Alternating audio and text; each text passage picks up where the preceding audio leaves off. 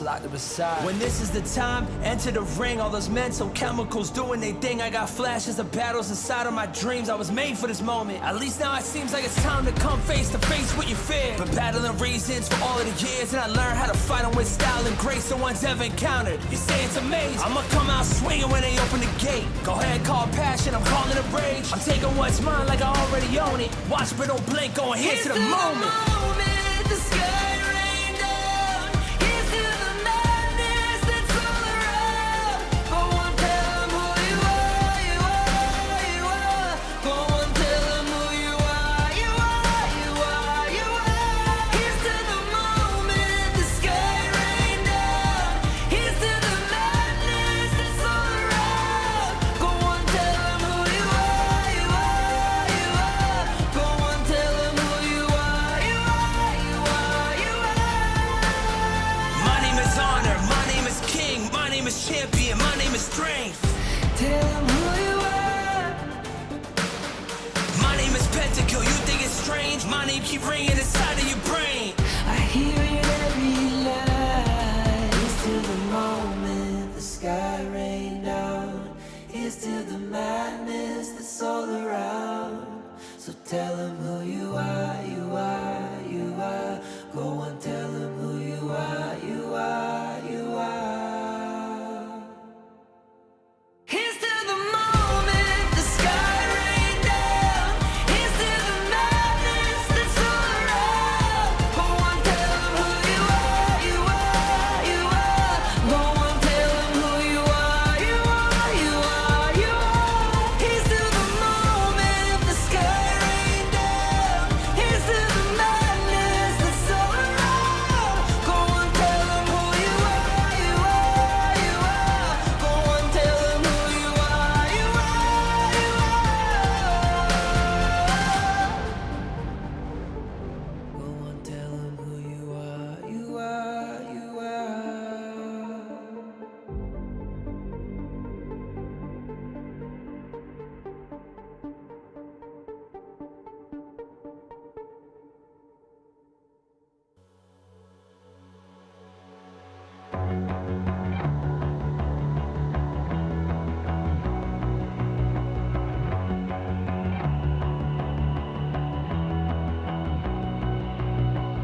You've walked through the darkest nights.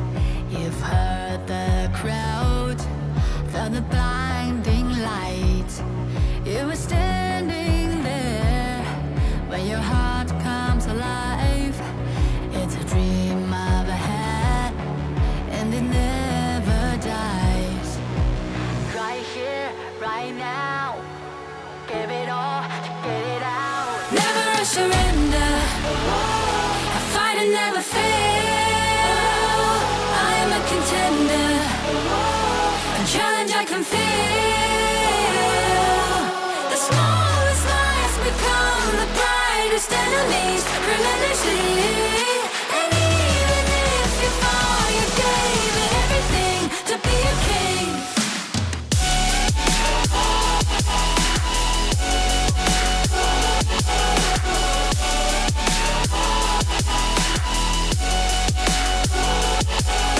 The smallest lies become the brightest enemies, relentlessly. And even if you fall, you gave it everything to be a king. You carved your way with a sharp attack. You watched it all burn, and you never looked back. There will come a day when your fears will arise. You protect your crown, so it never dies. Never a surrender, I fight and never fail. I am a contender, a challenge I can feel. The smallest lies become the brightest enemies, relentlessly. And even if you fall, you gave it everything to be a king. On my way, on my way, find my way, find my way. On my way, on my way, dream my way, dream my way. Never a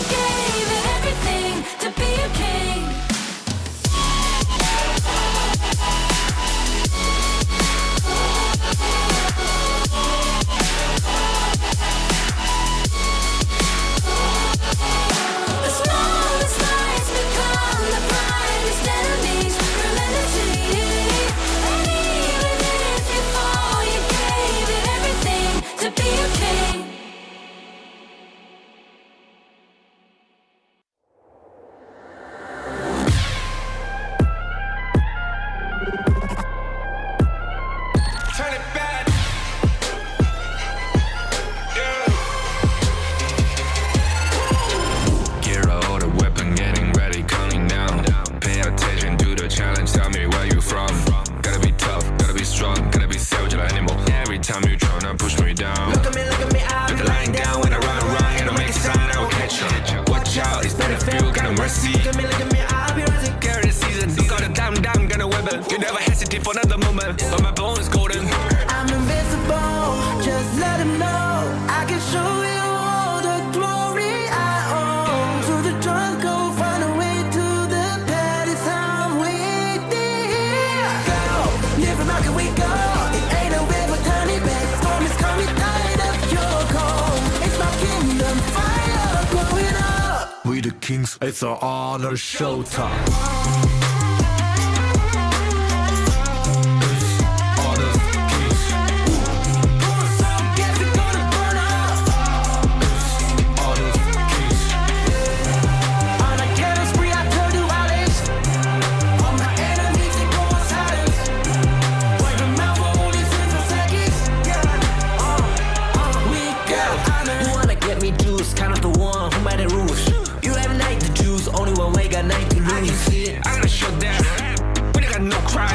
We bout if I guess one, crash in pieces, you can cheat. First blood, double trouble, then I take a pen, I kill. All you do is sweat and look at me still victory. Say. I've triggered my soul down. Follow my pace. We the champions screaming, I'm invincible. Just let them know I can show you all the glory I own. To the drunk, go find a way to the pad. It's how I'm waiting here. Go, live from how can we go? It ain't a river, tiny bed. Storm is coming, tired of your cold. It's my kingdom, fire blowing up. We the kings, it's our honor, showtime.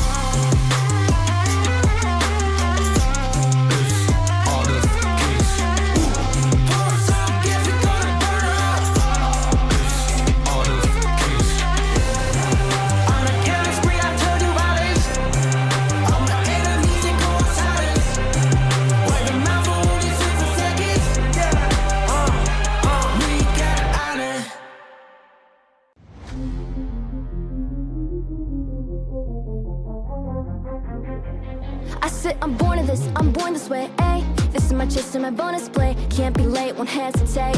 What do you say? Rays to find my face, scars to find my skin. I can't convince them, can't please them unless that I'm the one that you hate. H to the E-R-O, doing it for real, locked on my goal. From the ashes, I roll the game. Flow with a rumble, make them crumble, make them run. Cause baby, it's go time. Knocking you down's how I rise. An inspiration, I know I'm the one who will fill them up, no lie, we gon' do it. Facing up fears, we don't think we just move it. No, we the best and we don't gotta prove it. Somebody test me, I swear I'm gon' lose it. I got a sure fuse on this boom and illuminate. The truth within, another day, another way. You got the power to turn around. Inside a champion, yet to be found. It's my war cry, oh, calling out for the game. There's no time to hide, oh, won't you yell out my name when I sing on top of our lungs, wherever lies. It's my final day, oh, won't you yell out my let us begin, crush the foe. Look at me now, ready to go. Power within, we're standing tall. Fight for your name, ready to give it all. It's prime time, gather round for everyone to see. On my grind, in disguise we bring you to your knees. We kick it, smashing down the walls of enemies. Hit 'em with the boom, then we get 'em with the beat. Punch 'em with the power, then we serve 'em with defeat. I ain't never missing a day, missing a night. I'm on my way, I'm holding my pride. Fill up the game, top of the show, we're not the same. Flaming the flames, I'm under aim. When you reminisce on this battlefield, it's on my silhouette that you see. We gon' do it, facing up fears, we don't think we just move it. No, we the best and we don't gotta prove it. Somebody test me, I swear I'm gon' lose it. I got a sure fuse on this boom and illuminate. The truth within, another day, another way. You got the power to turn around. Inside a champion, yet to be found. It's my time to fight, oh, calling out for the game. There's no time to hide, oh, won't you yell out my name when I sing on top of our lungs, wherever lies. It's my final day, oh, won't you yell out my let us begin, crush the foe. Look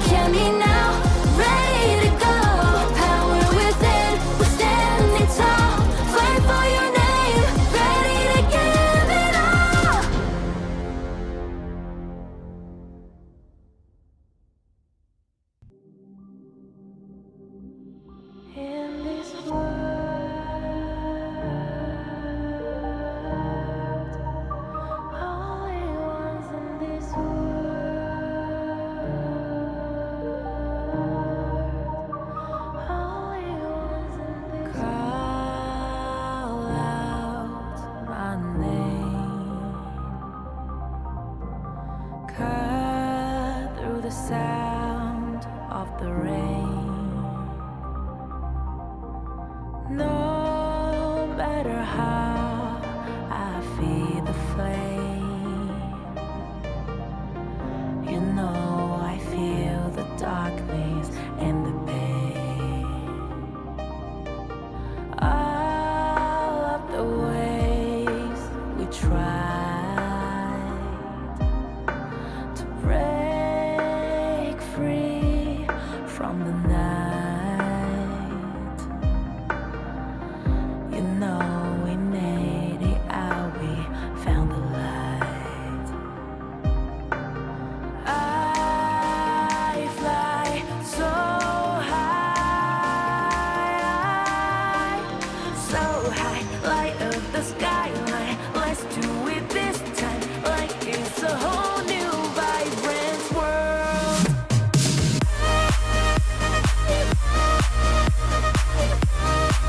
Like we're the only ones in this world. Like we're the only ones in this world. Now I see that I got everything I need. It's alright, I'm on fire, I'm alive, 'cause now I fly so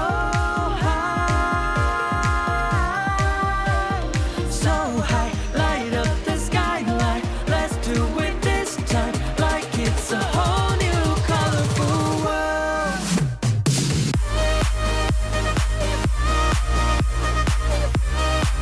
Like we're the only ones in this world.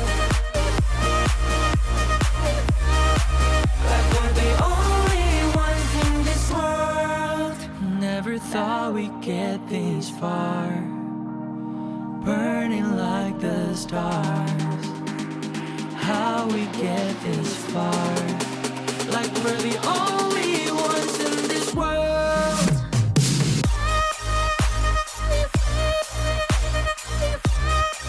Like we're the only ones in this world. Like we're the only ones in this world.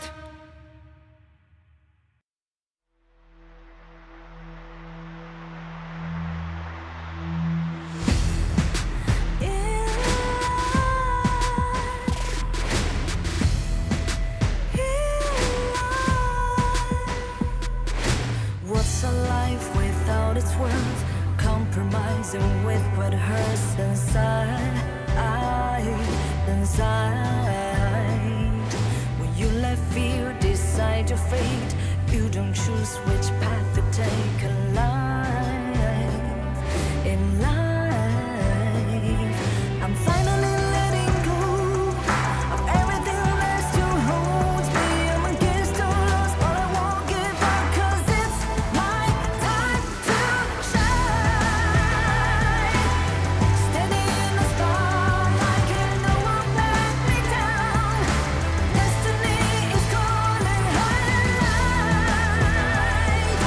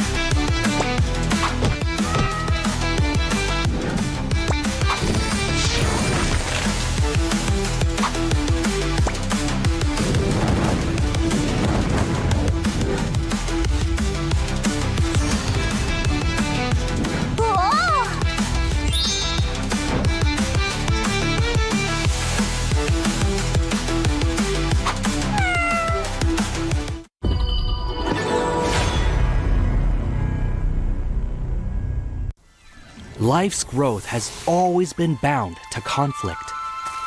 How long can today's peace truly last? 1,000 years ago, from a single seed sprouted the misty marshes' first wonder. Born of wood, growing into a forest, gathering countless living beings within.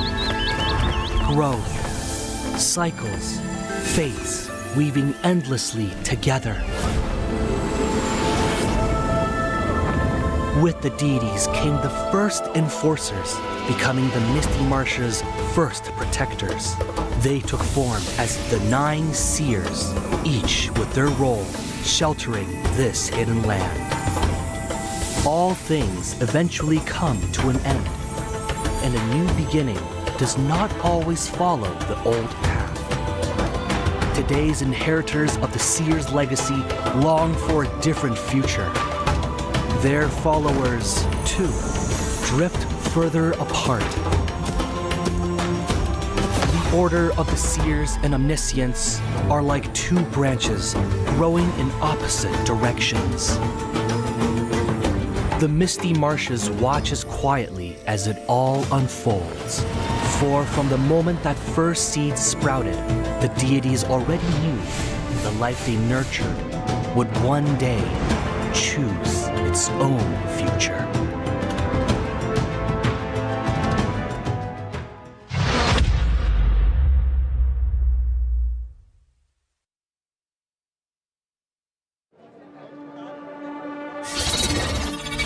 Dong,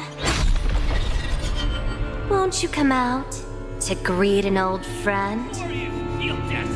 All this noise, how unruly.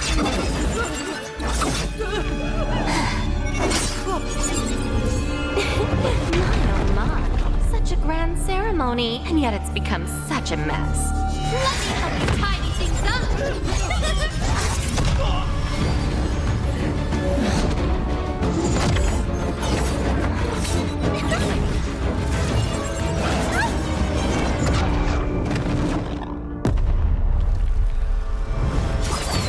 It's almost time.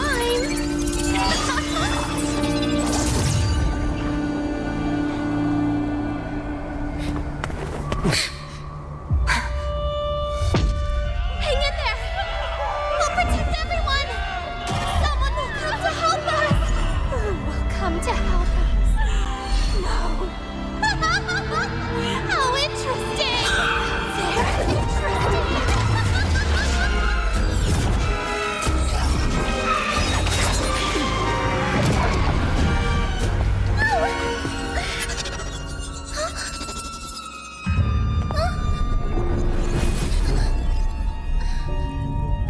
You. Why do you always cling on to him?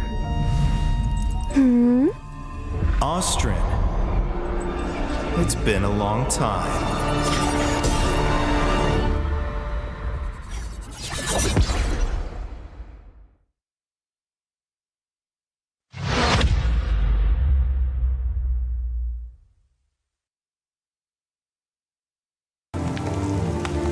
The elders say the seers have guarded the Misty Marshes for generations.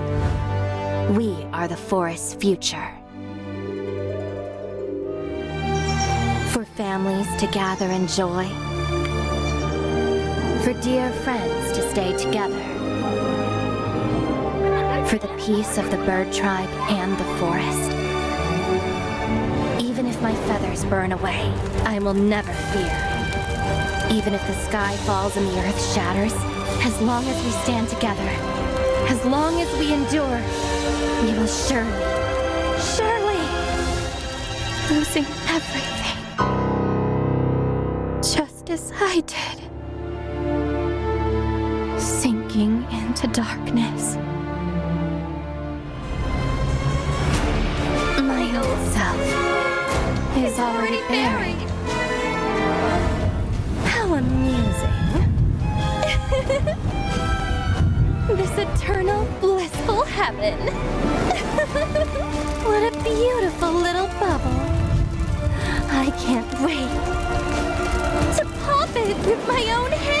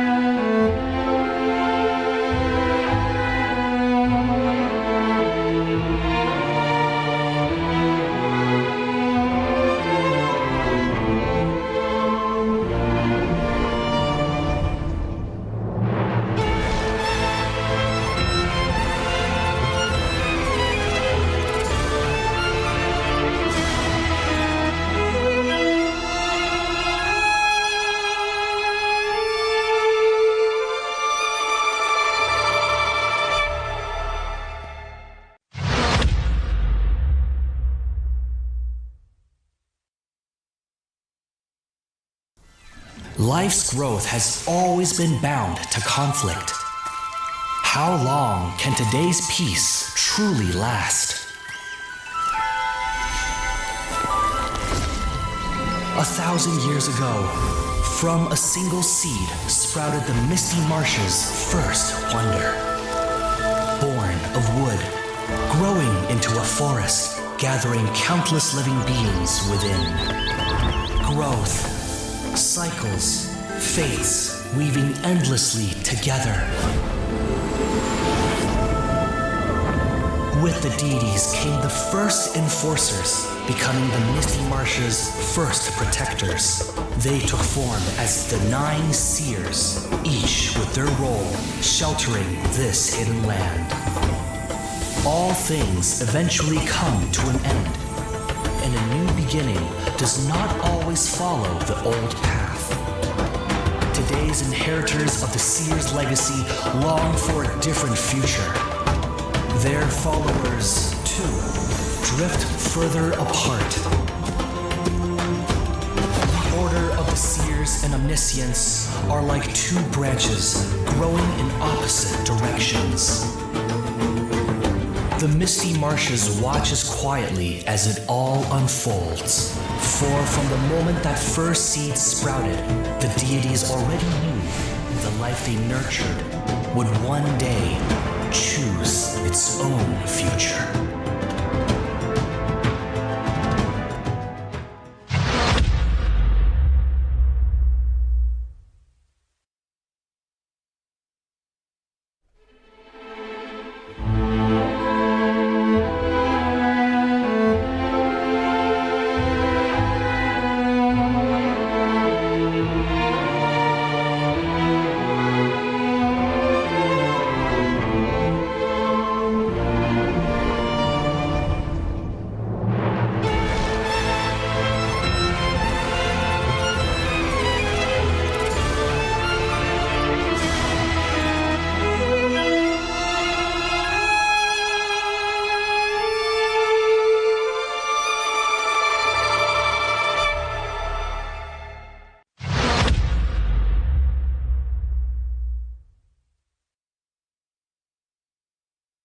Donghuang.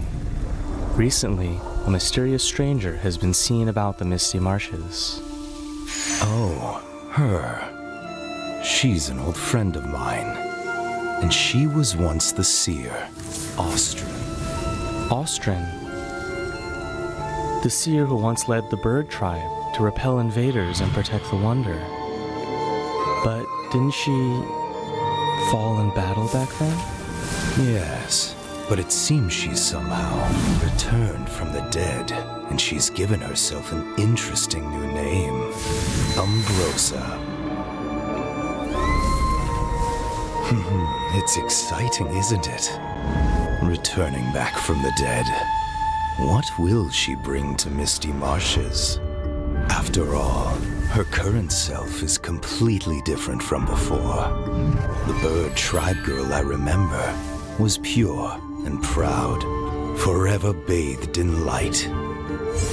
But now, even from far away, I can sense the darkness and death clinging to her. Looking like this, it's no wonder no one recognizes her as the Austrin of of old. Even the weapon she wields now is unlike those bird tribe past. Feather blades dyed in blood, sharp beyond measure. It's said the bird tribe are born war dancers. In battle, they move with a dancer's grace and agility. But from her, what I feel is madness? That's right. A reckless, all-consuming madness, unlike anything from her past. Since her rebirth, she seems to have awakened the power of the Undying. But who will face her in this final solitary dance? Umbrosa, are you friend or foe? We'll know soon enough. I'm sure it won't be long before we meet her. So this is where you've been hiding? My old friend.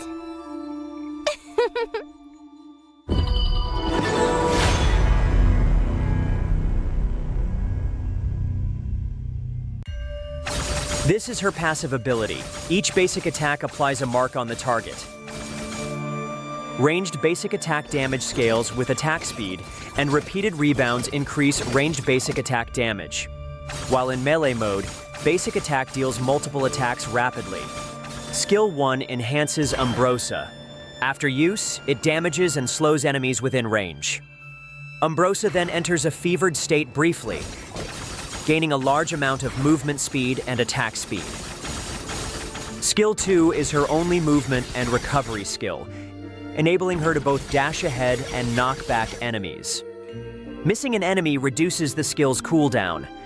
Landing a hit on an enemy activates their featherblade marks and transfers the mark to nearby enemies. This skill deals damage multiple times to enemies within range and recovers Umbrosa's health. Umbrosa's ultimate is her core enhancement skill. Actively using this skill boosts her movement speed and health temporarily and causes her to briefly enter the Indomitable state. If she dies while her ultimate is not on cooldown, she will slowly resurrect.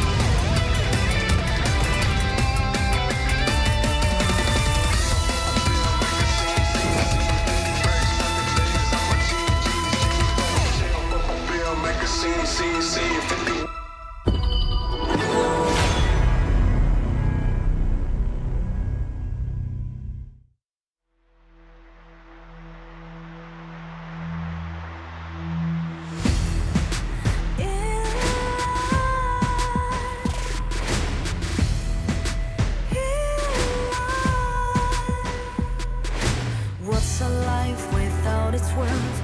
Compromising with what hurts inside. When you let fear decide your fate, you don't choose which path to take in life. In life, I'm finally letting go of everything that still holds me. I'm against all odds, but I won't give up, 'cause it's my time to shine. Standing in the spotlight, can no one back me down. Destiny is calling.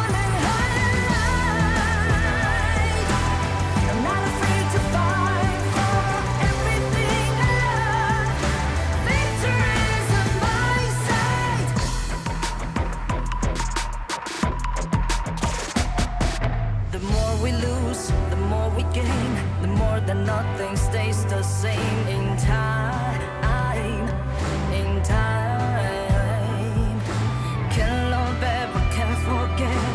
What you see is what you get. Sometimes,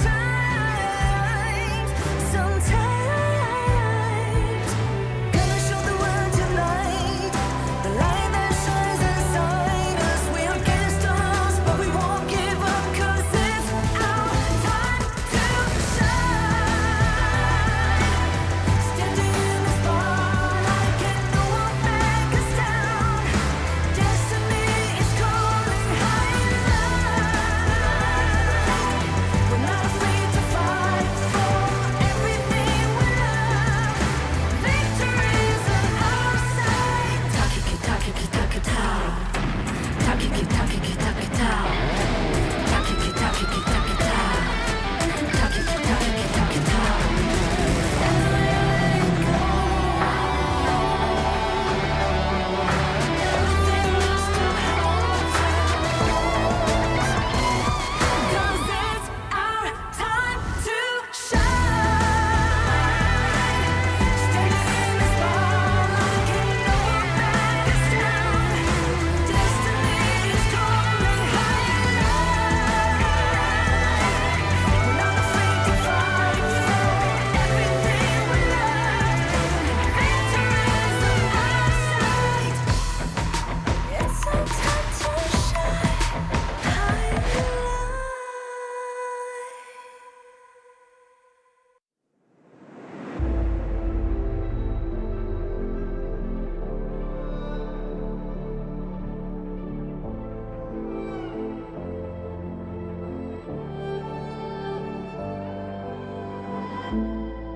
We're no strangers to the fallout.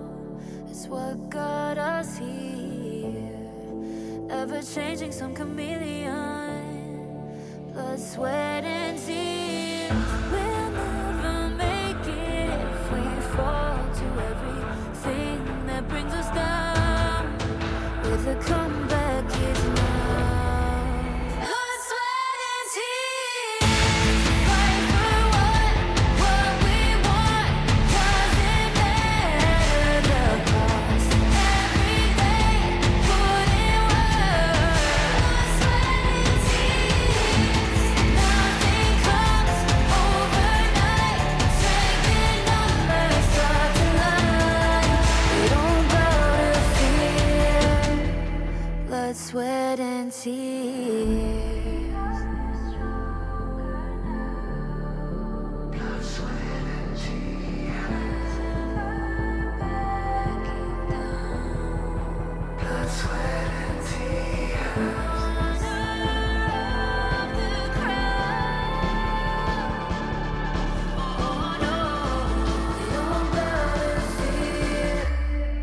Blood, sweat, and tears. Fight for what we want. Doesn't matter the cost. Every day, put in work. Nothing comes overnight. Strength in numbers. Will you live for real? Join the party.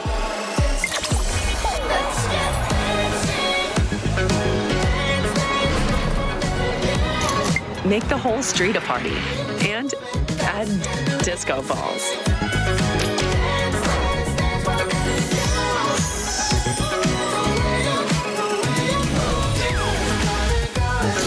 Real Me 15 series. Live real in every shot.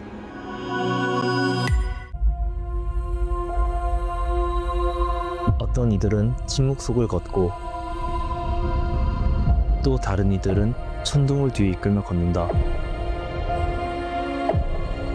Ma una volta entrati, conta solo una cosa.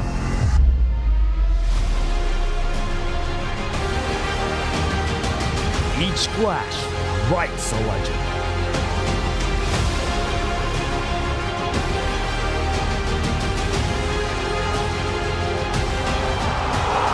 Each step takes them higher, and only the worthy remain. 모든 시선이 한 곳으로 향할 때 Dove il cammino dell'onore conduce i Valoranti alla vittoria.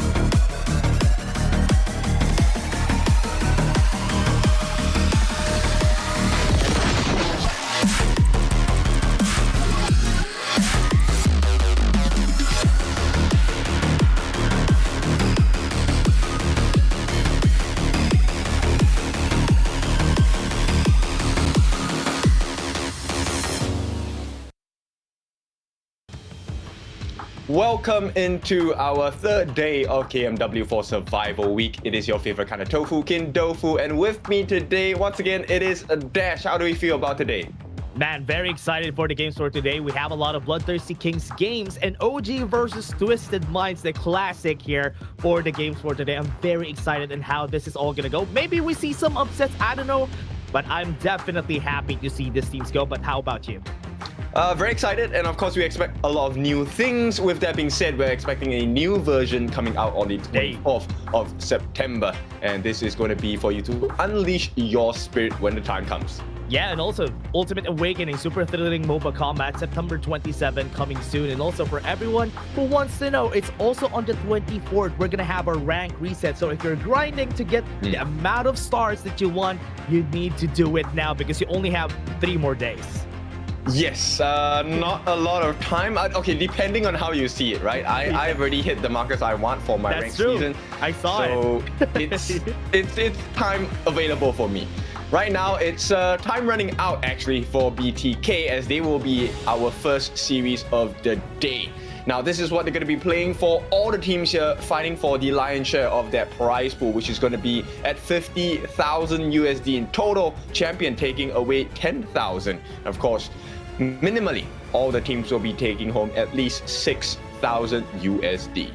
Yeah, that's going to be the price that they're going to be fighting for here for the teams. But looking at the group stage, how it's going for all of the teams, you can see 9ZG at the second place and Twisted Minds down at the bottom of Group S. Remember, if you're at the bottom of Group S, you go to the lower brackets. You're starting there together with the first placer right here on Group A, which is Wars currently, with LM following AYLO and BTK. Yes, a very tough position to be in. regardless of whatever side you're on. But let's take a look at the matches for today. We're gonna have our first series of the day, BTK against LM, Level Max Club, after which we'll have OG against Twisted. Like you said, a classic match. And we end off the day with BTK versus AYLO Gaming. Yeah, will this be the redemption arc that we're going to be seeing for BloodThirstyKings? That's what I want to know, because we have two games that we're going to be seeing them from. And OG versus Twisted Minds, this is going to be the last chance of Twisted Minds to get a win, or at least a match win on their side in the Group S. I mean, I hope they do so, right? Because the responses from them have not been very convincing so far, right? Having to put up a decent performance against 9Z Globen definitely was not on their cards. They definitely expected to be doing better in this part of the survival week, but it is what it is.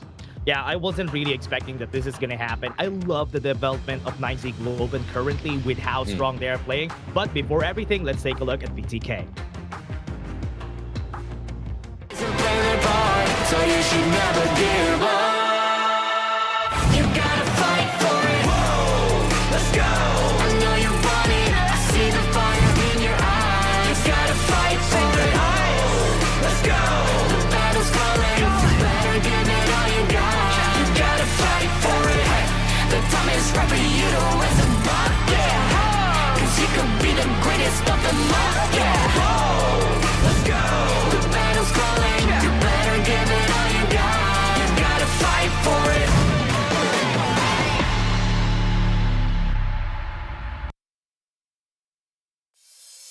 Okay, these are the challenges for this season. BloodThirstyKings, represented by 4-Eyed Chicken in the Clash lane, Best Player 1 in the jungle, Hun in the mid, MOBA Zane in the farm, and of course Shark in that roam position. Yeah, this team has a lot of things that they need to fix. I mean, they're very young in the HOK scene and they have been playing for just a few months. So that's why this team really needs to bolster up, fasten up, accelerate in this tournament. Not as easy as it sounds, right? I mean, of course, we have been reading the comments over the few days. We actually have quite a bit of BTK supporters here, hoping for them to really turn a script. But it's a tough one because all the teams here have really leveled up this survival week. Oh yeah, it's going to be very exciting in the games that we're going to be having today. But before that, let's take a look at Level Max. So you should never give up. You gotta fight for it. Whoa, let's go. I know you want it. I see the fire in your eyes. You gotta fight for it. Let's go. The battle's calling. You better give it all you got. You gotta fight for it. The time is right for you to raise the bar. Yeah. Cause you could be the greatest of them all. Yeah. Whoa, let's go. The battle's calling. You better give it all you got. You gotta fight for it.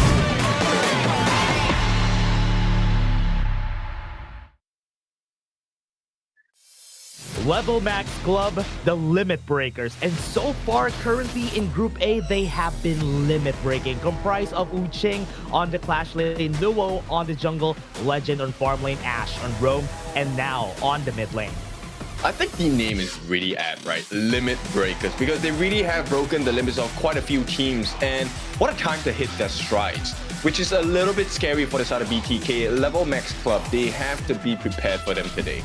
Yeah, Level Max Club has been very, very strong. We've seen them yesterday. This matchup, BTK versus LM, we've seen it from yesterday. We've seen them win on a dominating fashion at that 3-0, and now BTK is in a big question mark. How are they going to answer this? And, you know, BTK are not the only victims as well. AYLO Gaming had to go up against LM. They really got flawed last night as well. So not a great start, I think, in momentum-wise for the start of BTK. I'm really curious whether they have upgraded the hero pool or maybe just cleaner executions across the map. Yeah, in a day, they needed to really do that. We've seen 4-Eyed Chicken go with the Guan Yu, which we haven't seen him play during ranking week. It wasn't successful, but I like the effort coming from BTK.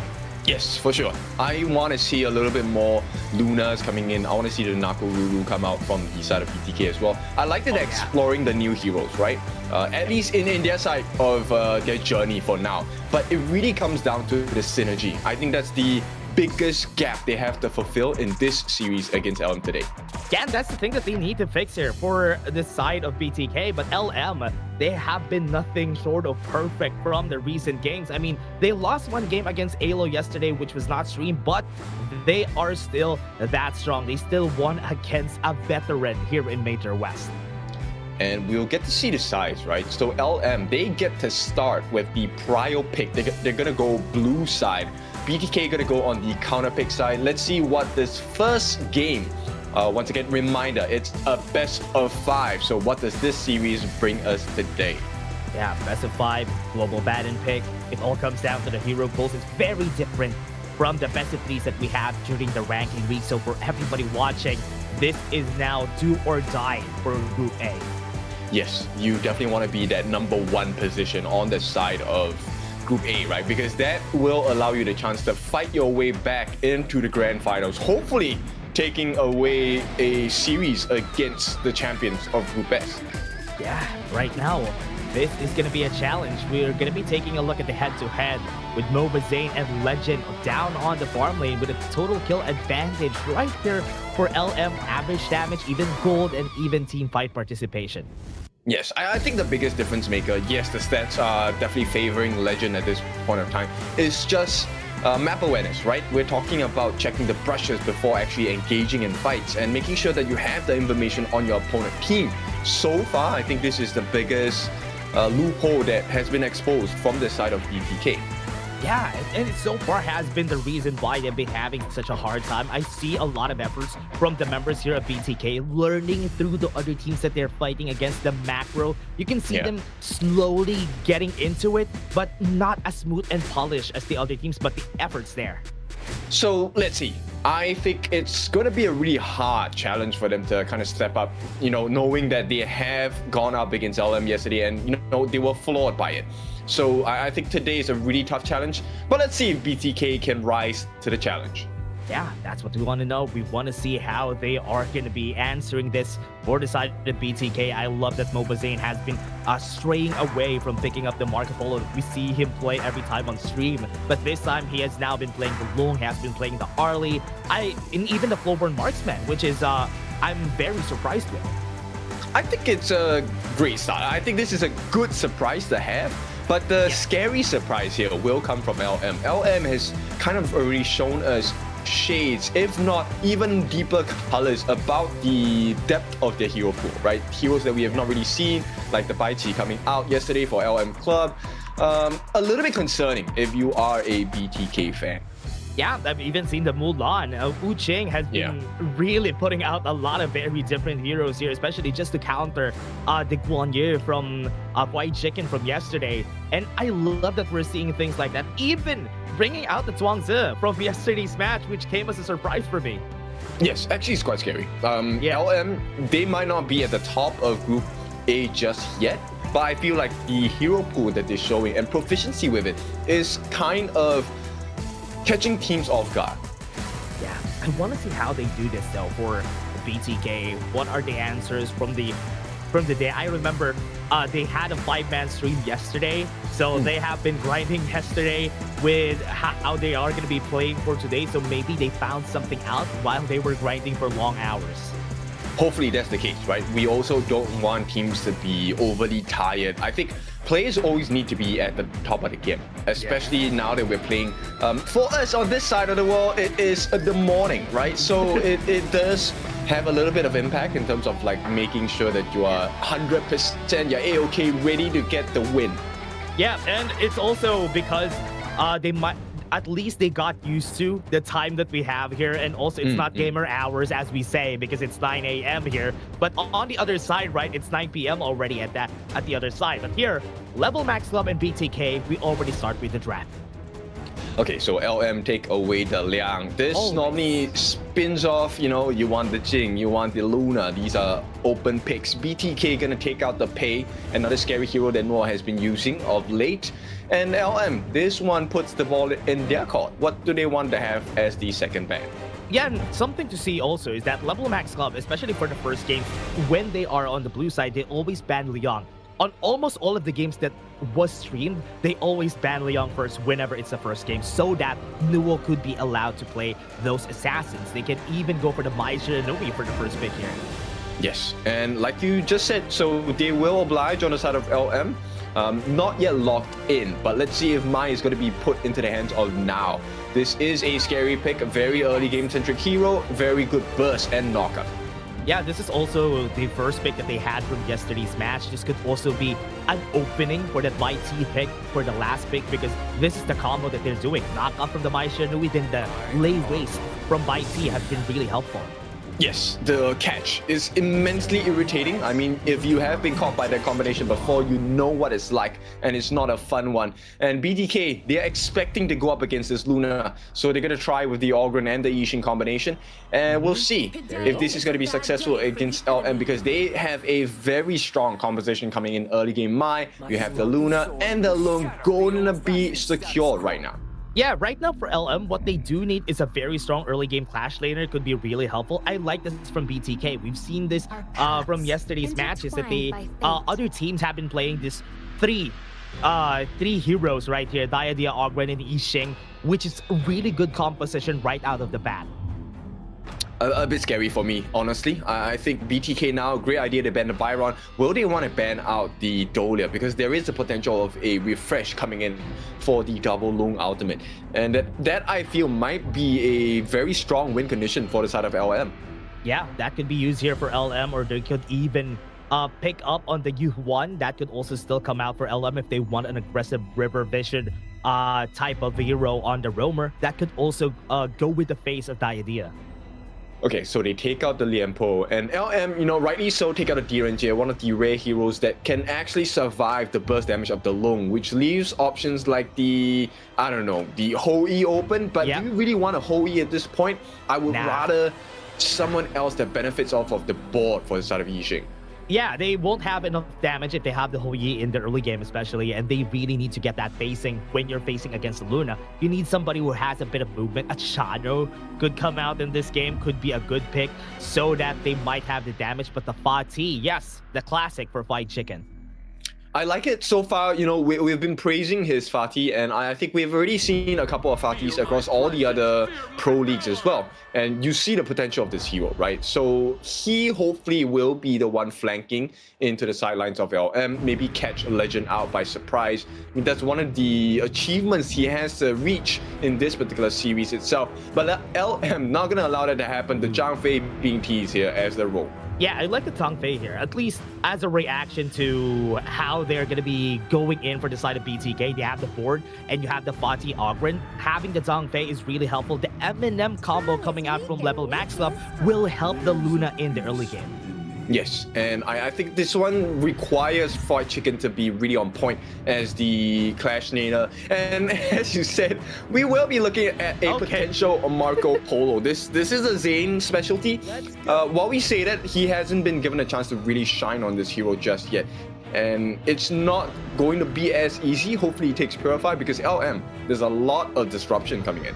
Yeah, one thing that is a problem with most Marco Polo picks is that they don't have any follow-up damage, but having the Fa-Ti on the side of BTK, this actually is good, because at least after the Marco Polo's Fevered Barrage, there's Fa-Ti to get the DPS in once they close in on the board that Hoon is going to be putting out there.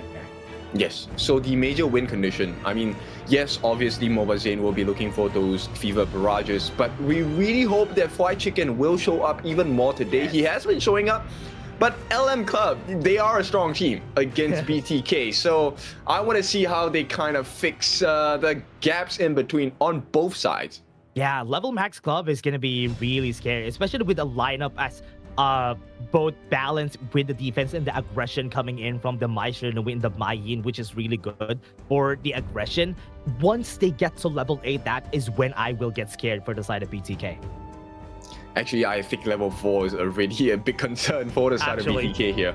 Yeah, LM, I think at this point, if you take a look at the composition, there is a lot of coverage for fire. There's a lot of coverage in terms of health as well. The Zhang Fei with the Leaping Savior second skill gives you a huge, immense amount of shielding, and that is going to allow players like Noah, who's using the Luna, to really go crazy with the dives as well. Yeah, just adding to your point there, though, the Mahin Maishiranui also has a lot of dashes, so it's going to be hard to catch them with a board unless you catch them lacking at one point in the game. So that is going to be the challenge here on how Hoon is going to be hitting those boards. Yes, and I think Shark as well, right? Shark, he needs to make sure that his destined encounter, the ultimate of the idea, lands on all of the different members on the side of BTK, and as many as he can possibly manage on the side of LM, because they definitely need the debuffs. They will not be able to sustain the burst potential on the side of LM if they lose the goal lead once again.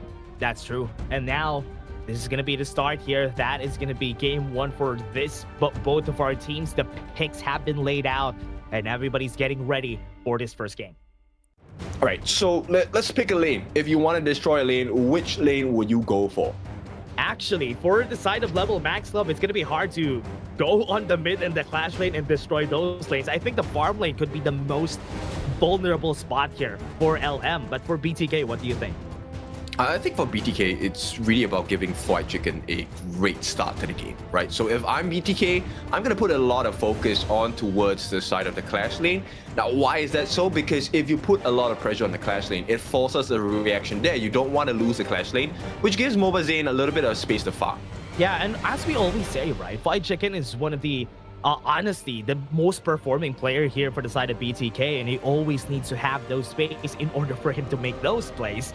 And I want to see that happen because yesterday, he was not allowed to do so when they were facing against Level Max Club. Yes, I think the macro game has definitely been stepped up on the side of LM, right? Level Max Club. They were pushed to a very long series during the ranking week against BTK, and I think they really learned hard with that lesson.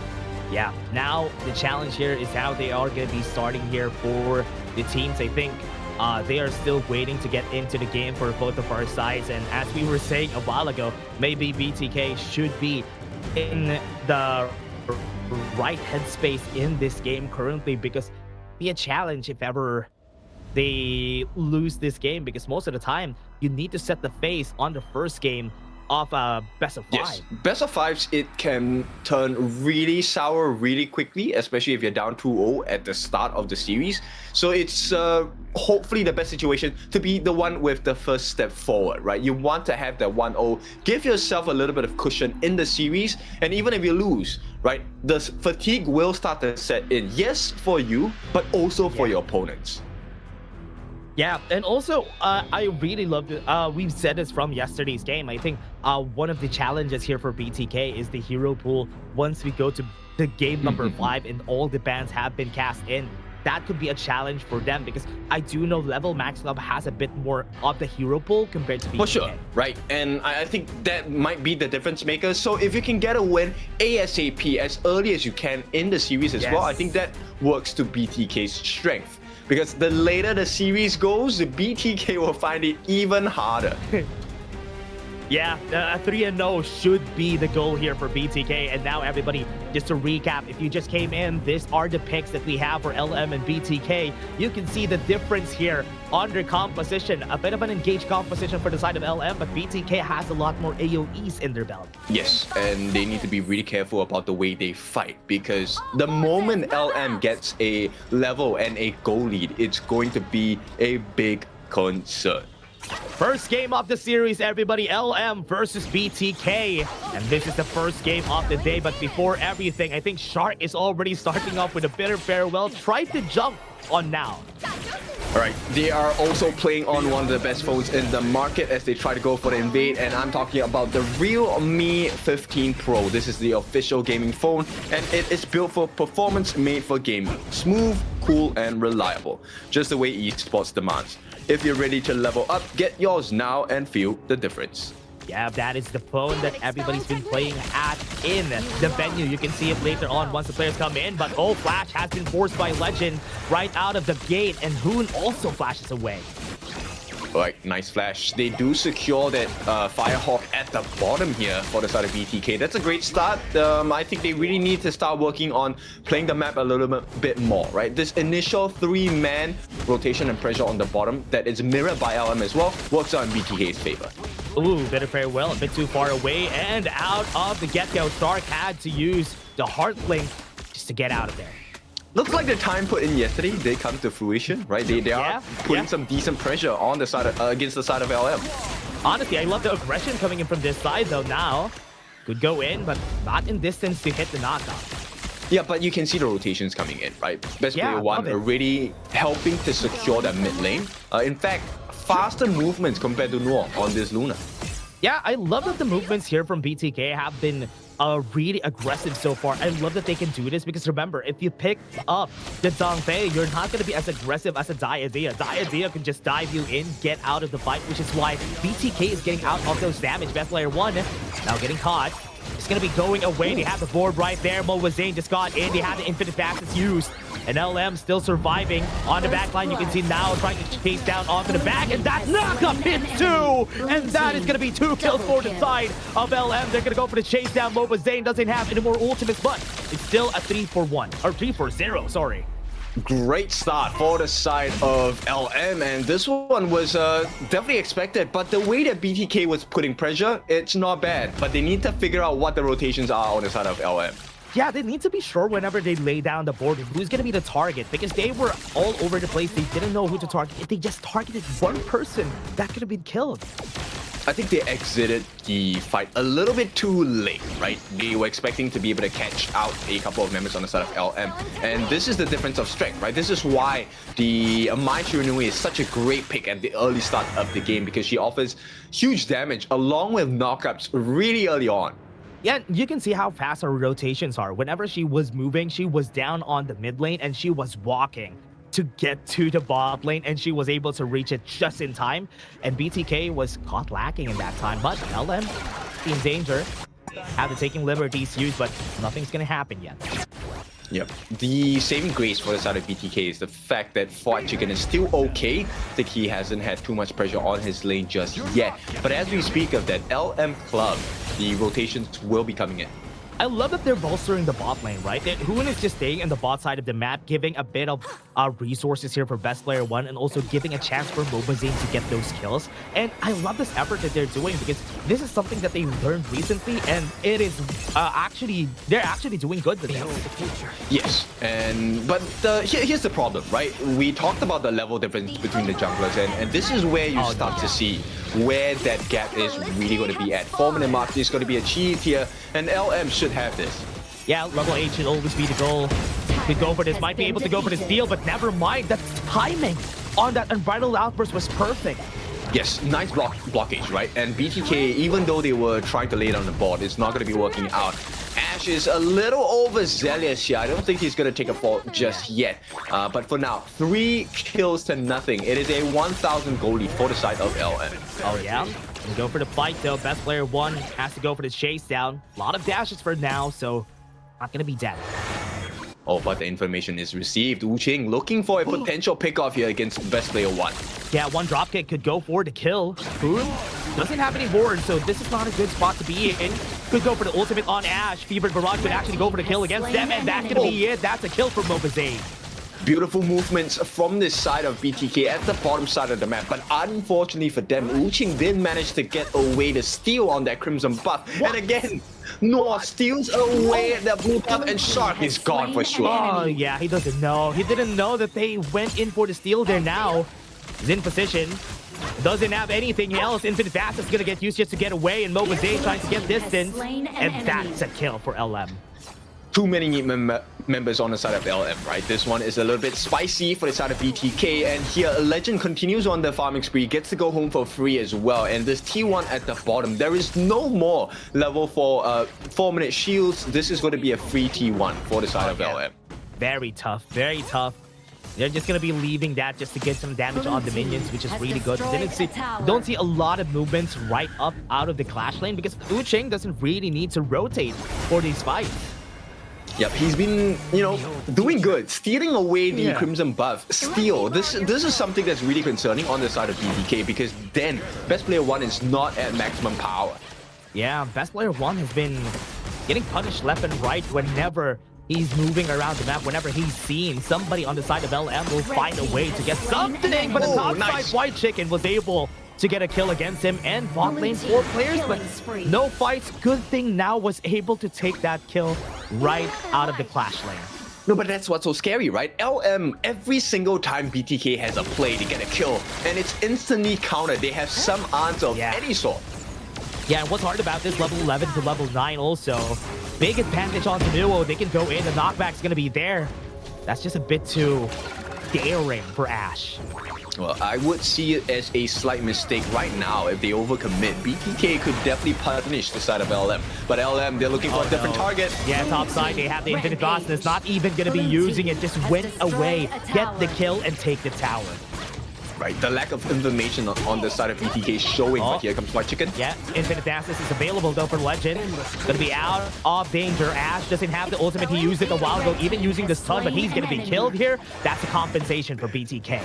Yep, another consolation prize, 7-3. Let's take a look at the replay here. This is what happened in the initial start. Uching one-on-one against White Chicken. Both of them are level 9, but White Chicken actually saving his flash for the last possible moment. Unfortunate for him, he could not celebrate the win. Now he's just waiting at the corner here. I love that he was advancing, right? He was advancing forward so that Uching doesn't really have anywhere to go and will always be in the range of his attack, which is pretty smart. That's why he got the kill there. But the backline's Nuo. Yeah, Nuo gonna go for the chase down, but no, Hussein not gonna be able to chase him. Uching getting chased down. A bit of speed for best player 1, but no crowd controls. Yep, and once again, Mobazane. Now on the top side, gets the knock up in 2. That's perfect. And now they are up in the air because LM is also going to be taking the tower top side. And this one opens up the jungle side. From the side of BTK to LM. Another Crimson Golem, this time going to the side of Legend. Legend is level 12 now. He has a 2-level advantage. And it's not going to be nice for Uching. They finally shut him down. But is it a big win? Yeah, actually, no. It was being a big distraction, but Hoon is going to fall down in the mid lane. And that kill that happened onto Wuching, that's 1 kill and a tower for LM. Yeah, always making these spectacular trades. Crazy that they're doing this time and time again. And bot lane now is going to get pushed. Being forced to rotate on the side of BTK. Now they are forced to fight. Legend does have the ultimate that he can use to go away. Ash is going to fall down. Best player 1 is just in front, taking some damage right off of Nuo. And this is going to be good. The reset didn't happen, but here comes now to the save to get the kill. Okay, not the end of the world for the side of BTK, right? As long as the T3s are still standing, there is a comeback potential. But the moment you have an open wound in the base, that is where things really start to get difficult. Yeah, it's looking really getting tough here, though. That now the fight happens. Dropkick happens onto the back. Hoon also falls down. The 2 kills onto Wuching. Still wins to get 1, but 2 for 1 is already good enough. Okay, Mobazane getting a couple of free hits in as a double kill for Uching. I think that's once again the benefits of having a lead. They're now up by 6,000 gold at the close to 10-minute mark. Look at how they play the map, right? They're playing around the brushes that this openings have given them. 15-6 is the scoreline. They have the Crimson buff in their sights. But Nuo will be taking this. No crowd control, so this is going to be a very scary one. Now they're going to go to the back. Mobazane could be the first target. White Chicken left alone. And he's going to be blown up. Yeah, the scary thing is, I think LM have really recognized that Fried Chicken needs to be controlled. They have shut him down really much. Slicing them down. Nuo at level 15. Very scary. The bitter farewell follows through. That's not good. Yeah, Shark wanted to set up for the team with the lockdown. Did not happen the way he envisioned it to, and BTK now struggled to defend. Yeah, they're gonna go in. The stun comes in with the knockup onto the backline. The follow-up coming in from LM has been so good so far. Yeah, this one is a painful learning lesson, but so many gaps you can see. BTK, this draft does work, but it needs a little bit more execution here as LM break into the heart, the core of BTK. White Chicken and Hoon gonna be double. The duo right here trying to defend the tower, but the Crystal is now the target. 2 kills on the board in the first game. We're gonna go to Level Max Club. Pretty good game from the side of LM here. I mean, expected, right? Based on their performance so far, this one has been a really clean performance. Okay, not as clean as I think they would like it to be, right? A couple of mistakes here and there, allowing BTK to really get the catch on them as well. But these are signs that BTK can make a breakthrough today. I think the challenge here is, can they take one game off in this series? Yeah, that's going to be the question here for the team. You can see the efforts here from most of the members of BTK. Mo Bazane with the kills with the Fevered Barrage. White Chicken on the top side on the 1v1s with the Sacred Tree Blessing. Really just surprised that Level Max Club is at this level currently. Yes. I actually, you know what? The one thing I'm super happy with but angry with at the same time, because I like both teams, is the fact that they shut White Chicken down, right? The Fatih was not allowed to snowball. He was not allowed these dangerous positions into the sides of LM. And I think that's a really good idea. Uxing, I think he has been the so-called star player for me on the side of LM, right? Really bringing the core team fights and setups from the side of LM over to any team they're facing.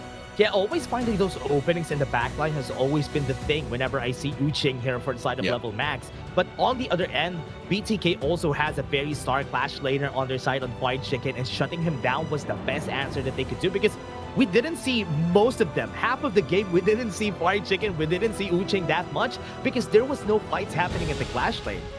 Yes, and for today, I have to give Hoon, I think your bots are improving, right? Nice catches, but the synergy within the team needs to box the side of LM up as well, right? I think the communication coming in and synergy is getting a little better, but it still needs quite a lot of work, and LM are taking full advantage of this gap.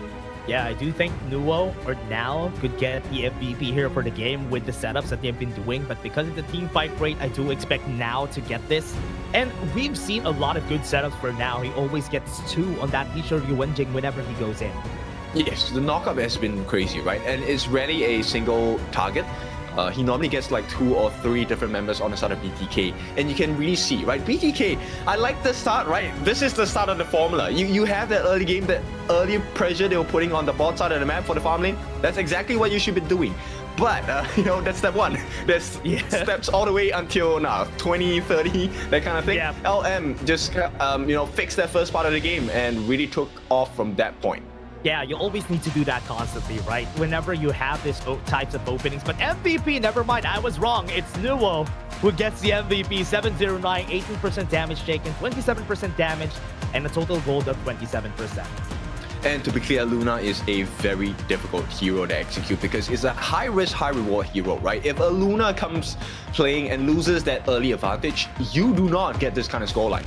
Yeah, even for a year of playing HOK, it's still hard to play Luna, honestly. That's why these players who play Luna at this perfect state, it's just so good. You can see the plays happening here for Level Max Club. How Nuo even just very surgical whenever he uses the new moon. Yes, and although there was a very great performance from the side of White Chicken, even with the disadvantages laid over to the side of BTK, I think the biggest thing that they can start to try and fix has to be this rotation coming around the map, right? And checking the brushes. They need someone to check brushes. Yeah, and always, you can see it, right? The learning curve of how they are doing, they are learning how to handle the early game, but how about the mid game? How about the late game? How do they not drag the game? How do they find a way to make use of that early advantage that they get whenever they, with the rotations that they learn from the other teams? Yes. Now that's going to be a very important question for them to answer, and we'll give them some time to think about it. We will go for a short break. When we're back, it's time for game number 2 of this best of 5 between LM and BTK.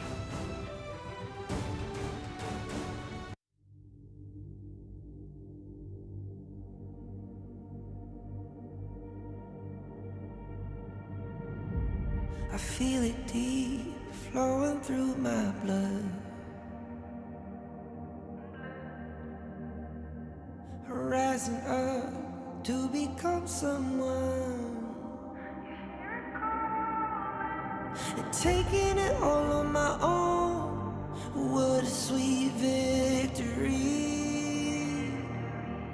And taking all of my control, awaken something deep in me.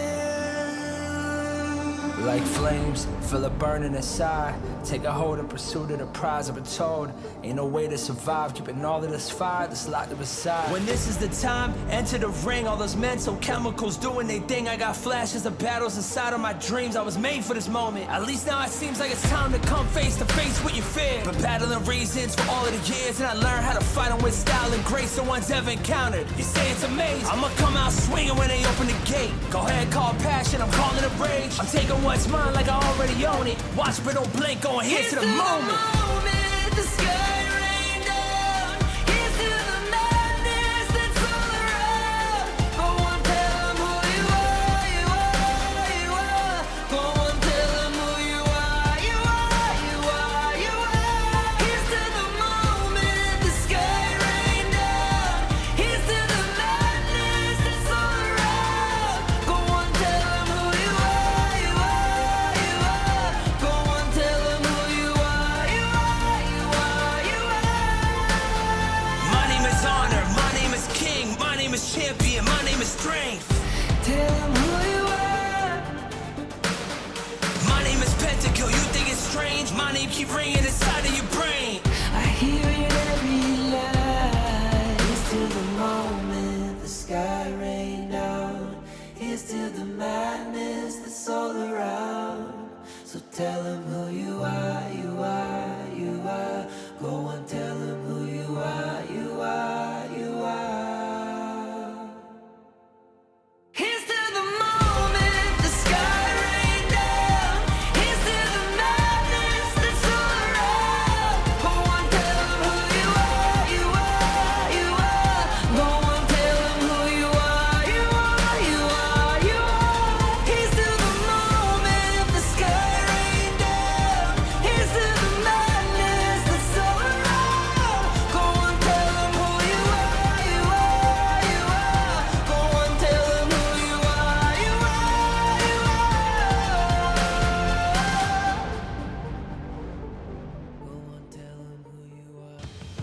Welcome back. It is game number 2, this time between LM as well as BTK. BTK will get the side select, I believe. So let's see which side they want to go on. Oh yeah, let's see where they want to go. Do they want to get the first pick? Do they want to get the counter pick on the red side of the map? But so far, we have seen a lot of improvements from BTK, but level max love is just on another level here. They even defeated veterans like AYLO, and you can see why on how they rotate around the map. Yeah, because everyone has to improve at the same time, right? I mean, if you don't, you will be left behind. And this is something that's really scary in the world of HOK because every single league is learning so fast. Now, BTK will ask me about the question of the side selection. They will start with the blue side this time. There is a hero. They need to secure their strongest composition. And hopefully, being on their prior pick side will help them out. Yeah, I hope that will be the case here because remember, last game they picked a lot of very high priority heroes and they weren't able to win with them. And with the Marco Polo being the only one that is not as priority as everything else, they got 4 heroes that are priority picks that didn't work out. I hope the next game, this game, they find a way. Just go back to basics, man. Pick up the whole E, get the stun, long range stun, and just go ham. Yeah, just find a way to win the early game, right? They're good at the early game. Might as well play that and snowball from there. Yes, and I think the biggest thing they need to really work on is the fact that, look, LM are not a team that has no gaps. There are moments you can punish. Find it. Get those whips out and whip them to bits. There were some moments, right? Last game, we have seen some moments in where game number 1, okay, that's not clean. Okay, that was a mistake. And BTK wasn't able to punish them. The kills that they're getting, LM is finding a way to get more. And sometimes some other teams know how to get something without trading something else. Yeah, it's kind of like putting in the effort for making mayonnaise, right? You have to constantly turn it up before you get the emulsion. So put the work in, you will get that final product. You know what I was thinking? I googled it a bit because I didn't know how to churn mayonnaise. I don't know, but okay. Here you go, everybody. Liang is going to be the last ban of BTK here. So with this, you have the Dharma getting picked up by the side of LM because they haven't picked that up from the last game. So right now, at least this is good. They have an Arlie on the side of BTK.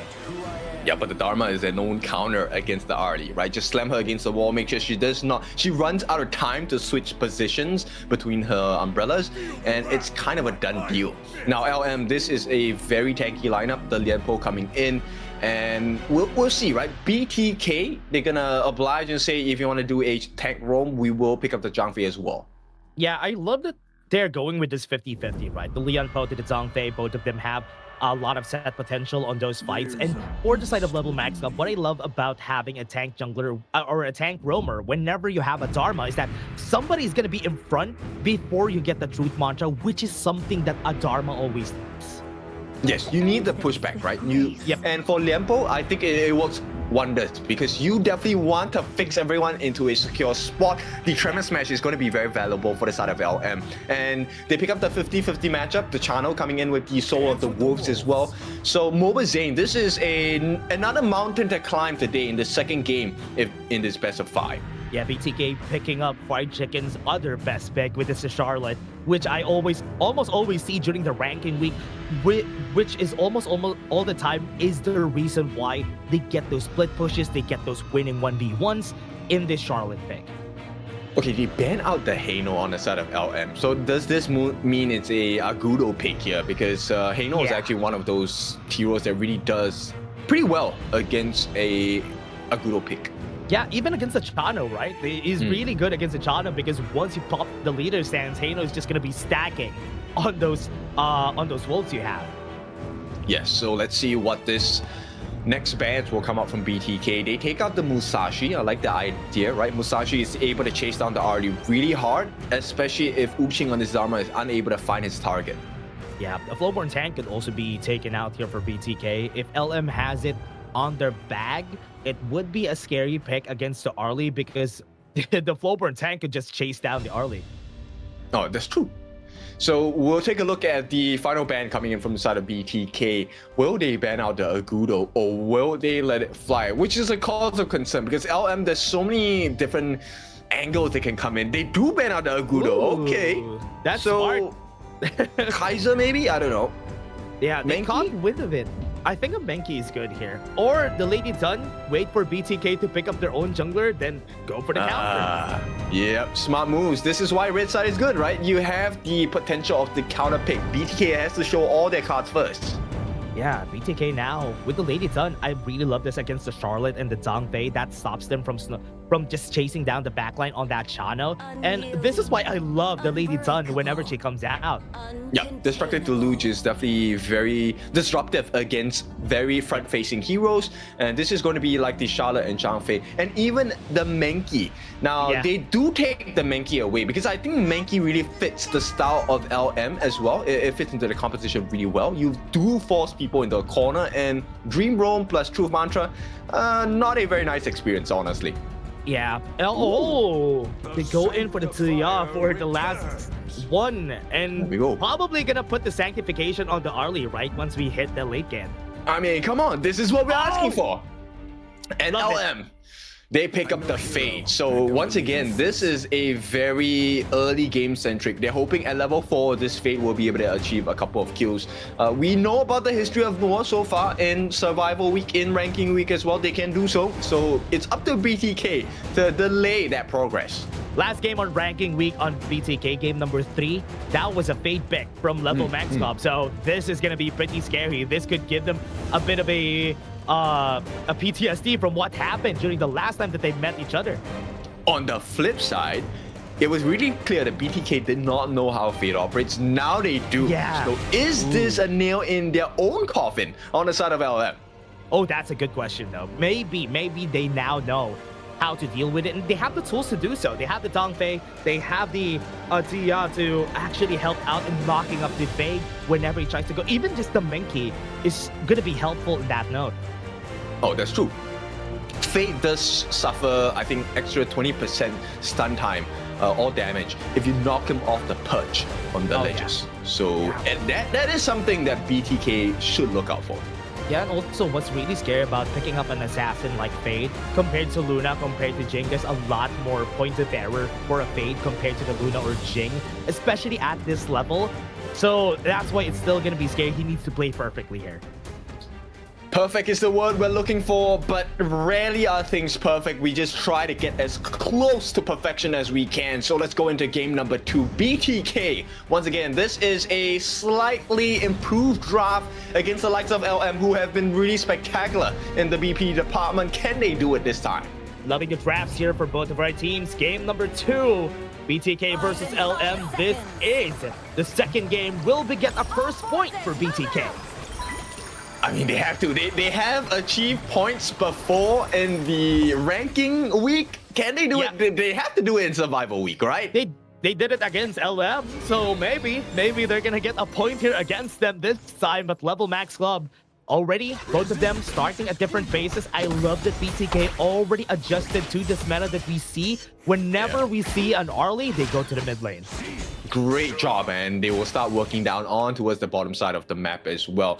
Very smartly so, though. They do get Legend to get his camp first, so this is going to deny them extra EXP.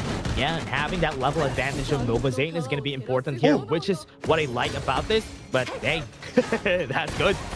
Yeah, Fried Chicken actually, he wins that 2v1, steals away his own camp back.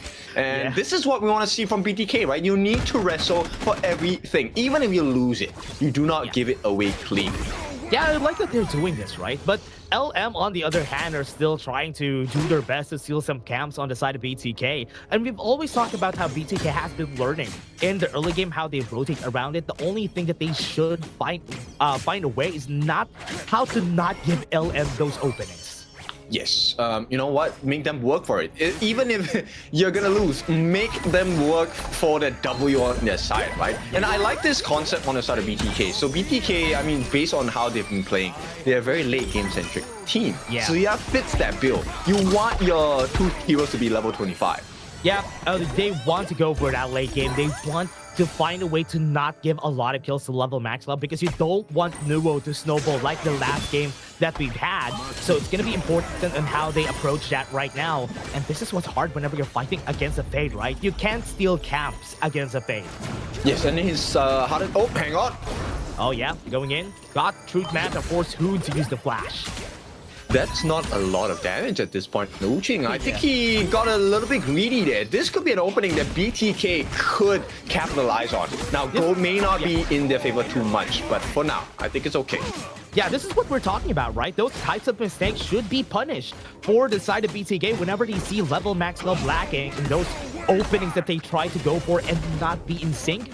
Those are the types of things that BTK should be wary about. And take a look at it, right? Fried Chicken actually winning the lane. Oh yeah, Fried Chicken, level 5, Uching, level 4. The punish is just on the lane itself. That's good already, that's something. And now, onto the mid lane, they're gonna go for Hoon. Doesn't have any flash, but won't be able to get the execute on that Hardened Jade mark. Yeah, just a little bit shy, right? The Hardened Jade mark, that was definitely something that LM thought they were gonna have in the bag.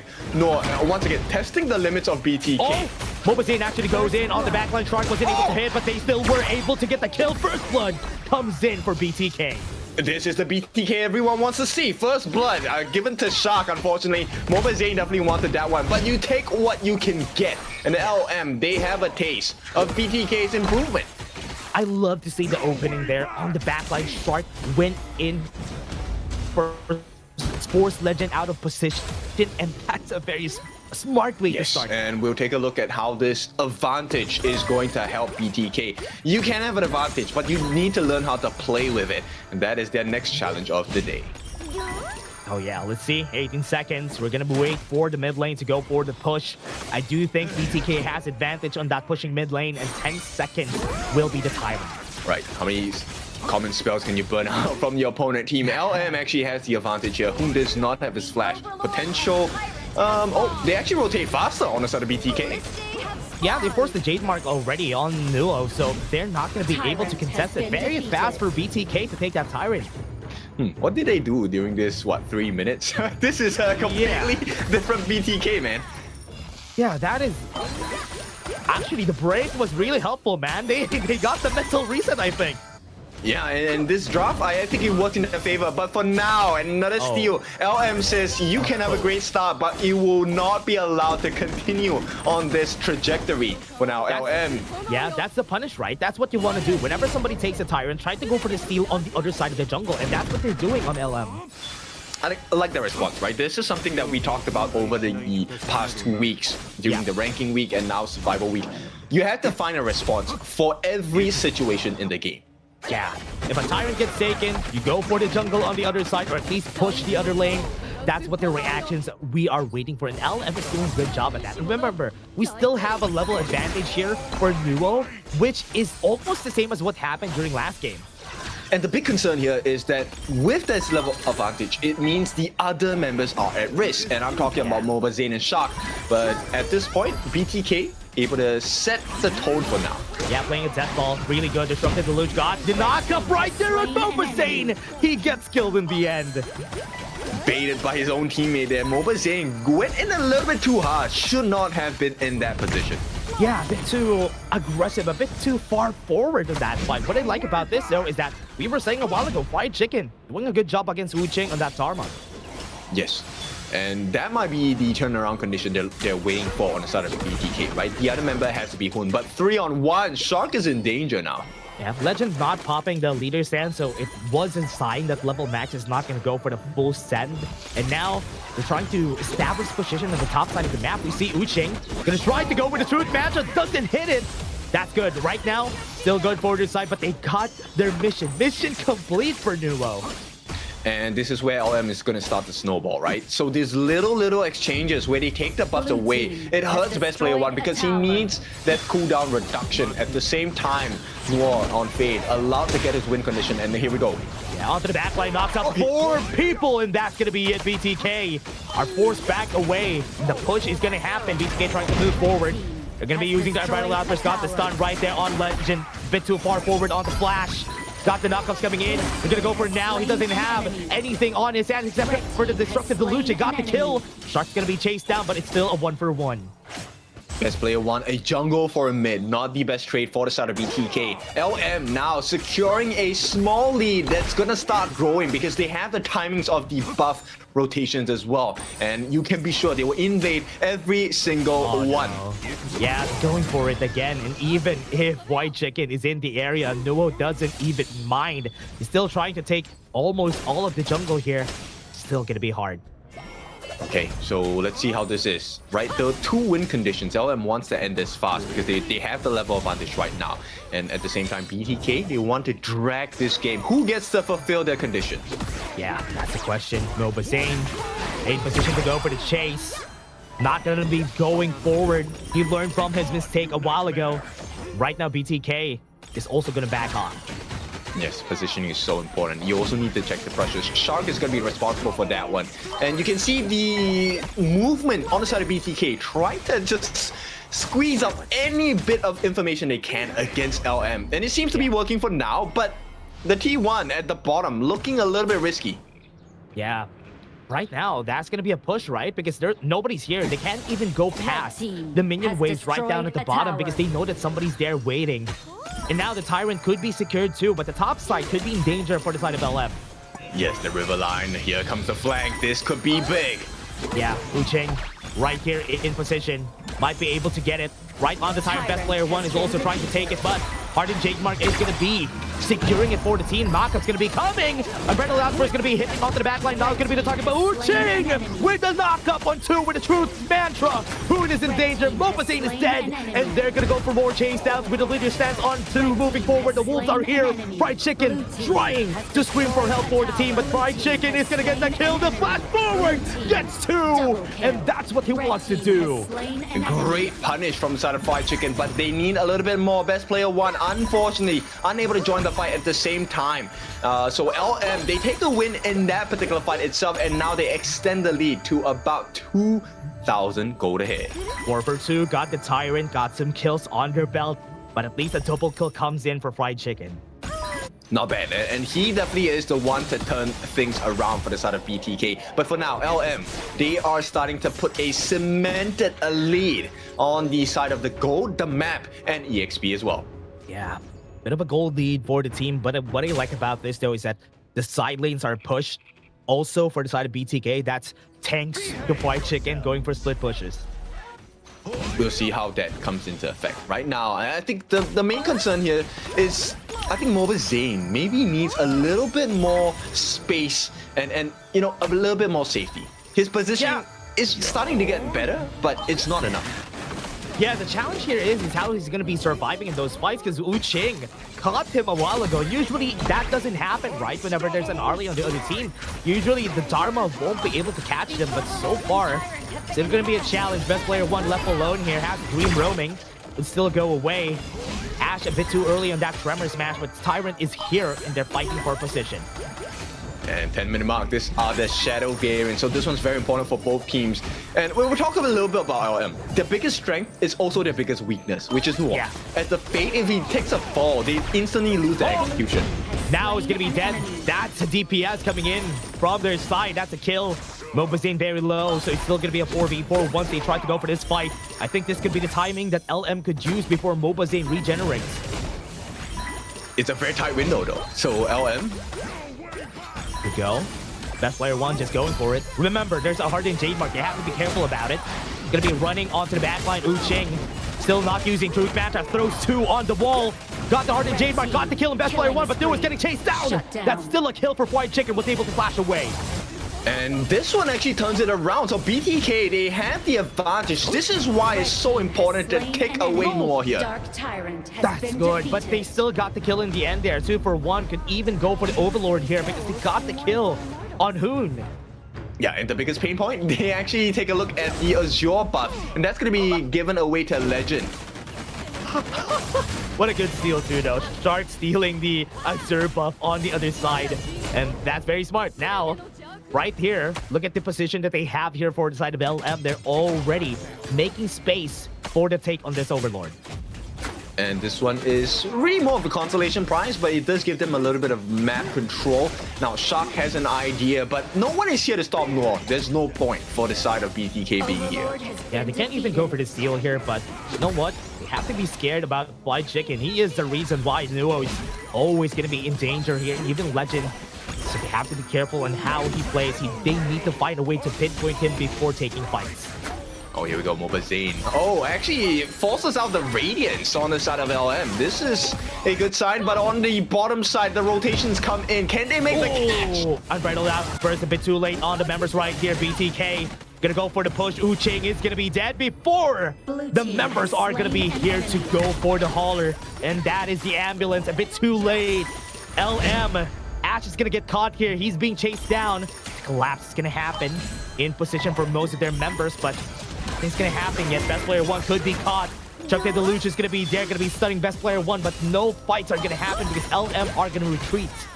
He's tanky, but look, there is a catch-up. Fried Chicken is pretty close to Noir in terms of gold here, and the rest of BTK as well. But now, they have to keep it safe. They have to try and work on the resources, and this is going to be the Azure Golem available for the side of actually both junglers going for their corresponding buffs. Yeah.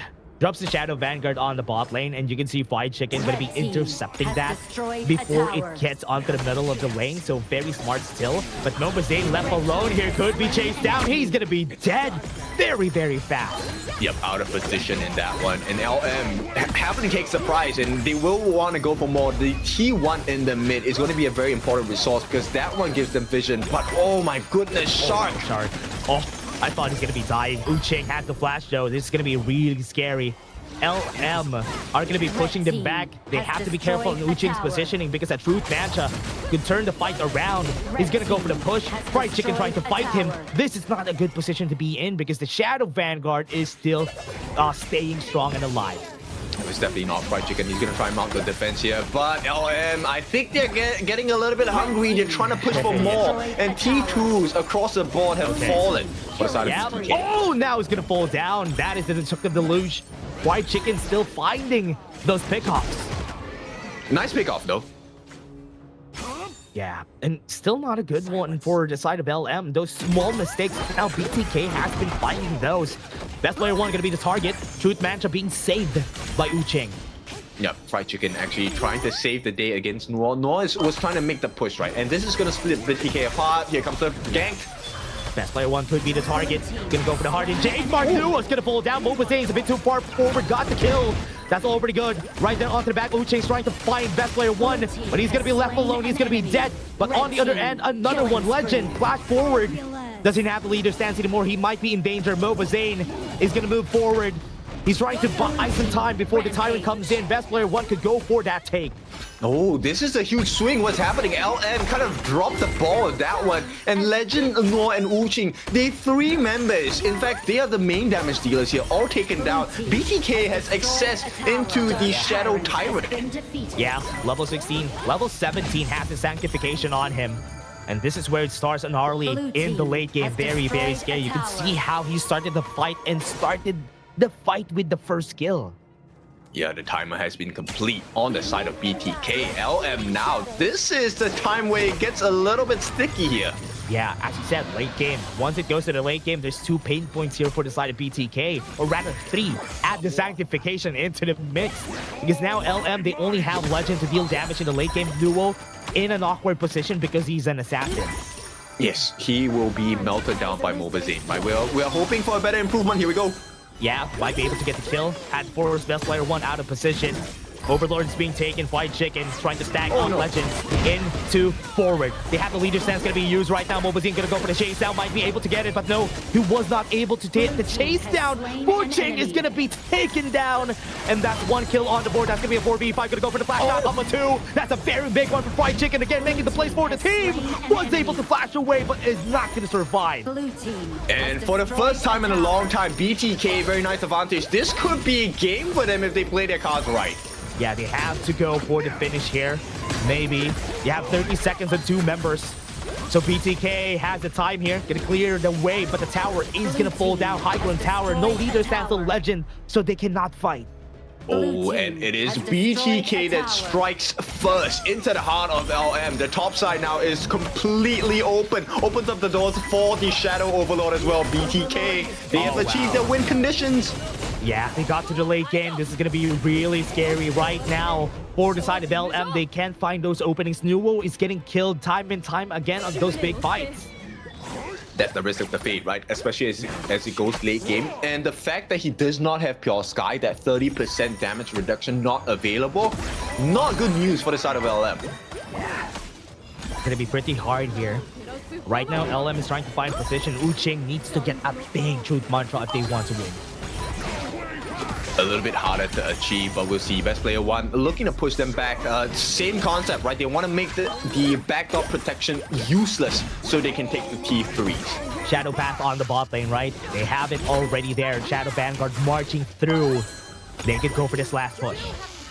And I think this one is a little bit scary. LM definitely did not expect this game to go this way. But this is what the draft was for the side of BTK. We played a late game. Yeah, they did. And now, late game is going to be going for the push. On the top side, White Chicken is being a distraction, giving them something to think about. Going to be able to get the kill, but does it matter? The bot lane tower has been pushed already. Yes, and that's only the first life on the side of White Chicken. They waste the ultimate of Noor, and there is a potential to break into the heart on the middle side of LM's base. BTK, this is the improvement we've been waiting for. Yeah, this might be the reason why they were playing yesterday. They were doing a very long stream, and now the efforts have paid off, and this could be a win angle for BTK. To get rid of the Vision Sprite as well, start working on this Azure Golem. Now, will LM want to approach this? Okay, that was scary though. Yeah.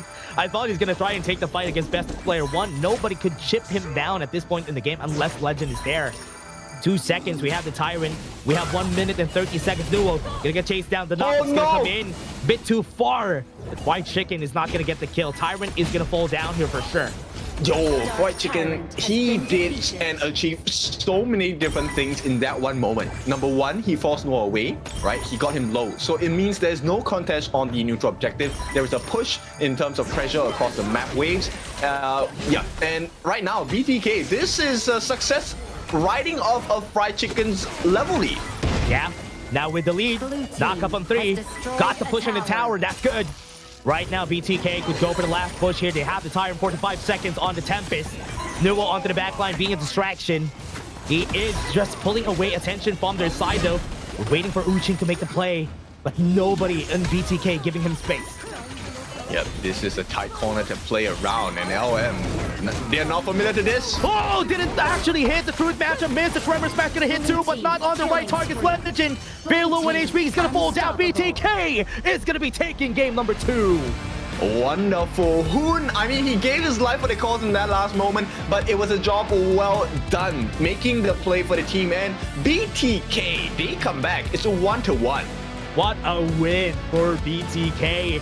That was them riding off of the place Fried Chicken made during the mid-game, and they were just able to use that advantage and try to find the pain points on the side of Level Max. Yep, LM. They know what their win condition was, right? They had to end the game early. Unfortunately, was not allowed to do so. And BTK, with that, they got the win back. And this is hopeful for BTK fans. But again, LM's hero pools are very deep. Can BTK dig even deeper? Yeah, the longer the series goes, the more dangerous it becomes for BTK. So I hope they have like a secret hat or something that they can pull from the picks that they have, the hero pools that they have here. So at least now 1-1, everything's looking good for BTK, and for the fans out there, they got their win here in Survival Week.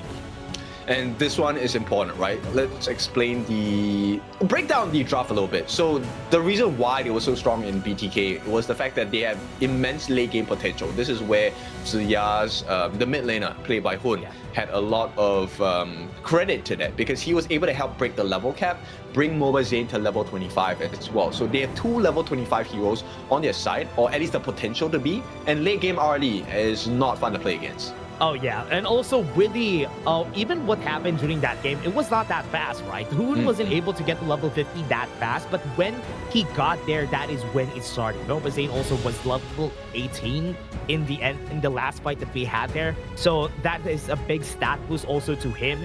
And in the late game, Arlie very, very strong. LM also, we talked about this, right, Ken? Because they only have Legend for the late game, it might be a bit of a struggle for them.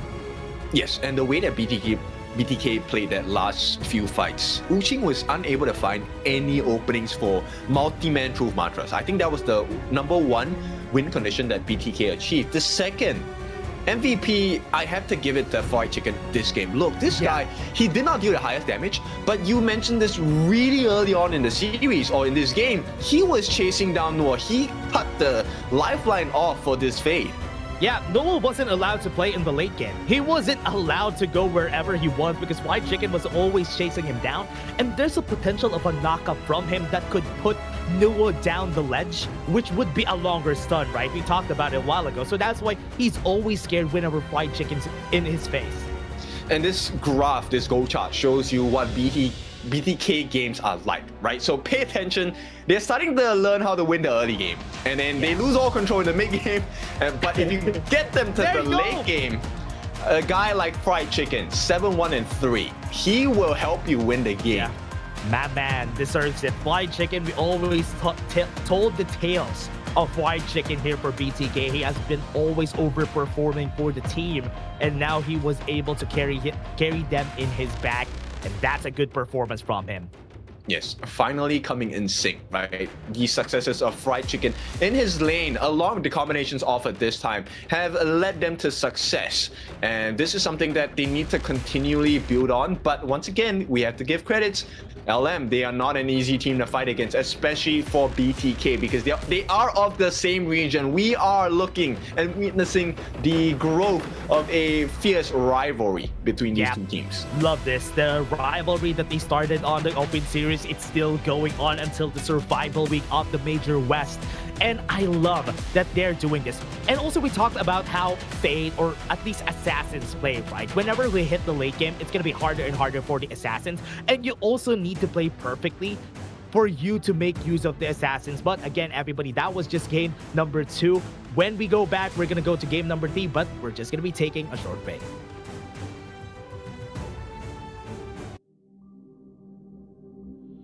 In this world,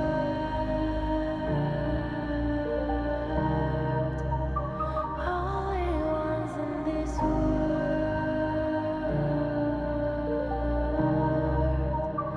only ones in this world. Call out my name,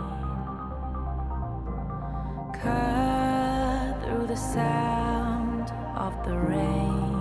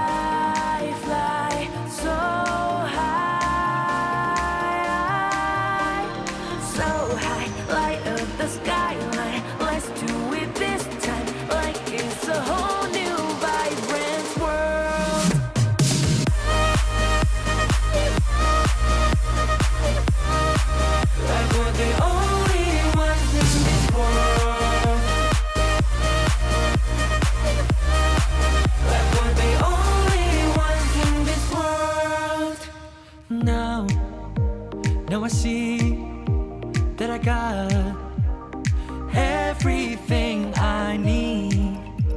It's alright, I'm on fire, I'm alive 'cause Welcome back. It is game number 3 this time. 1-1, a scoreline that many fans wanted for the side of BTK. For LM fans, different kind of story. It's about fixing your gaps, fixing your mistakes as we go into game number 3. We talked about it, right? Level Max Club has this openings during game number 1, and BTK learned how to press on those pain points during that game number 2, and learning that is a step forward for BTK. Yes, definitely a step forward, right? Important part of the journey as well. I think the fact that they have taken a series off of LM once again, it's a good one because these teams come from the same region of North America. Oh yeah, this is gonna be a big challenge here for both of our teams. I love this rivalry going, right, for both of these teams because they both came from the same place, and now they're trying to fight for that survival weak spot on Group A. Okay, I don't know about you, but I feel like LM will go for a Baichi pick this time, right? BTK had no answers. They did not have enough damage the last time they faced a Baichi in the clash lane. And it's also a nice shutdown to Fried Chicken, who honestly is literally that big win condition. BTK only came back in that second game because Fried Chicken was carrying them hard. Yeah, I do think there's not really a lot of DPS anymore, right? That could fight against the Baichi because you don't have the Fatih, you don't have the Charlotte anymore. So LM could pull that out in this game, game number 3. They just need somebody to help him out, or at least a chain to the crowd control that the Baichi would give. And you know, LM, they're kind of paying respects to best player one's Luna. It might not be the best, but it's still a potential, right? You don't want to see the growth. LM. I was kind of thinking what they're going to be picking here, but there's a possibility that BTK could go for, or at least LM could go for the Liang Princess Frost in this game because it's available. Game number 3. That's true, that's true. I think this would be a good time to pull it out as well. We'll see how that goes, but against the Yuhuan, I think that's a risky combination unless you're catching the Yuhuan herself. Now, LM, they will start off with Begun and Mo. I'm not sure whether this will be locked in. Oh, they disregard it. No Princess Frost. Interesting. Okay, they want to go for the damage on Now. Maybe Now is feeling it. Want to go for the carry. Want to go to get the damage for the team. They can even add a whole Yi for Legend. Here's just so we're going to be focusing on Now. Yes. Now, BTK.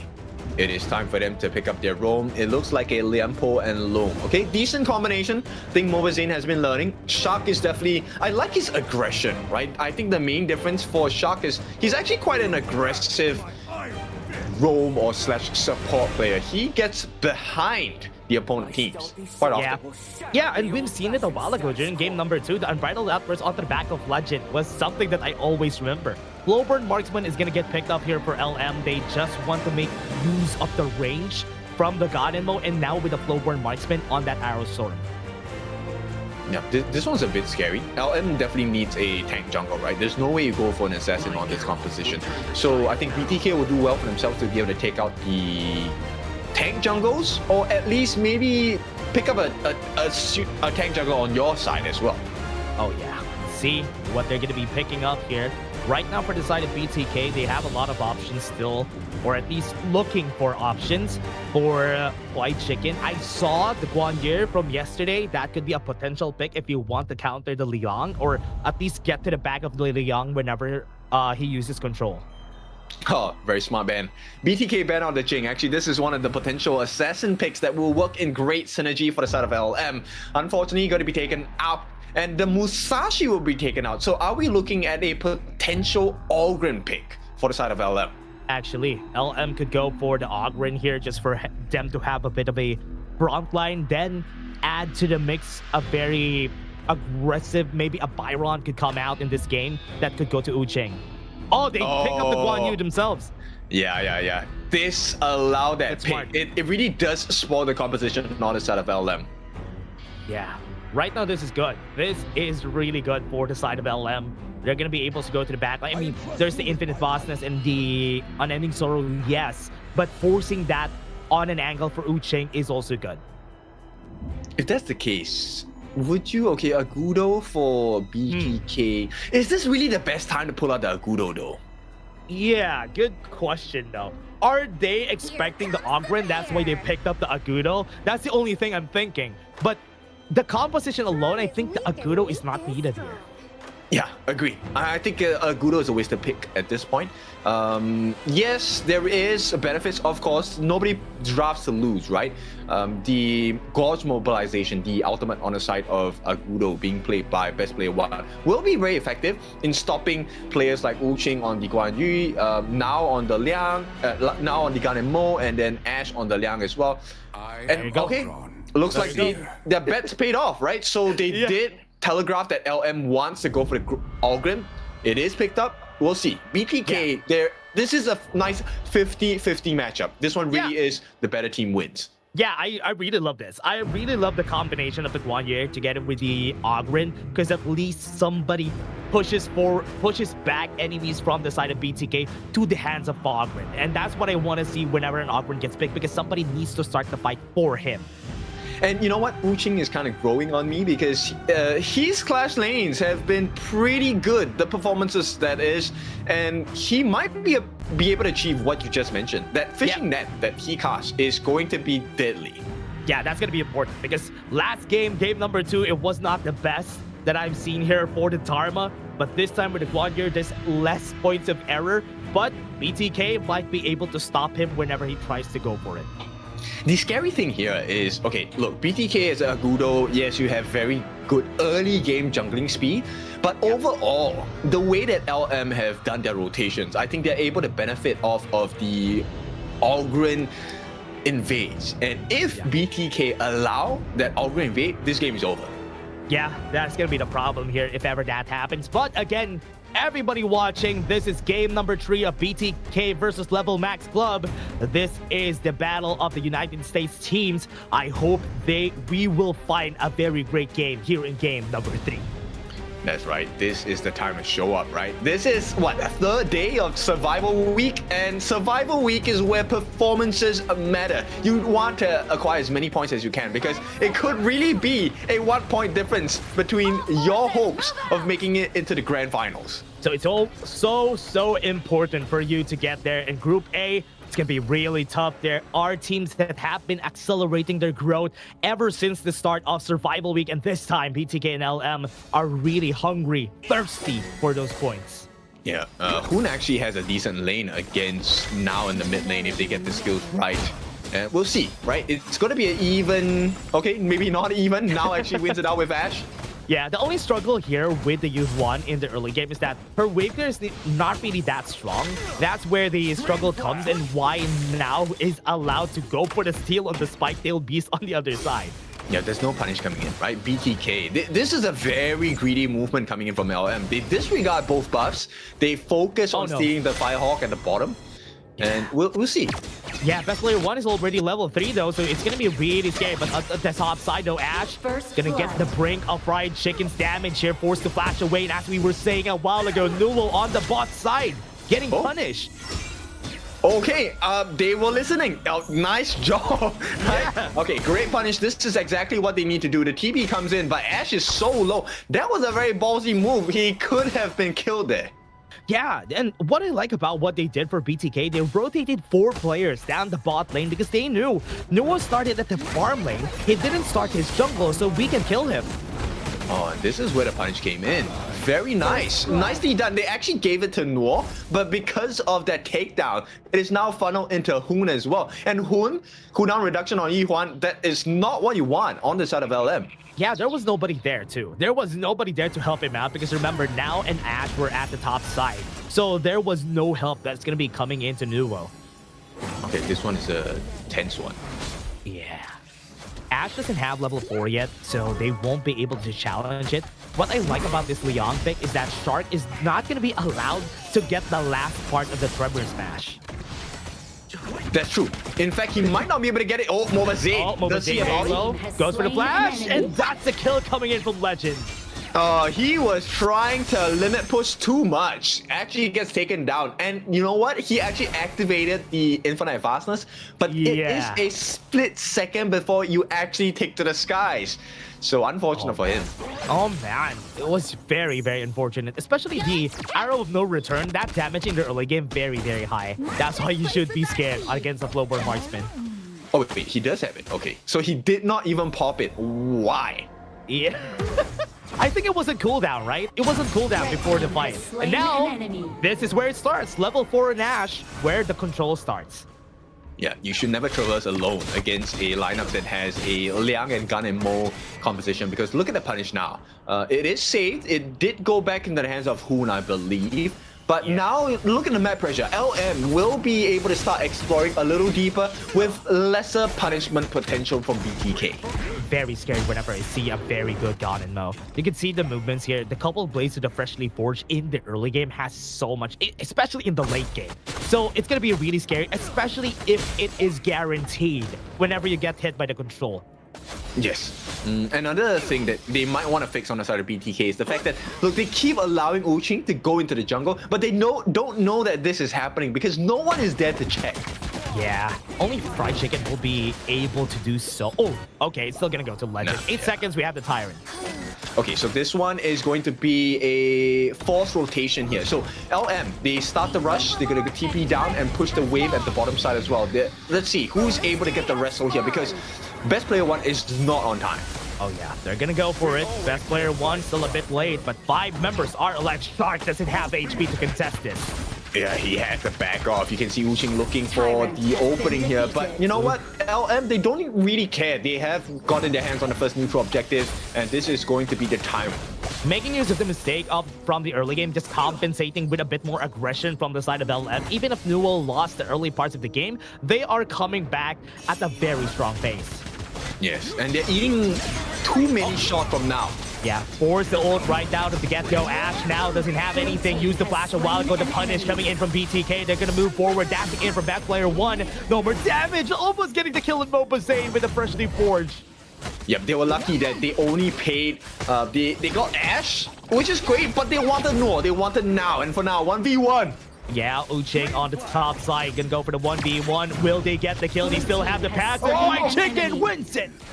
1v1 God in the top lane. Between this North America match, this one is really quite exciting, right? Fried Chicken and Uqing, I think they're pretty evenly matched in terms of like proficiency, and this is a nice one. Yeah, especially with the matchup, I do think Fried Chicken still has the advantage here. You can pull out Uqing whenever he tries to go in. So that's going to be a good thing. Resets the passive out. So that's going to be something that he always needs to look for. Definitely. And best player 1, he's taking a lot of damage here. I don't think he saves the T1 though. Yeah, I don't think so too. Oh, never mind. He was able to save it because Mobazane and Hoon are already in position to try and take this fight. Gonna try and chase down Collapse on LM, but they were able to back off. To be honest, I really like what I'm seeing from BTK. They need this kind of responses, right? The team needs to play together. This is what they've been missing in the survival week and ranking week as well. And for now, you can tell that now on this Gun and Mo, he's been making quite a lot of shots. They have been really accurate, and that's a cause of concern. BTK need to watch out for this Gun and Mo. Gonna be really scary too, especially if Ash has the flash. You have to be wary of that every time, because if he has the flash, they're gonna find and make some plays for sure. And now BTK, Stark trying to make some space here at this part of the map, trying to bait out a reaction out of LM. Yeah, it's not really working because they know what they're going for, right, on the side of LM. So LM is just not going to open the doors up for that potential mistake. In fact, they might want to catch on the different members. They don't know that Noah is here. Yeah, New is in the area. Ash has his ult available. 4 people are here, and low HP is on Mobazane. So they have to be very careful in taking the fights, because just by HP resources, they don't have the advantage. They need to check these brushes, man. Yeah, and you can see that now is always doing it, right? He's always checking the brushes with a couple blades, and BTK needs to be very aware of that. Using the ultimate freshly forged has been used on Shark. A bit late on the reaction from LM.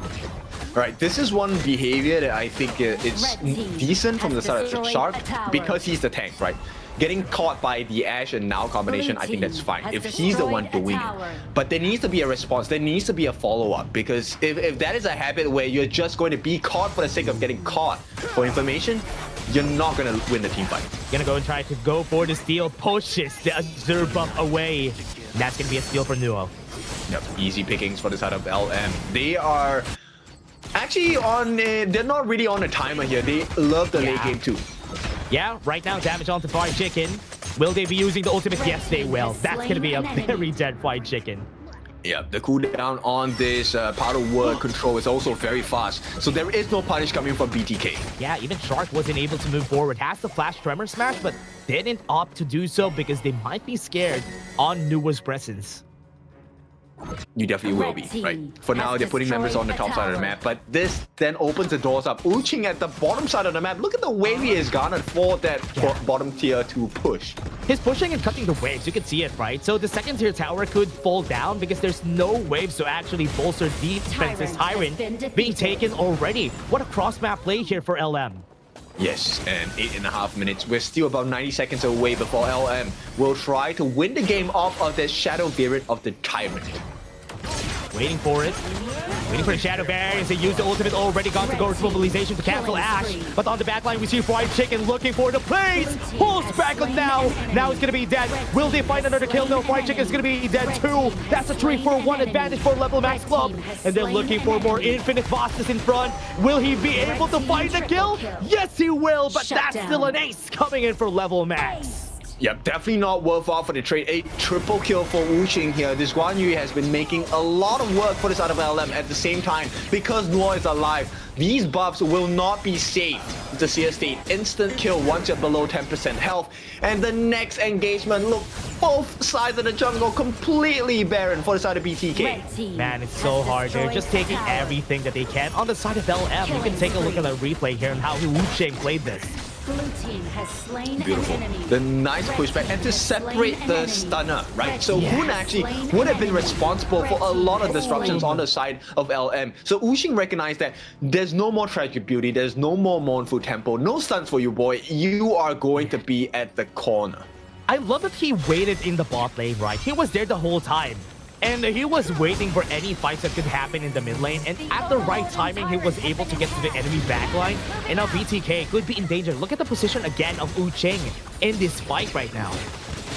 Right, this one is a little scary. The flank is going to come in. Yeah, going to be dangerous on the flank though. Nuo is going to be very low. Wasn't able to use the ultimate right there. Fried Chicken was able to get onto the back. He still got 3 kills onto the side. Wuxing chasing down Best Player 1. Will he be able to survive? Use the Frigid Charge to go for the stun. And Best Player 1 could be in danger. The heroic charge is there to get the kill. Who is going to stop Wuxing? This guy is on a tear. And right now, 4 members on the side of BTK taking the fall. And LM, this could very well be T3. Very scary, Guan Yu. And this is it. Kuhn gonna be the only one to defend this. 1 second and Nova Zane doesn't have the wave gear on the team, and I think Zoro is gonna get used. They got the stun and Mournful Tempo, force the flash away. But will they be able to get more of that control? Stop Nova Zane from defending. They got 2 kills already. Legend got the flash at the right timing. Fried Chicken gonna go for the back line. Will he get the kill? No return is gonna be there, but they got the kickback. And Wuxing is gonna be there trying to get the heroic charges in. Collapse is gonna happen, but they at least bought themselves some time. Yes, Fried Chicken saved the game there. With that kill onto Legend, they were forcing LM back. So once again, he's buying them so much time. BTK need to give him something to work with. Oh man, this is scary. Right now, Fried Chicken just going to the backline is the scariest thing that Level Max should be scared about in this game. Because if he's allowed to go to Now and Legend, they're gonna get killed for sure, unless they have a flash. But then here comes the problem, right? Like, look, BTK, once again, they're nearing that win objective or win condition they're looking for, which is to go late game. Yeah. And it's very scary whenever you're fighting against a Flowborn Marksman. The Arrow Storm, just imagine the range that you have to compensate with. Arrow Storm, you have the couple plays from Now. You have a lot of things that you have to think about whenever you're fighting against them. You need to close the gap and fast. Yes, and this is where Best Player 1 is very important. Yeah, right now, half HP, Tremor Smash gonna get used again. Not even forcing the use right here of the power word control, and onto the backline. You still got it in the end. They got the kills on 2, and they're gonna go for the chase down. Rune is gonna be next, and then Zoro is gonna get used, and that will buy themselves some time. But onto the front line, Nova Zane is gonna be chased down, forced to infinite fastest. But on the other side, though, best player 1 fighting a 1v1 against Ching, and he is gonna be forced to use the blood rage. Ching is just gonna force it back, not allowing him to go for the recall. Godlike on this guy, and now they're gonna go for the last ending push. He took that game number 2 personal, and with this, LM should be able to secure this. There is no way. Even using the control, and that's it. Level max club gonna get a revenge punch. That counter punch comes in, and BTK has no answer for it. Yeah, riding the back of the horse, that is Ching. 2-1, LM take a lead in the series and also series point. Didn't even take out the bike this time, just took out the horse. And now, this time, game number 3, different performance for Ching. I love this redemption from him. Yes, a very, very angry display of power coming in from Ching, right? He made sure that this best player 1 jungle was rendered completely useless. And there was no chance, even with the furball roll, right? Second skill, you're actually able to negate 1 hard stun, also able to go and summon furball, drop him down, get a little bit more damage, lifesteal, and even mini stuns with your basic attacks. But against the new and reworked Guan Yu, there's no way. Yeah, and also we talked about it, right? In the composition that they have, Ching is going to be the reason why they're going to be forced to use the Unending Sorrow, going to be forced to use the Infinite Fastness.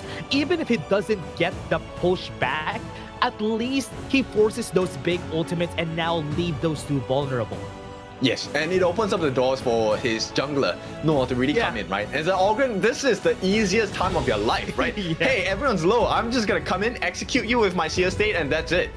Yeah, and that's why it's always such a good combination, right? Having the Guan Yu on this side of LM, and also the composition that they built. I love this 3, the farm lane, the roamer, and even the mid lane.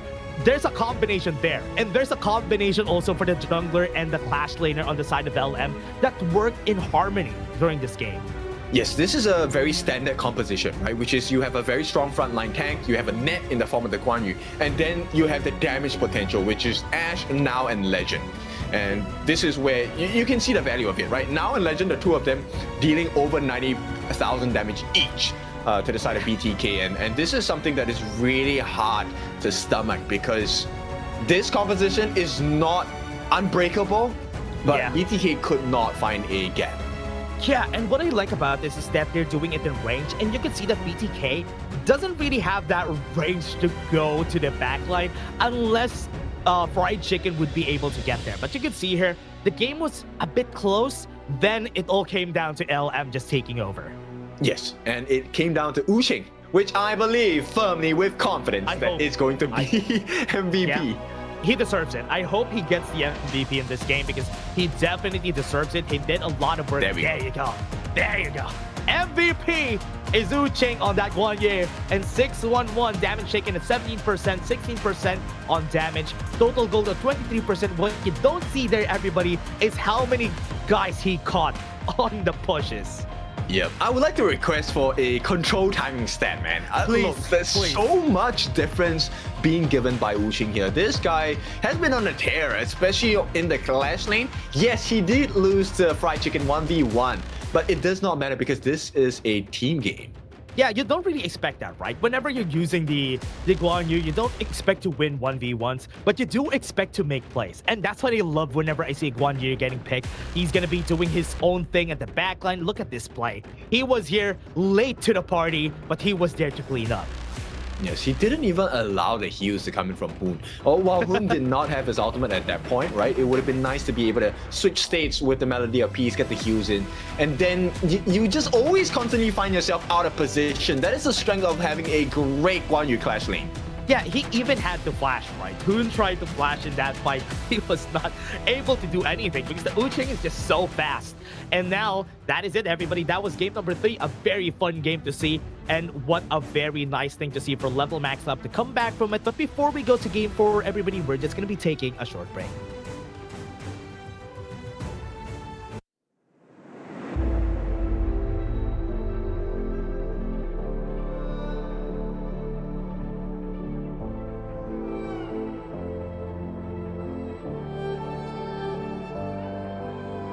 We're no strangers to the fallout. It's what got us here. Ever changing, some chameleon. Blood, sweat, and tears. We'll never make it if we fall to everything that brings us down. With a comeback is now. Blood, sweat, and tears. Fight for what we want. Doesn't matter the cost. Every day, put in work. Blood, sweat, and tears. Nothing comes overnight. Strength in numbers start to line. We don't bow to fear. Blood, sweat, and tears.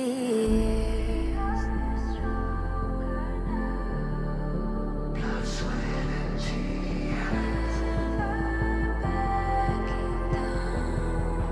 Blood, sweat, and tears.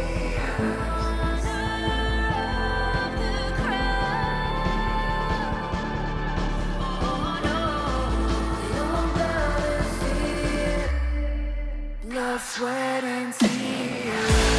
Fight for what we want. Doesn't matter the cost. Every day, put in work.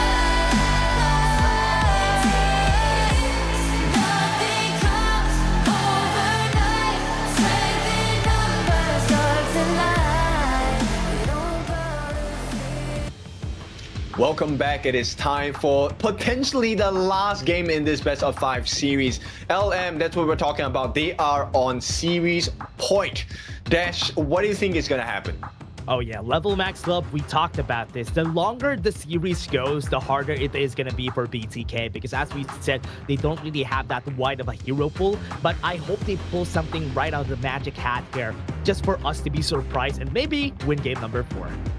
Will we get to see the LM Jing? That's the big question I have, right? And of course, will the Luna be allowed on the side of BTK? I think these are the hopefully impressive points that both teams will be able to show us in this potential last game of the series. But at the same time, there is still a glimmer of hope for BTK. So let's see what happens. Yeah, game number 2 was very impressive for BTK, but this time, I also want to see the Jing, or probably the Musashi that they always pull out on Nuo. So I want to see that, if ever, on this next game number 4. But on the side of BTK, there's still a lot of possibilities that they could go for. Maybe, just maybe, they can pick the Guanyu themselves. I don't know if that's going to be a win condition for the side of White Chicken. I believe in his skills. I think he's a pretty good Clash laner, right? Especially for someone that has just started in the Clash lane for what, less than a couple of months. But it's a tall order because LM definitely very prominent, very proficient at a number of heroes. They have not used their full roster, in fact. And so best of 5, I don't think it's a true test for LM just yet. Yeah, but I think that is going to be the challenge here for the other side. BTK is the hero pool, as we were talking about still. But LM, they would definitely have a larger one and could show us a lot more. Yes, so we'll take a look, because now that BTK have lost the series, I believe they have side selection. Do they go back to the blue side, try to get that prio pick? Maybe hope to force out that Luna onto their side, or will they revert back to the red side, the counter pick side? Yeah, I want to see a pay, because we haven't seen a pay so far in this game. They have to find a way to pick that up on their side, maybe BTK, maybe LM, because it has been banned constantly on the whole series. Yes. I mean, it's to their detriment, right? And this is competitive. You don't want to give your opponents a good time, a comfortable time. And BTK definitely very uncomfortable with the current settings. Yeah, right now they have to be careful on how they draft this time. The draft from game number 3, honestly, was really good already. I was expecting them to play that perfectly for BTK. But on the other end, Uching had other plans during game 3. For sure. And right now, actually, one of the heroes that I'm kind of considering for the side of Shark is, depending on the draft, right, we can maybe expect a Moatsu coming out for the side of Shark. I think his Moatsu has been pretty impressive so far. Whoa. While they did not get the win, so I think he was pretty accurate. Yeah, I think the Moatsu is going to be really helpful here, if ever, and pick something else for themselves, because very good pick, especially if they pick up a Jing on this game for LM. That'll be good, right? And then that will make sense where maybe Fried Chicken gets the Guan Yu, because then you want to push him out of that mirror domain, because the moment you push Jing out of the mirror domain, it cancels it. Yeah. Right here on LM, already just banning out the Mai Shiranui. If they ban the Liang, you already know what they're gonna pick next. I don't think they want to ban it. Really? I think they will allow BTK to ban it. Yeah, look, they're allowing it. Huh.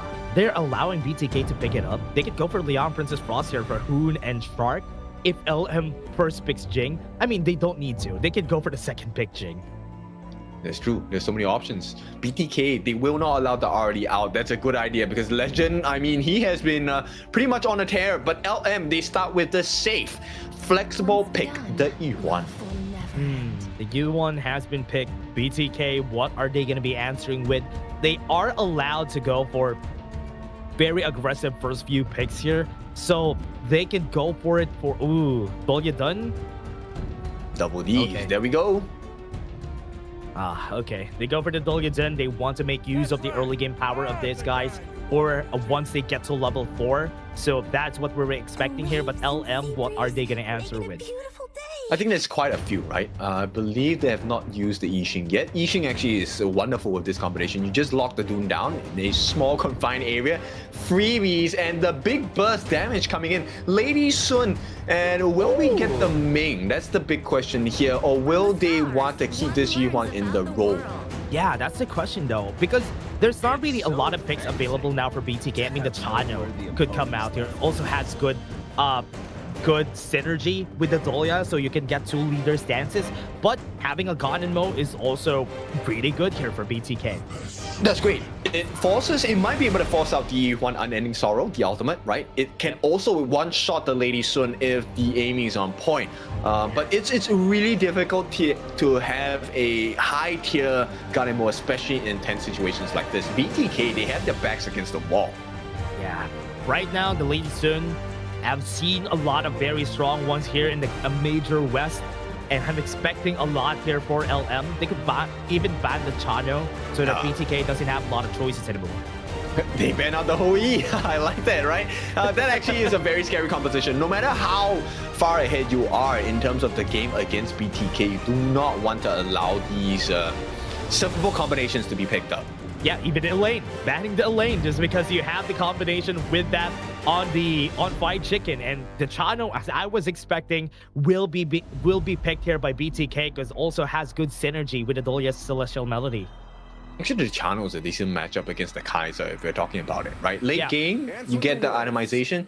Kaiser won't be able to catch you. So this one is kind of beneficial to the side of Chano. MOBA Zane should have a more straightforward time. And playing against Lady Sun, I mean, you do have the wolves to help you out if you are able to activate the trap. So we'll see how this one-on-one goes. Yeah, we all know the power of the Lady Sun, right? So LM still allowed to pick up the Ming for them to... Wait, what? Are they actually going to pick this for LM? Because without any information on what they're going to pick for Fried Chicken, going to be very risky. I think it's fine. Mia is one of those very great 1v1 solo heroes. I like the concept. Yeah, she doesn't lose, which is kind of irritating, right? And there we go, LM. They lock up the Ming. And this is the reason why this is such a great pick is because you have to pay attention to the Miyue. There's no way you avoid her, which means now you have to chase 3-4 big tank compositions. Lady Sun Ming being 1, Miyue being number 2, Kaiser being number 3, and Yihuan being number 4. There's a lot of heals as well. So this one, BTK, I don't know. Even if Fried Chicken gives his best here, it might not be enough. Yeah, it's gonna be hard though. He's gonna be forced to stay in lane because if you leave Wu Qing alone in lane with a Miyue, he's just gonna be pushing the lane as far as he could, and that's the scary part about this pick. Not a fan of this if you are on the side of BTK, but LM, this is where it's important. You have them at the end of the stick, at the end of that plank, and make them fall. Oh yeah, this is gonna be the challenge here for BTK. How are they gonna work this out with this composition? A lot of pain points a lot of pressure points that they need to hit here in order for this to work. Remember, Lady Sun Ming, so hard to win against, especially in lane.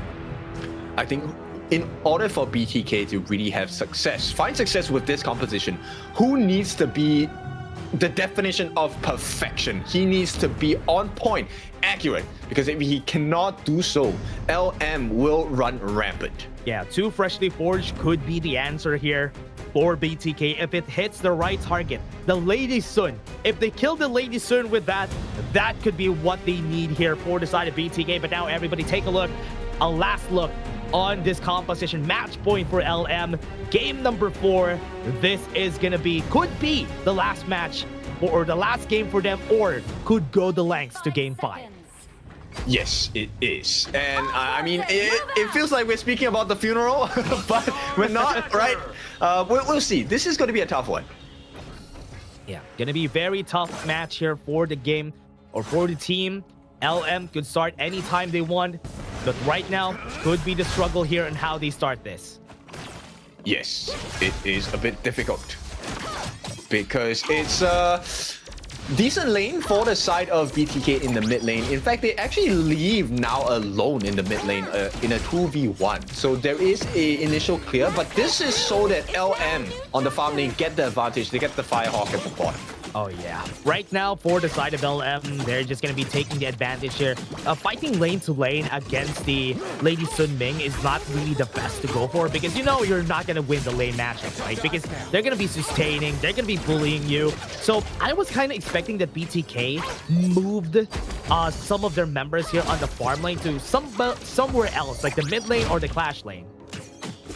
True. I think actually it would have been great for BTK to kind of swap lanes. Yeah. Him going to survive on his own against Legend and Ash, because he can play from range, and then, you know, Mobazane and Shark trying to win that 2v1 against Now in the mid. That was what I was kind of expecting for them, because it's going to be hard to win this lane. But I mean, right now it's doing okay at least. They're trying to survive the lane pretty well. Has to sustain from the Shark on this Dolia. So it's still going good. Yeah, but it's level 4 for Legend. And right now, the EXP gap is real. Every frag grenade that lands down, that's extra damage for the side of Legend. Now, Mobazane is able to match that damage output, but for now, the heals are a little bit better from the side of Ash. Oh yeah, let's take a look at how they do this though. Right now for BTK, they are just making sure that the Kaiser, or at least Nuo, he's a little bit of a gap on best player 1's level here, so that is where the gap could happen for both of them. I like that Hoon is putting a lot of pressure here on Nuo. Yo, Hoon is improving, man. That was quite accurate.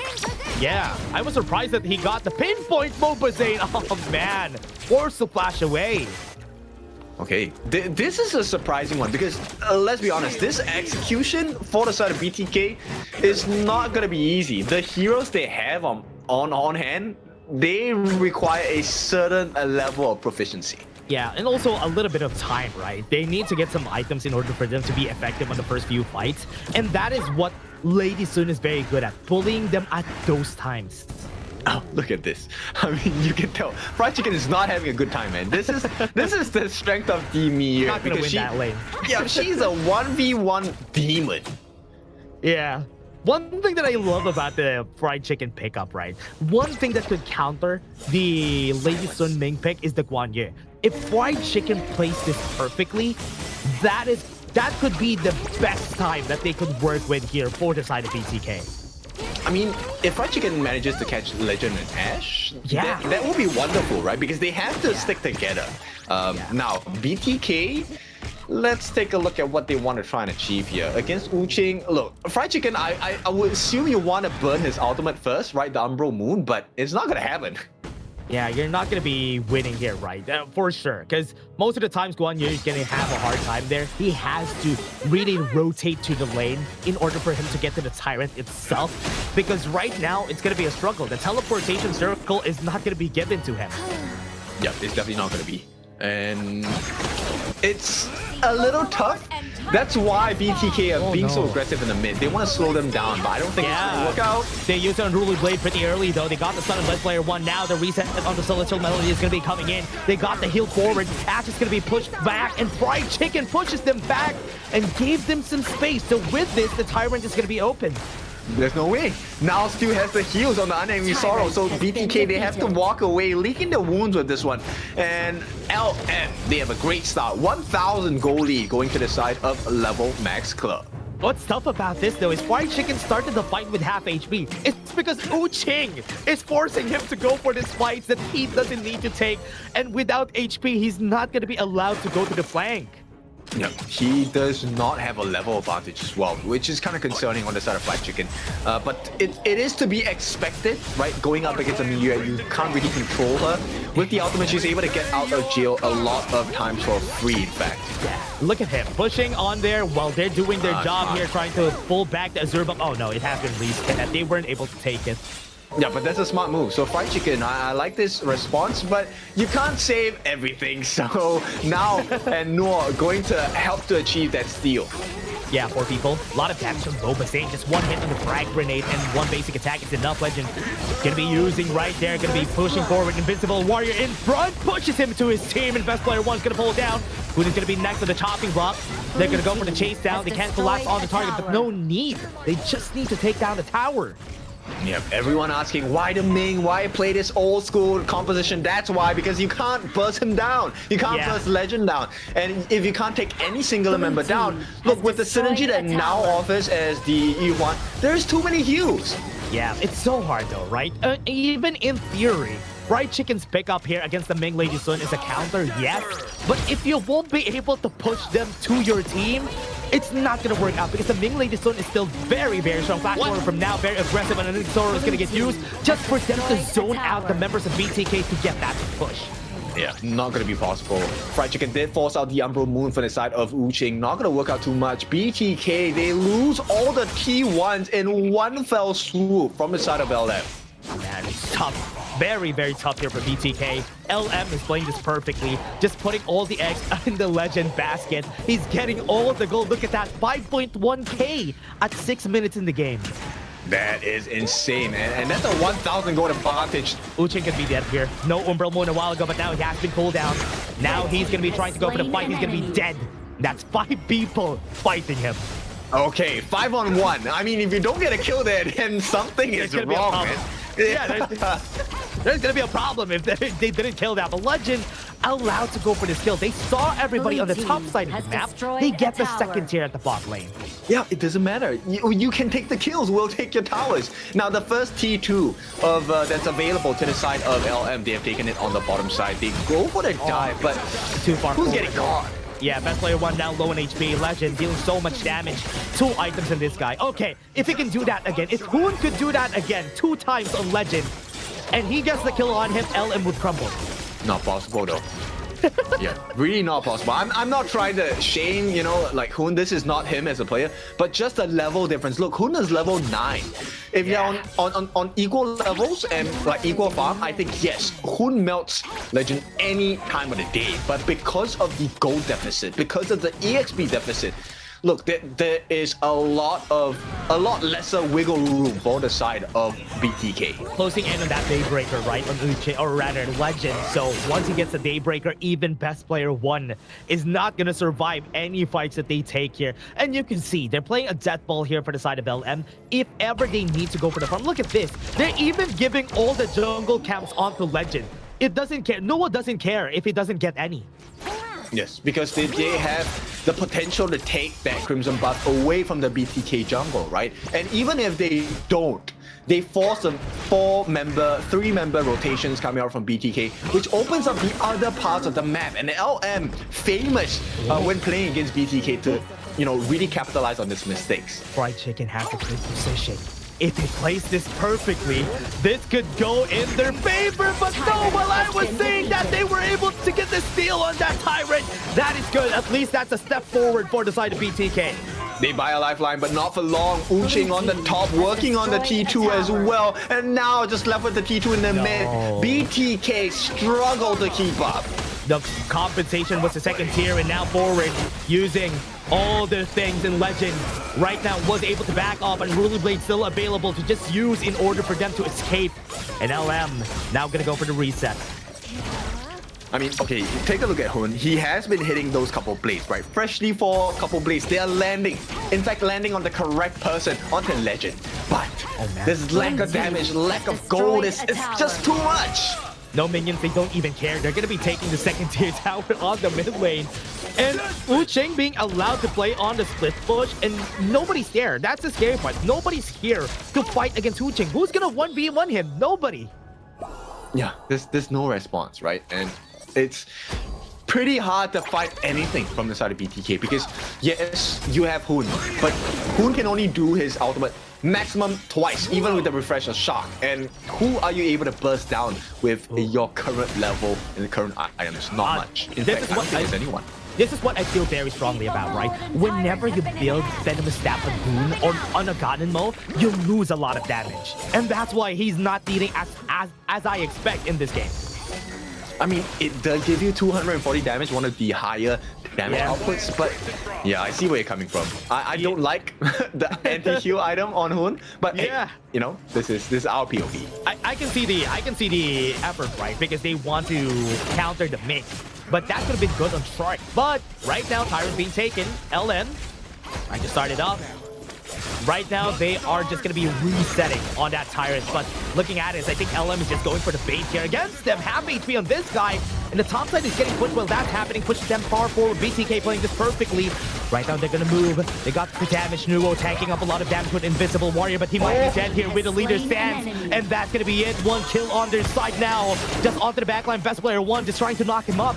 And no kills are happening. BTK is going to be allowed to take this Tyrant. Yeah, but the flank from Wu Cheng, this one might hurt a bit. Yeah, Wu Cheng gonna try to get some damage. White Chicken is not in the area, but that's good. At least they bought themselves some time. Yes, but they do it at the cost of giving away the Azure buff to Legend. And giving away the Azure buff to Legend, yeah, that's fine. But best player one not having Azure buff, no mana regeneration, no cooldown reduction, that is... Oh, hang on! Yeah, Umbermoon gonna get used. Is he gonna get chased down? Yes, he will! Wu Cheng is gonna be dead. What a kill coming in from BTK. Okay, I'm starting to hold a little bit more hope for the side of BTK. LM, this is unexpected. They're faltering. Big item pickups. Hoon got the Savant Rock already. Mobazane on that Daybreaker. So this could be the time that they will be able to come back in this game. Legend needs to play this perfectly in order for them to move forward because BTK is coming back in this game. Yes, a little scary because Legend is at the top of the gold charts here, but he is still a squishy member right now. Now as well as... what was that one? Rolling Raid and Fried Chicken is dead. I mean, that is the Lady Sun. She is a burst hero. She does have 2 damage as well. She does have the Kingdom buff. And now T3s looking like they are on the menu for the side of LM. They got intercepted though. This might not be good for BTK. They will not be able to recall teleport, and that's it. Tower in the mid lane is down because of it. Well, there was a glimmer of hope. It's still available. BTK, can they get a kill here? Yeah, now would be the target. Force the Unending Sorrow going to be on cooldown on this next fight. They need to look for Legend. If they can get rid of Legend, then LM is going to have a difficult fight. Yeah, they're going to be crumbling if ever that happens. Now they're waiting for the next objective, but LM, are they going to prefer to go for that Overlord? Because they actually don't need to. I mean, let's take a look at our position now. If we are LM, right, what would you want to do? Yeah, I just wait for the Tyrant. Try to push for bot lane, split push on Wu Cheng, and force BTK on a 4v5 fight maybe, so that you can push the high ground tower. True, you can also double down. In fact, you can put more members down and maybe force them to try and defend another T3. But for now, LM makes the choice to just try and start a team fight here. Yeah, now has Unending Sorrow though. They are going to be able to get the steal. That's good. What a steal for Mobazane. What? How did that happen? The smite was also committed by Noah as well. And Fried Chicken, there is a lot of potential. Oh, good angle. Gonna go for the backline though. Got the stun. Got the kill right now in Ash. And this could jumpstart the fight for BTK. Yeah, BTK fans will start to believe this was a double kill. And this has to be one of the debut picks for the Garden Mobile Hood. And what a response this has been. That's good, Hoon. Fried Chicken threatening the side lanes. And they would need to be very careful here for the side of LM because Legend doesn't have Ash. So no lifeline for him. They could go for the push. Yeah, this one could be gone in a flash as well. BTK, they see the ending. There is a Vanguard. What are they going to do here?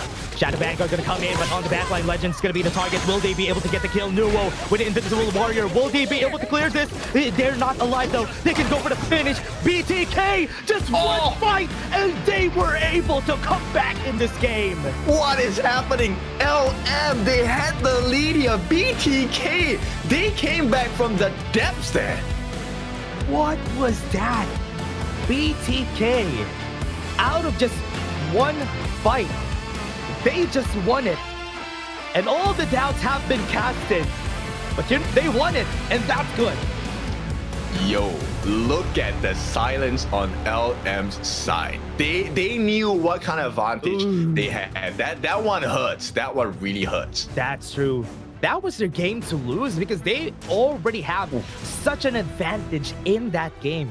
And BTK, oh man, they just won out of one fight, took out 2 people, and that's it. Game's over.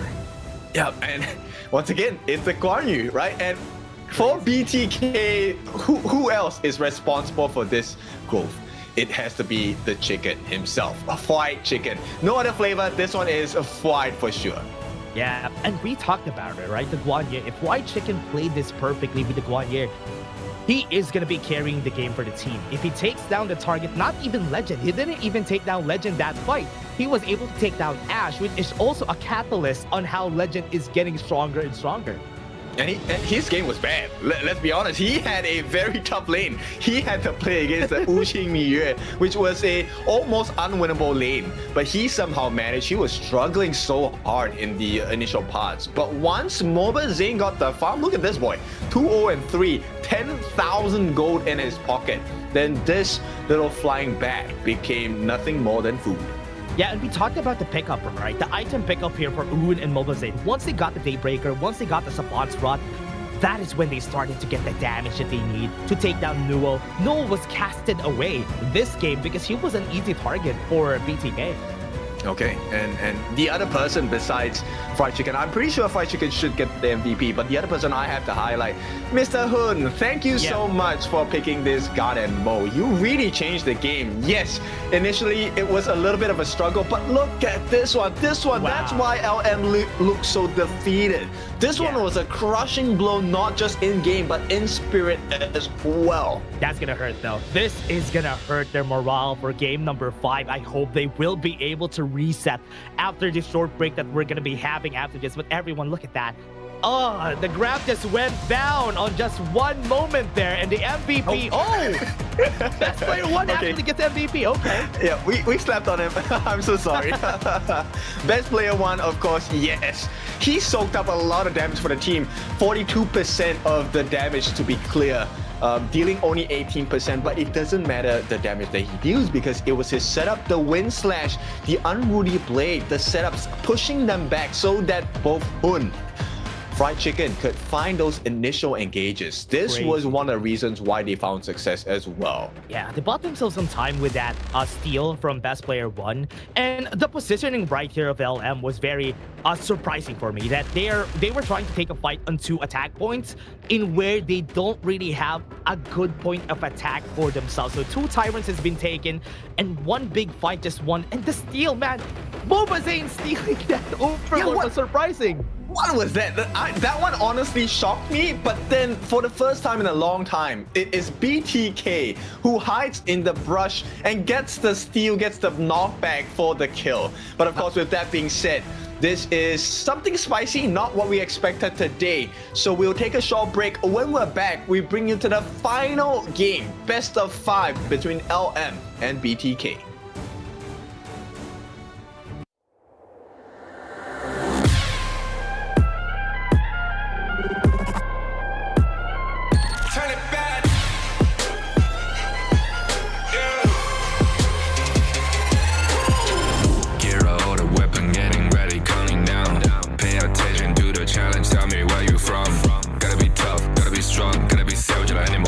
Time you tryna push me down. Look at me, I'll be lying down when I run around. You don't make a sign, I will catch you. Watch out, it's better feel, got no mercy. Look at me, I'll be rising. Carry the season, you got a damn, gonna wibble. You never hesitate for another moment, but my bone is golden. I'm invincible, just let him know. I can show you all the glory I own. So the drunk go find a way to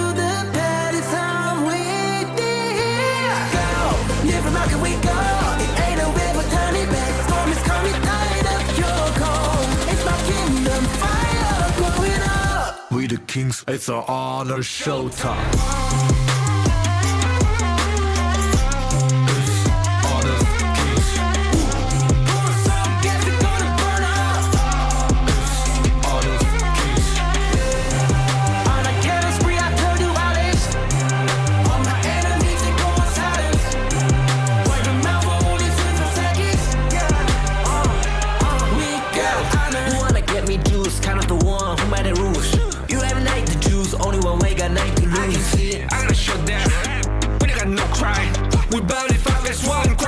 You can cheat. First blood, double trouble, then I take a pen, I kill. All you do is sweat and look at me stay with the rain. Say.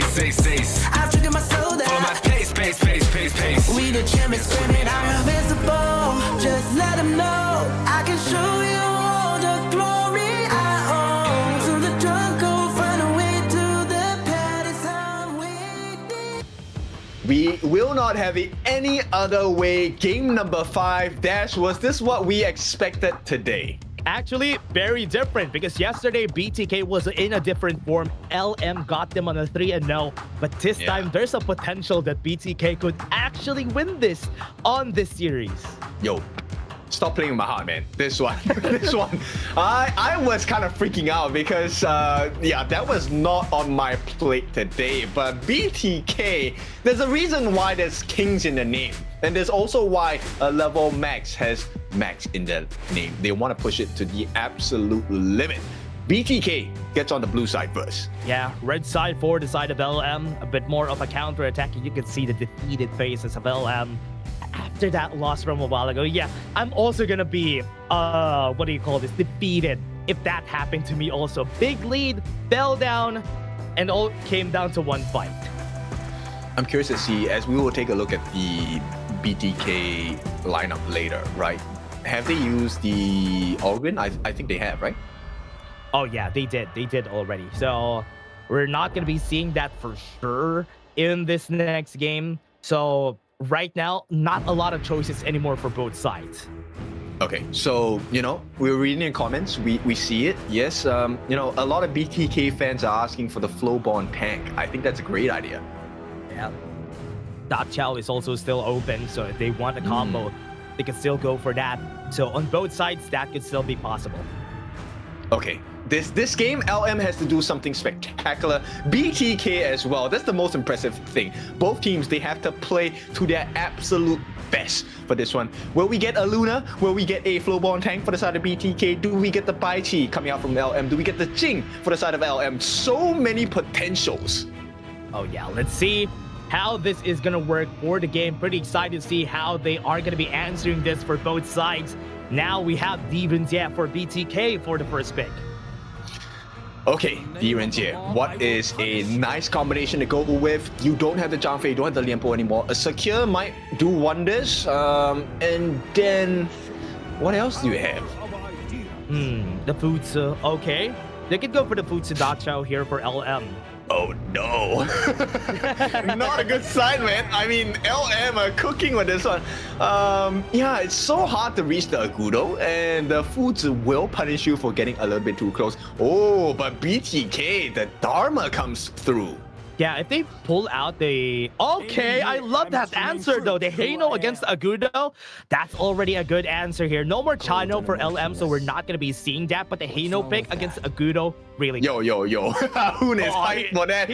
Man, he was happy. He saw the Agudo. Big question now, BTK, do you have alarm? And if you do you want to play it? Because LM, they pick up the Nua. This one is a little bit spicy too.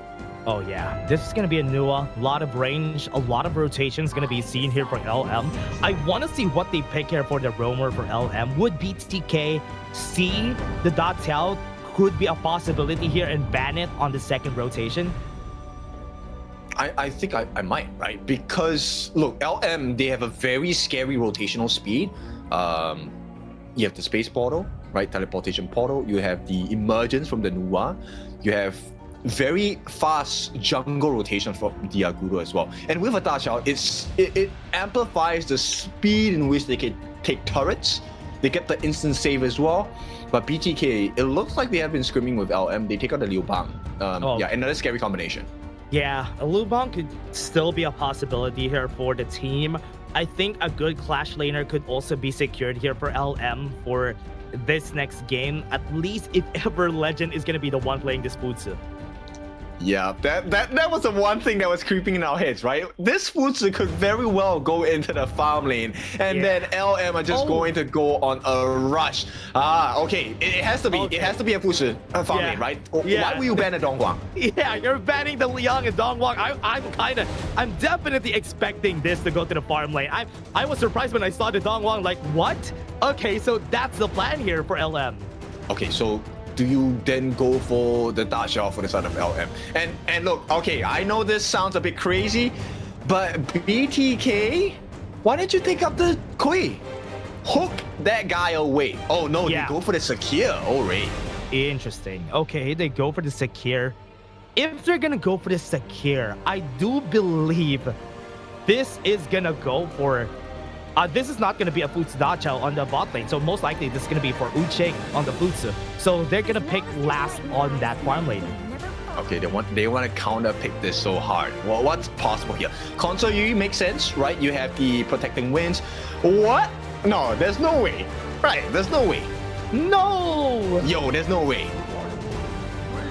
BTK, what are you doing? Okay. Yeah. But okay, once again, really? Really? Does best player one have a fade? Oh yeah.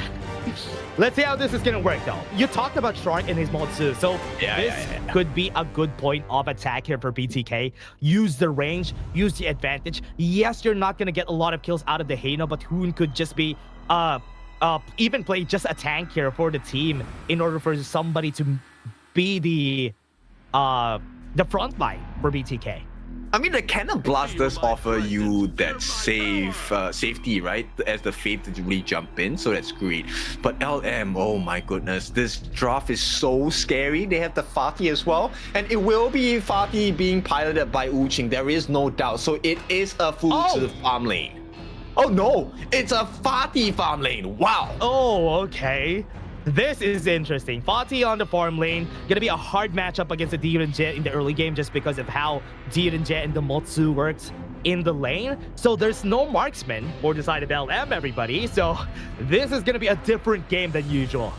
No, but level 4, dude, Legend is gonna just destroy Mobile Zane here. He has the ability to reach him. Force out the legal immunity, the cleanse, the second skill, and then he still has the flash. So even in Mobile Zane flashes, he can chase.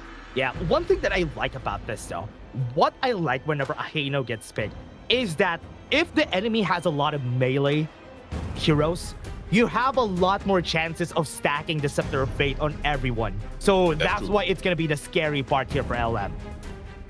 I hate this question most of the time, but I'm gonna ask it for the first time in this particular competition.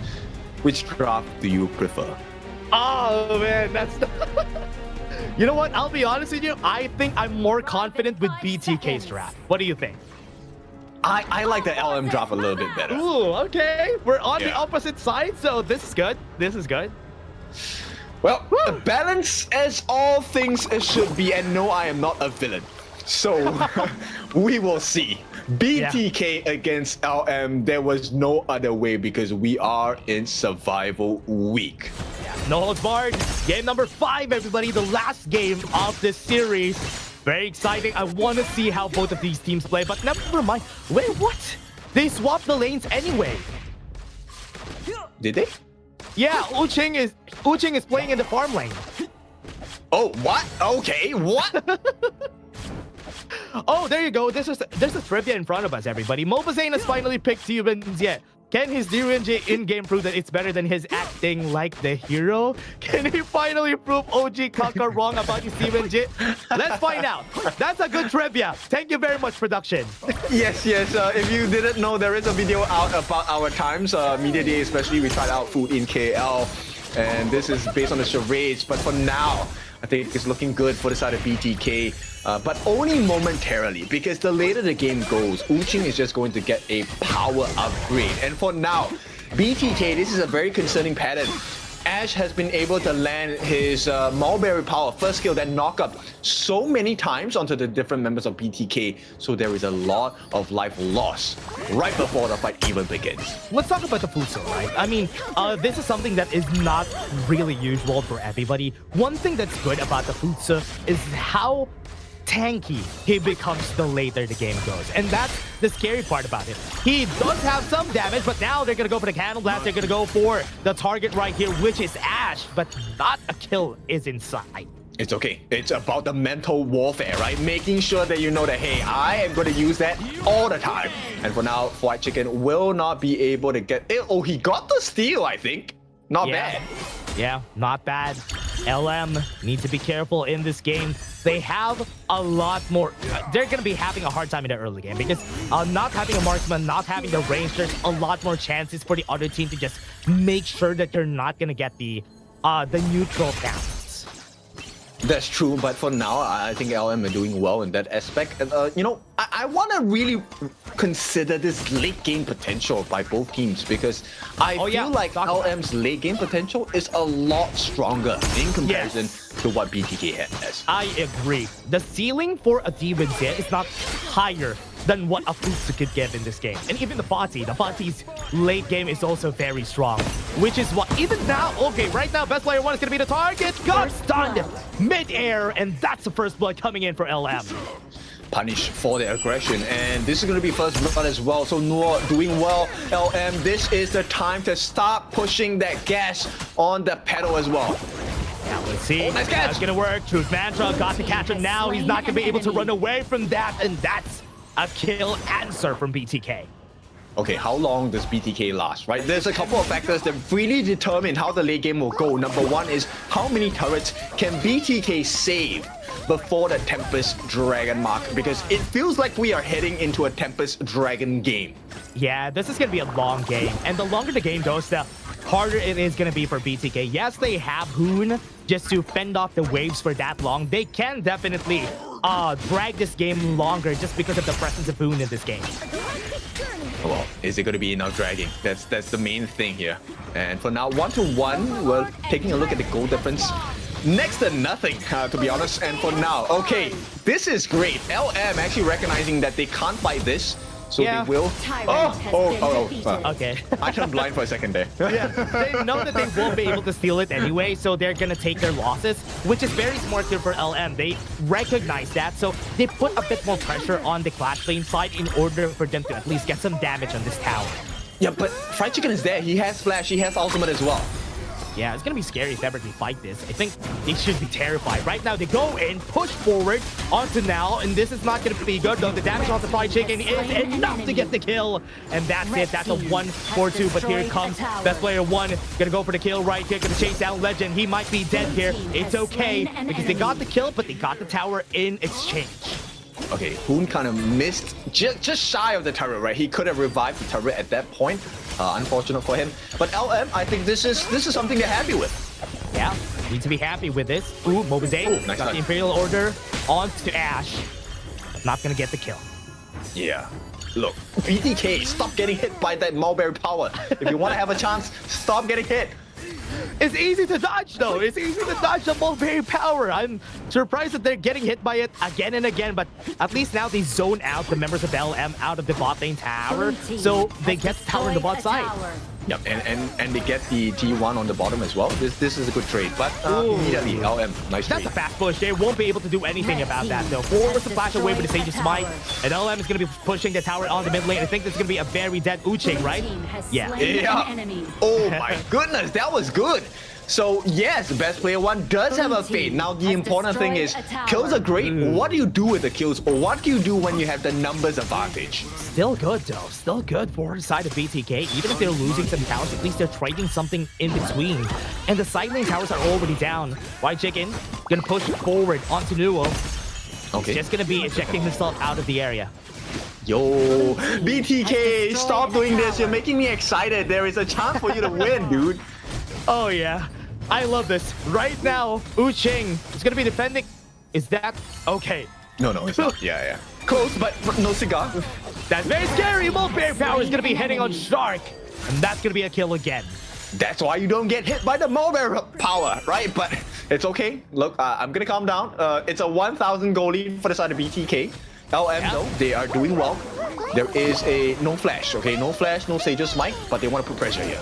Bait Rewind is available for Hoon. He could use it to defend the tower. Got hit by the mulberry power again. Forced them away from the area. And that torch mobilization with the emergence could be enough damage in order for them to kill it. Hoon wasn't in the area to reset the turret. I don't think you want to reset it down here because the majority of the members are on the side of the bottom for LM. And you know what? They would have taken that tower anyway. This would be a good one to reset. So hard, man. It's so hard to contest the towers with Fried Chicken. Got hit. Oh no, they are aware that he's there. Yep, LM. Quick to rise and, you know, quick to wisen up as well. So this is the LM that we expect. BTK, they immediately lose that initial lead they had. Oh yeah, I was kind of expecting the game to be dragged on for so long that Hoon would be able to reset this towers, but wasn't able to. Emergence gonna be there. Fried Chicken left alone. No Truth matchup to help him out, and that's a kill for his side. Best player 1 was caught alone here. Mulberry Power is gonna hit him together with the pullback. A lot of players are here. Legend even forcing the flash to chase down best player 1. Okay, they get the kill. They have committed quite a bit. They need to get the kill here. They did not, and BTK survive. In fact, they get the runaway scot-free. Wow. And now LM. Look at this, the advantage that they're taking in this game just because of the tower takedowns. And remember, it's so hard to even fight against LM at this point because they can take down towers, and most of the members of BTK can't even fight back. But there is a Truth Mantra available. He's not here though. Got the hit in the Cannon Blast. Gonna be very scary. Best player 1. Gonna try to press forward, but not gonna do anything else. Okay, this one is important. Not as important because it's only 8.5 minutes. But BTK will definitely not want to lose this. Wu-Ching. Oh, the Flash Aegis Smite didn't hit, so that's big. That's a big ultimate. No flash down. This is gonna be a good opening for this. Cyclone mobilization. Fried Chicken tried to forward and wasn't able to survive that. Not good enough from the side of BTK. They need a little bit more help. This one means they give away the Tyrant to the side of LM. Right now, I think the trade is just play the map, right? Clear the waves. You know you can't steal it. Do not risk it. Good juggle in the ground control there. Fried Chicken was not allowed to react. Yeah, this one. I mean, the fact that he still went in hoping for that, you know, nice 5 or 4-man ultimate. Yeah, good idea, but execution, honestly. Yeah, I'm gonna try to go for the backline though. They got the knockup on 3 people. That's a big one from Ash. And now they are gonna go for the chase down. Hoon doesn't have his ultimate anymore. The damage is gonna be there for Legend. He's gonna be tanking up a lot of damage, but Wu-Ching, could he fall down? Yes, he is staying alive, but he is gonna be dying in the end there. The knockup comes in. Star could be the next target here. They have the Resplendence to push him back. Nice. Box is able to get the stun, but Ash was able to pull the trigger on the Mulberry Power first. They're just always shy on the side of BTK. Just a little bit shy to get the kills, get the damage. But LM, very nice movement. I love that setup by Ash. He really was that turnaround for the side of LM. The Mulberry Powers, you were talking about it, and the Mulberry Powers are hitting every time, and that's the scary part because it's an easily dodgeable skill, and Ash has been hitting it every time. Yes, at the same time, you have 9 charges of your sprites. Once you have 9 charges, your range of your first skill, Mulberry Power, gets longer, which is kind of why I think BTK is kind of getting messed up because they're not expecting the range to be so far. But right now, there we go. Another stolen. No, it's secured by Mobizane, I think. Taking time. Death Player 1. What a push coming into their side, but he's surviving for so long. Drop the Sage's Smite. Could be some time here for LM. They're going to be backing off. They can't fight this, right? Best player 1. In fact, LM, they want to try and reset, but this is giving time for best player 1 to get his ultimate up. Yeah. At the back. Yep, it's here. No, for now, this is just going to be it. Tyrant's going to be taken for free because they don't have any business in this area. Yep, immediately they will go and make a beeline. They try and stop this attempt. Yeah, they're gonna try, but no steal is gonna happen. They're just gonna be backing off. Was able to dash away. Best player 1 could go for the chase down and be able to get the Hardened Jade Bark. Never mind, the Blood Rage is gonna be there to get some HP back for Nuo. All right, interesting attempt. They could have gone for the kill there. Unfortunately, it was on cooldown with that wall and ledge jump. And for now, oh no, best player 1 could be the target though. He has a flash. Was able to back off. Fate Rewind to safety. The pullback is happening right there onto the back line. They got the Truth matchup, but no kills are happening on their side. The Wu-Ching has to back off. Okay, careful maneuvering from the side of BTK as well as LM. Now, there is still a buff available as your Golem. Noor needs this. He needs the cooldown reduction. It needs to happen for it.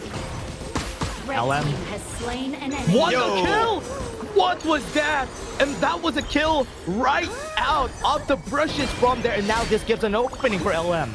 Yep, Coalescence second skill with the Matrixes. Oh, Sage's Might, he's not going to be able to get away from this. Best player one is going to be dead. They're going to go for the chase out. Uche got the pull! Or Boba Zane, that's going to be big. Now Hoon doesn't have the Fate Rewind, has to back away, has to use the dash. And now onto the top side, Shadow Vanguard is pushing.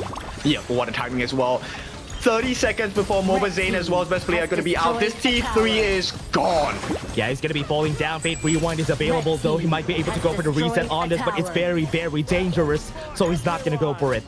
Oh, he does now. He does. But the top lane, that's the big problem here. T3 is available for the taking, and the Shadow Overlord is here as well. They lose this one for sure. There's no Fate Rewind to help them up. Shadow Vanguard still pushing. They can't even take this down. Ching trying to get away with the Truth Magic. Catches two, but no kills are going to happen. They're just taking a lot of damage, but that is going to be a kill coming to the side of LM. They're going to go for the finish, but LM still has Wu Ching alive. Was able to back away, but in front, Moba Zane is getting a break off the splashes from LM. LM is going to be deleting them, and this game goes to LM. So close, but still BTK cannot find that series win, and LM take that victory. An impressive result, 3-2. Not what we had on our cast today, but still, congratulations to LM.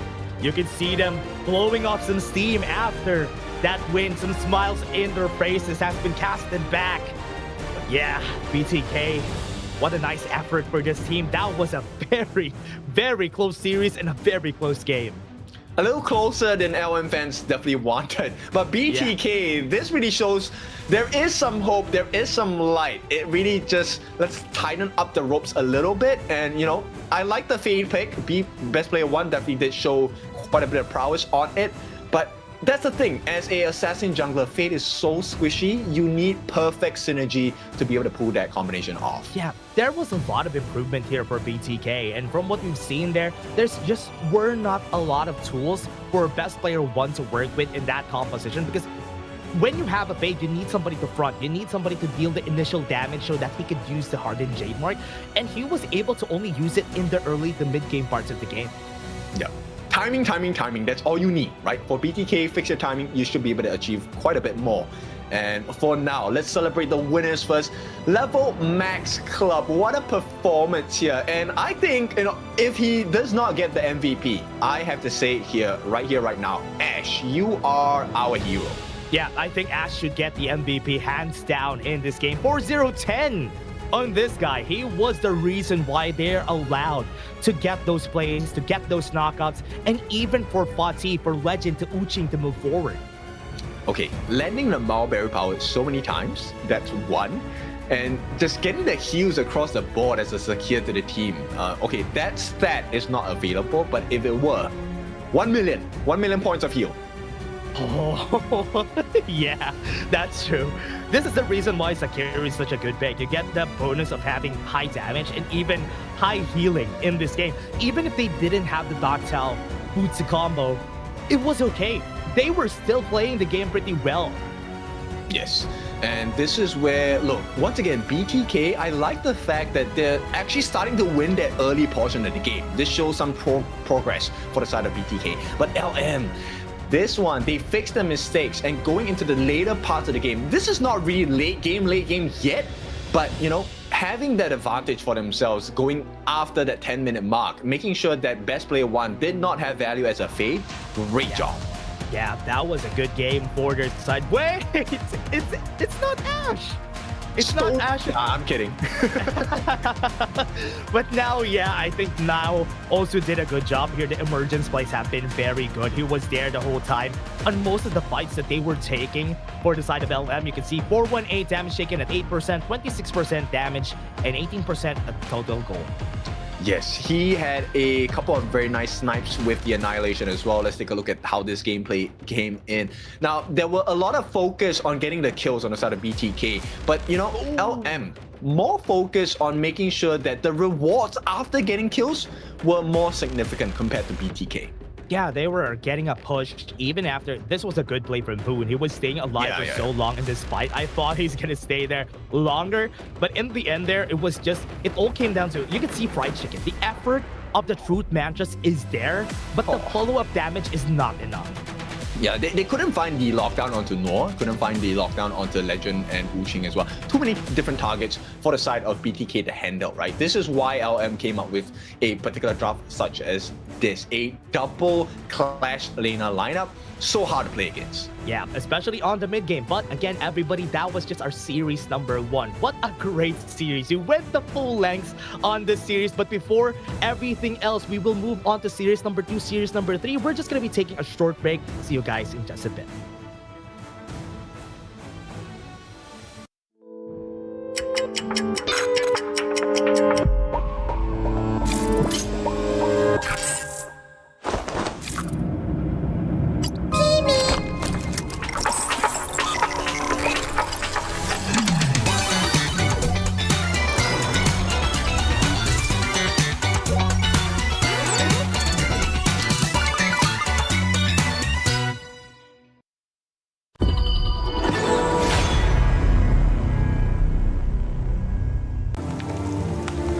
The elders say the seers have guarded the misty marshes for generations. We are the forest's future. For families to gather in joy. For dear friends to stay together. For the peace of the bird tribe and the forest. Even if my feathers burn away, I will never fear. Even if the sky falls and the earth shatters, as long as we stand together, as long as we endure, we will surely, losing everything. Just as I did. Sinking into darkness. My old self is already buried. How amusing. This eternal, blissful heaven. What a beautiful little bubble. I can't wait to pop it with my own hands.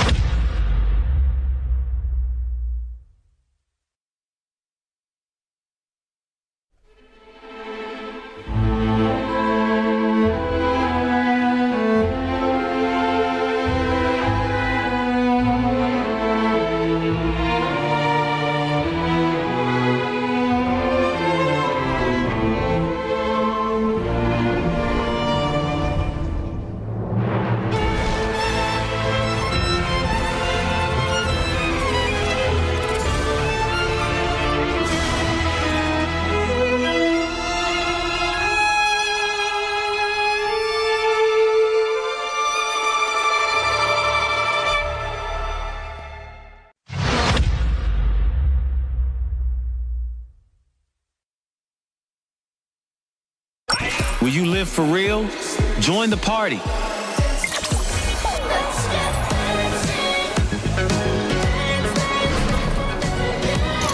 Make the whole street a party and add disco balls.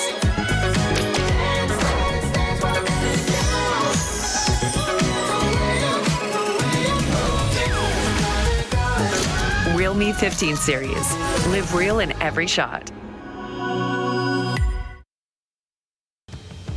Welcome back. It is time for our second series of the day. Will it be as close as the LM and BTK series? Because we are heading to Group S. This one is OG versus Twisted Minds.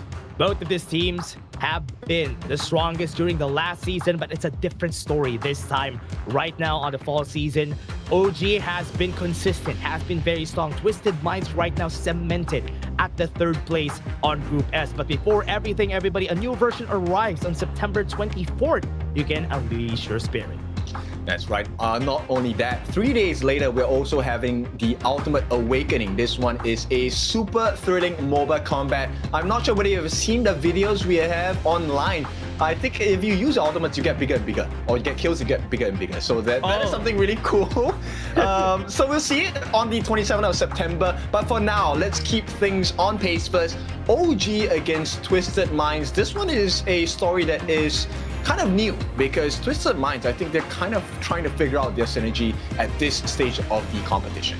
Yeah, and also for everybody to know, Twisted Minds, this is not the full same team that we had during the last Kings World Cup, and is not also the same team that we had during the spring season of the Major West. So there's some adjustments that they're doing with their current team, and OG is here to make sure that they need to adjust as fast as they can.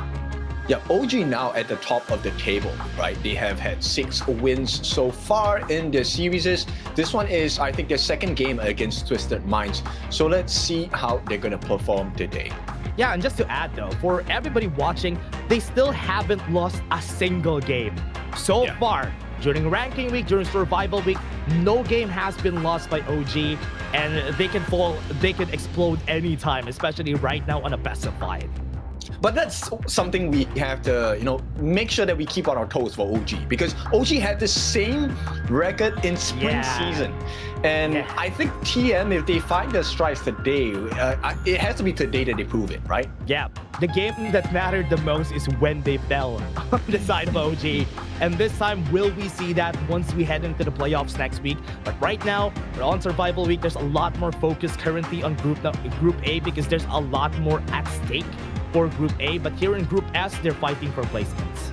Yes, you definitely want to have a safety net going into the grand finals, right? At the same time, you don't want to drop into the second place position for the final call because you're going up against 2 different regions.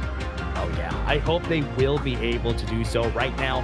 For their side, whoever goes, for everybody to know, second placer will go to the last call, will fight against 2 regions. But before that, let's take a look at OG first. So you should never give up. You gotta fight for it. Whoa, let's go. I know you want it. I see the fire in your eyes. You gotta fight for it. Let's go.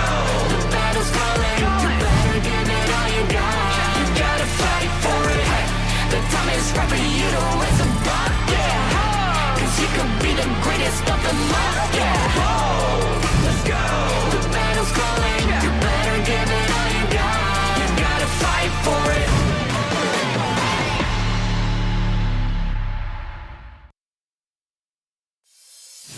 OG Esports from Italy, Dream OG has been the strongest so far in this tournament. We have OG Kaka, we have Dao Dao, we have On, Muchen, and Wen on the side of OG. The team that you all knew from last season is still the same one. Yeah, and so far they have been on a tear, right? 6 wins in survival week. No losses in ranking week as well. I don't believe they dropped a single game so far. So OG, asking you to dream OG as they try to make their way atop. But their challenges, let's take a look at Twisted Minds. So you should never give up. You gotta fight for it. Whoa, let's go. I know you want it. I see the fire in your eyes. You gotta fight for it. Let's go. The battle's calling. You better give it all you got. You gotta fight for it. The time is right for you to raise a bar. Yeah. Cause you could be the greatest of them all. Yeah. Whoa, let's go. The battle's calling. You better give it all you got. You gotta fight for it.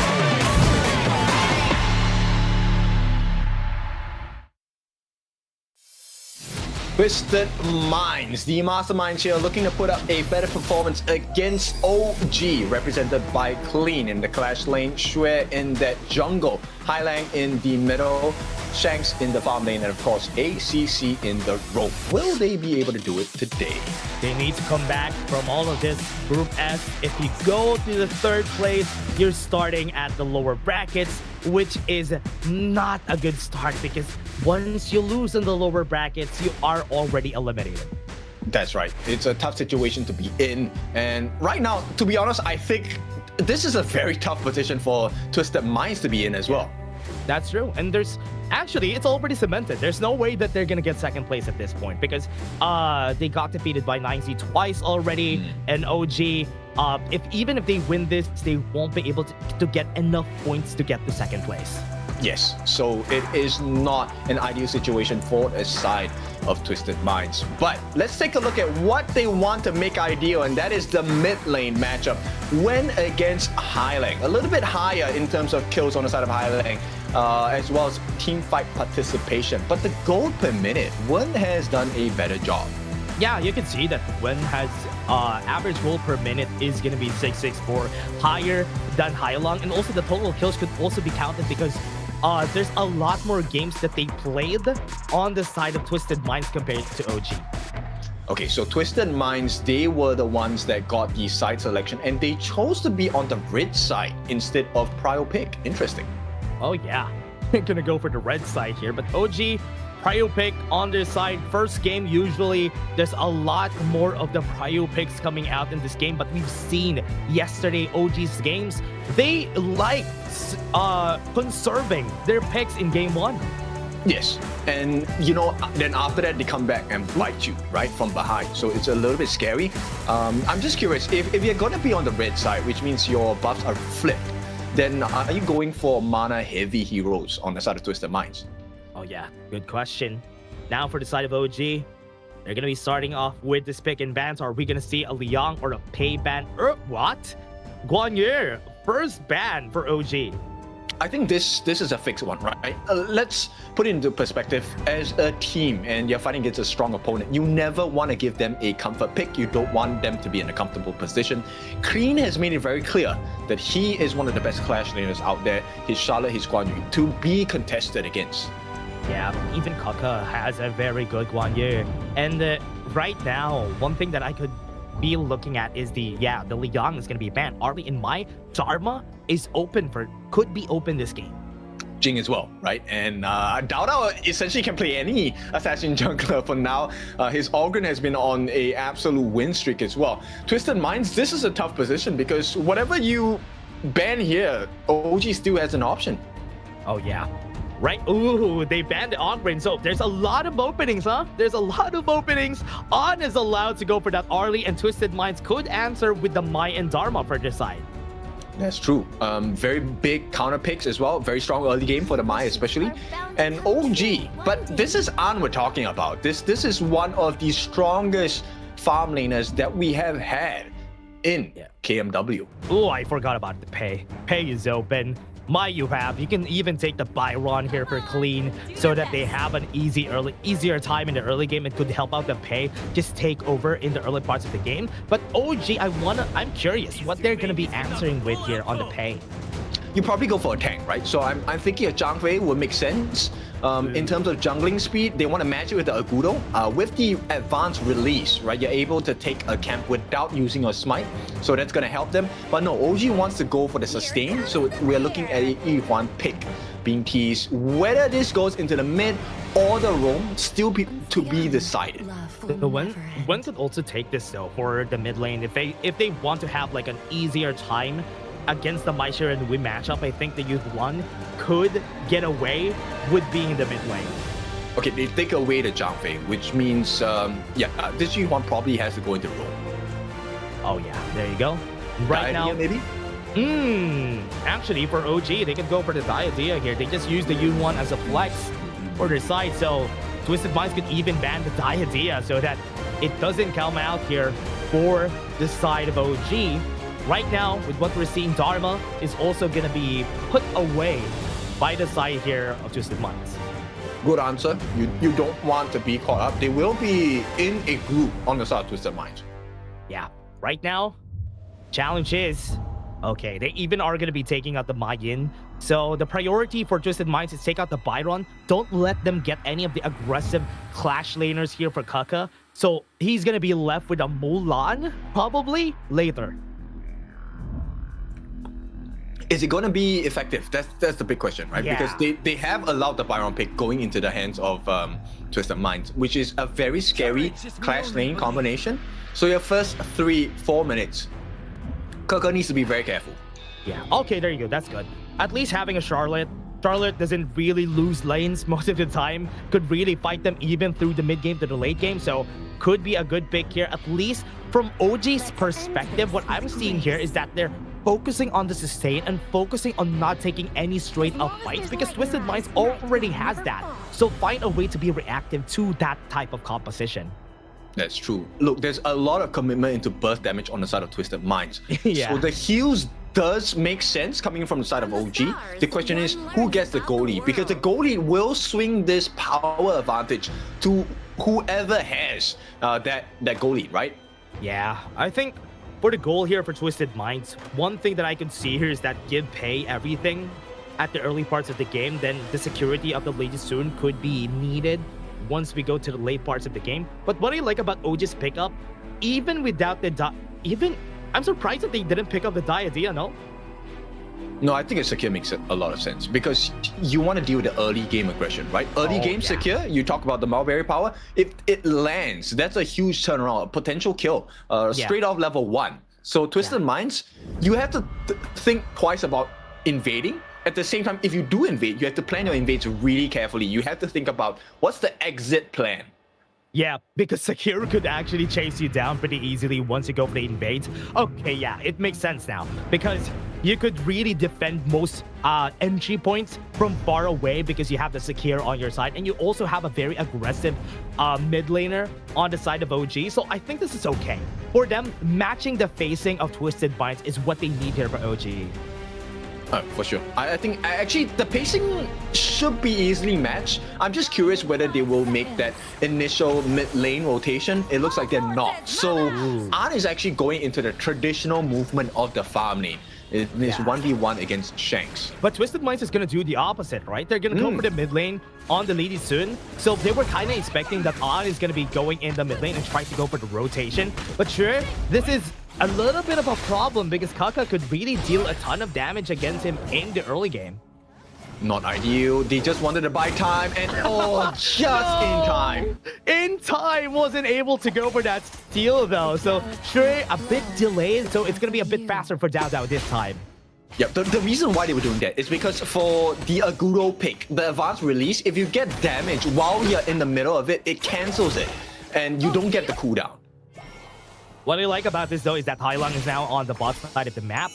Just going to be taking the brunt of the damage from On. But one good thing about this for OG is that Arlie wouldn't fight the range matchup against the Lady Sun in the early game, which is also a good thing. I'm just curious, this rotation that they're forming for Shanks, right? Where he's accompanying it is Xue, right? In the jungle and trying to farm on the mid lane wave. Is it going to be fast enough against An? Yeah, that's a good question though, because right now they're taking a lot of the levels here on the mid lane, but the challenge here is how they are going to be following through with it. Now that we have level 4 in Dao Dao and Xue, they're going to be starting to do things differently, but never mind, they're still putting a lot of pressure on the bot lane. On is still going to be their target.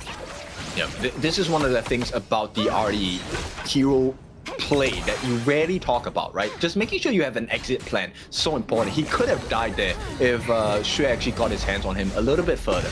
Yeah, and he was able to still get away. Wen is just going to be backing off a bit, taking a lot of damage, even forcing the ultimate right there with the ultimate shell. Wen is just going to be healing up after that.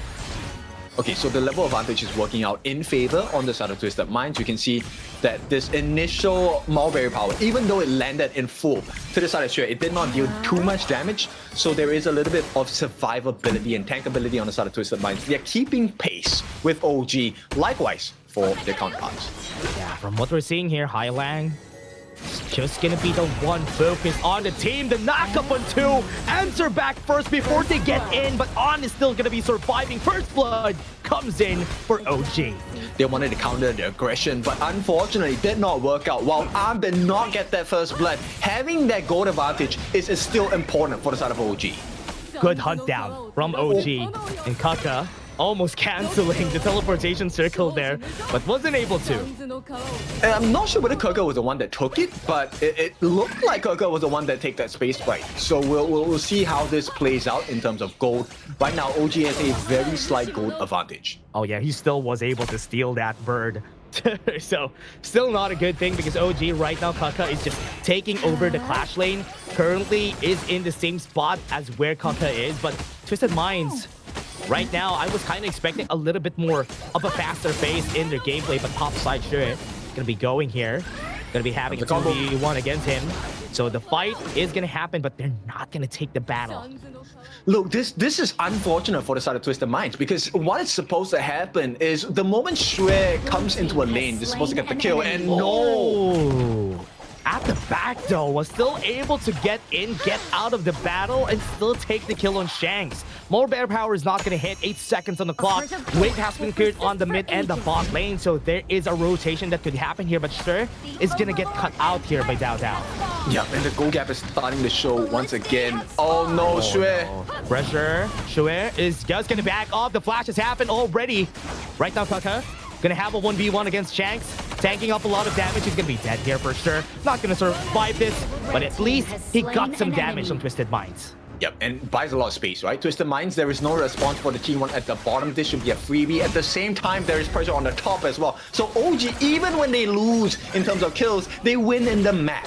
Yeah, they got the Tyrant. Shui is not gonna be able to contest this even. And now they can actually contest Azure buff. Bot lane tower has been taken down. Yep. No smite available. This one really is more of disruption here. Okay, and good. it will go into hands of Shui. Yeah. Shui is still able to take it. That's good. Got the Tyrant. Could fasten up the speed here of OG on finding those battles. On the top side of the map, you can see a lot of people from the side of Twisted Minds are placing themselves at the top for them to take the tower there. Yeah, but right now it's making a trade. OG, they don't mind giving the T1 on the top to the side of Shanks. Tier 2. Tier 2 in the bot lane, they're on. Is going to be taking it in exchange for Shanks' takedown on the top side. But he's also going to chase him down. So he's not going to be able to survive this for long. Doesn't have the flash. But the second tier tower is also down. Yep, exactly. So this is the damage they're doing. Yeah, 2v1. Shanks. Oh, still going to survive it. But Kaka still trying to bait them out for the tier 3 on the bot lane, and that is going to be successful. What? Yep, a numbers advantage. So look at the way OG are playing, right? It's never about the kills. It's really just, we pull your attention. They force the flash out from the Mai as well. Hailang is left for dead here. The chase down does come in, but Hailang, the timing for OG is all about timing. It's nothing about kills. Timing, gold advantage, and look, the buff now open.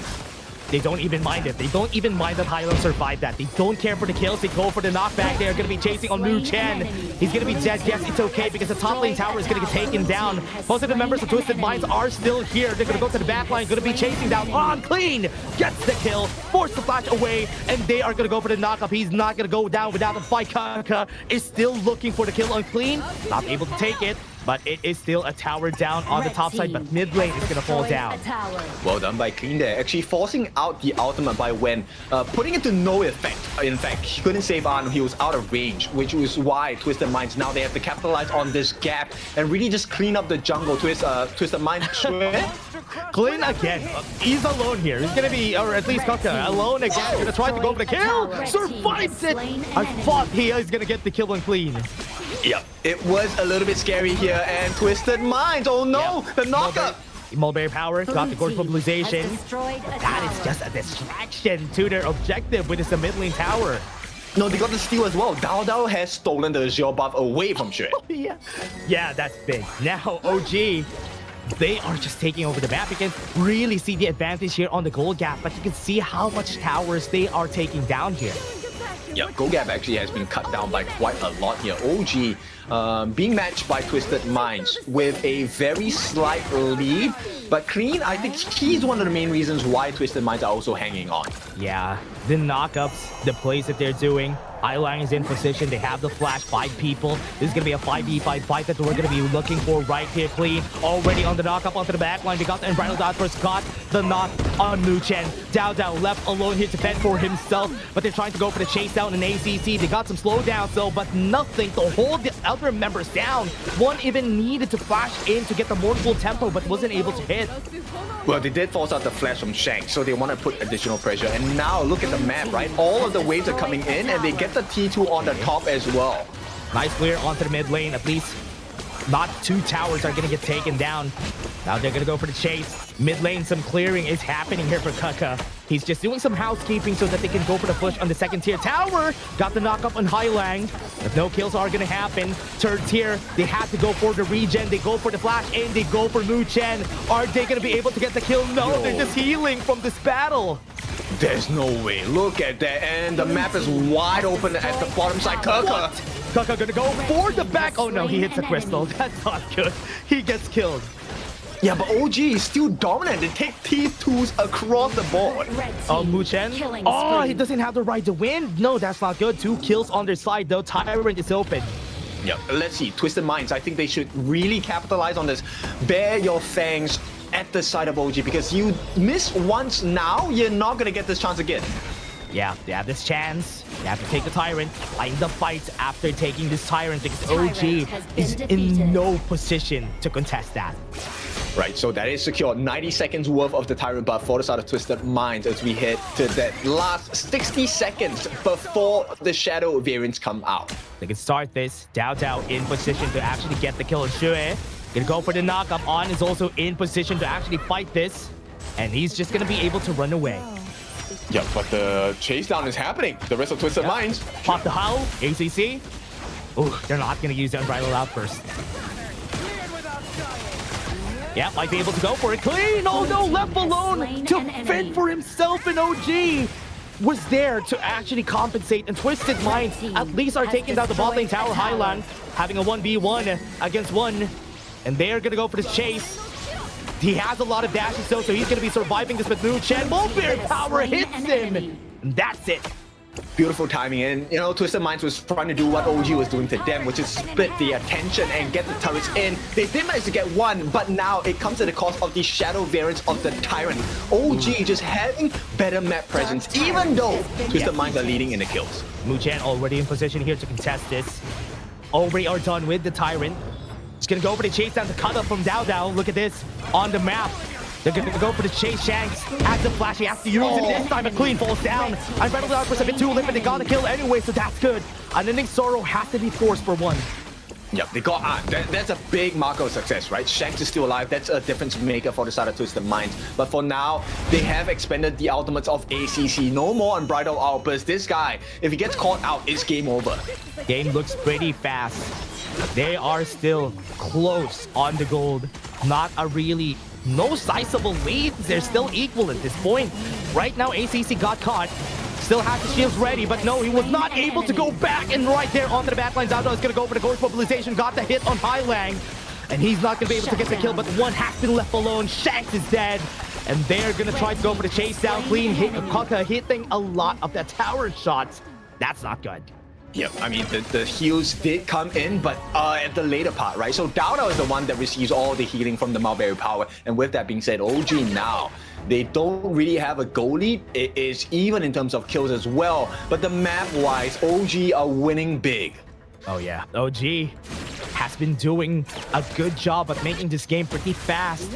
But Twisted Minds' reactions have been nothing short of clean, because they have been doing a good job at staying alive in this game. But Twisted Minds without Shui in the area, this Overlord will be taken easily. I like the response, right? Twisted Minds definitely have read a little bit better in terms of how OG plays a map. But for now, just really the slightest of differences in terms of team composition. The heals are coming in as well. Clean on the top side, though. The flash coming in from On was able to get the knockup on him. Clean, but onto the back line, they got some kills, so that's good. Clean is going to fall down. They have to go to the bot lane. If not, that tower is going to fall down. They have to go for it. They're going to try to buy some time. Dao is chasing down ACC, being a distraction that he is. The tower in the bot lane has been taken down, and Hylang got in, but it is going to fall down.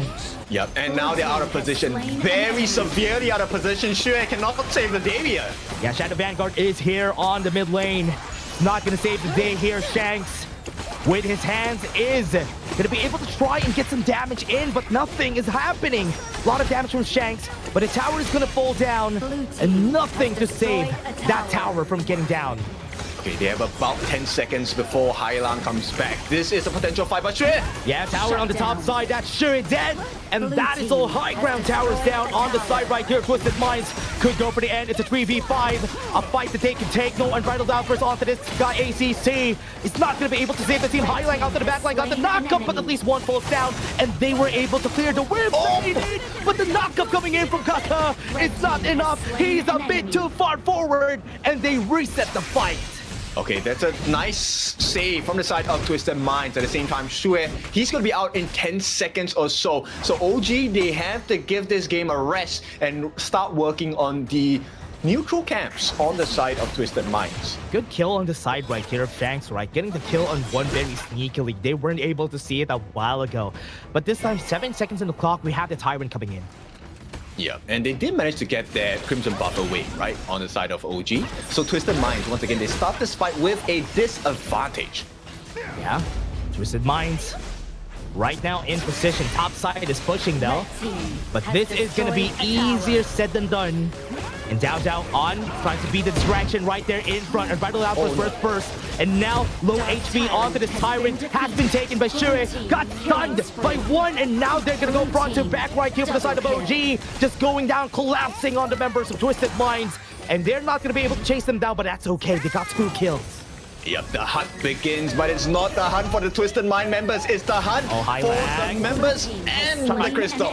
Tried to clear the backline wave, but was not able to. Twisted Minds go in with a knockup, but the core mobilization on stays alive. A lot of healing coming into his side.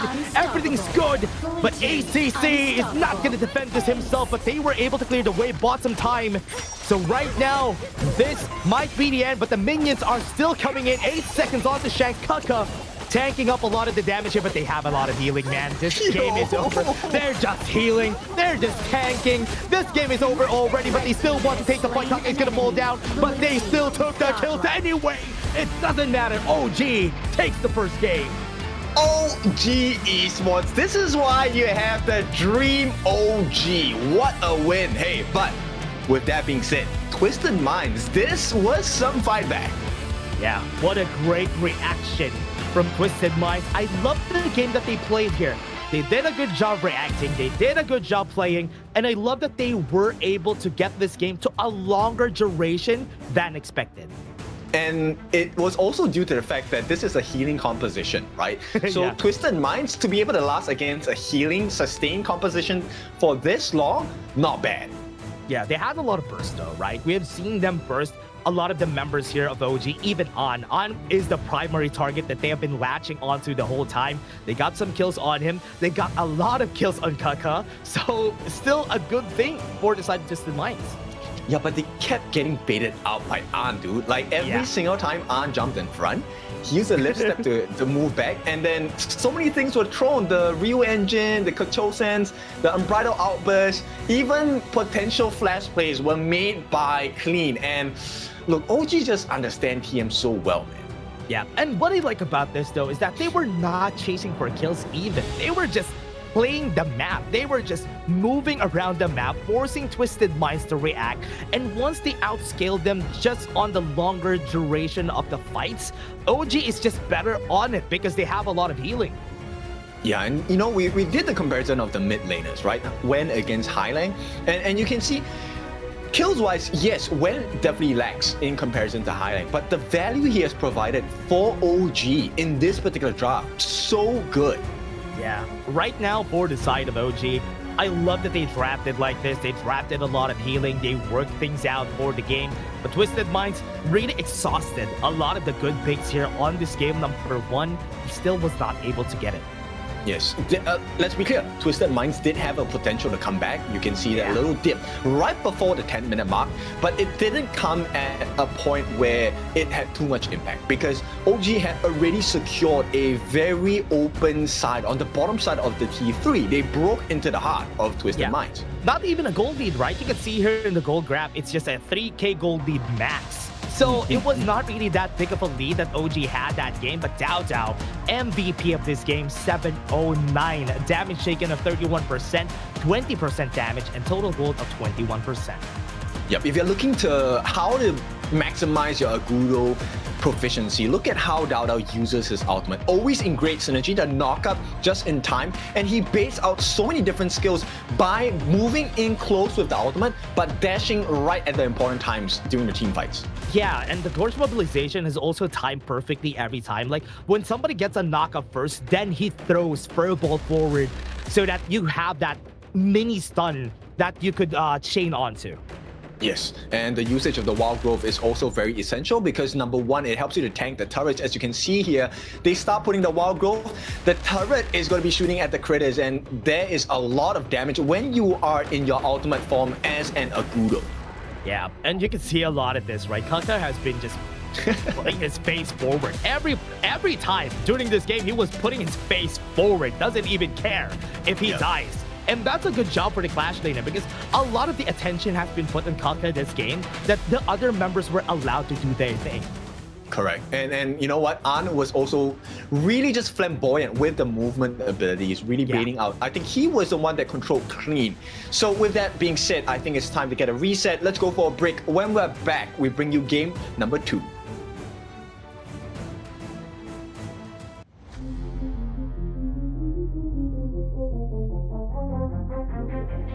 I said I'm born of this, I'm born this way, ayy. This is my chest and my bonus play. Can't be late, won't hesitate.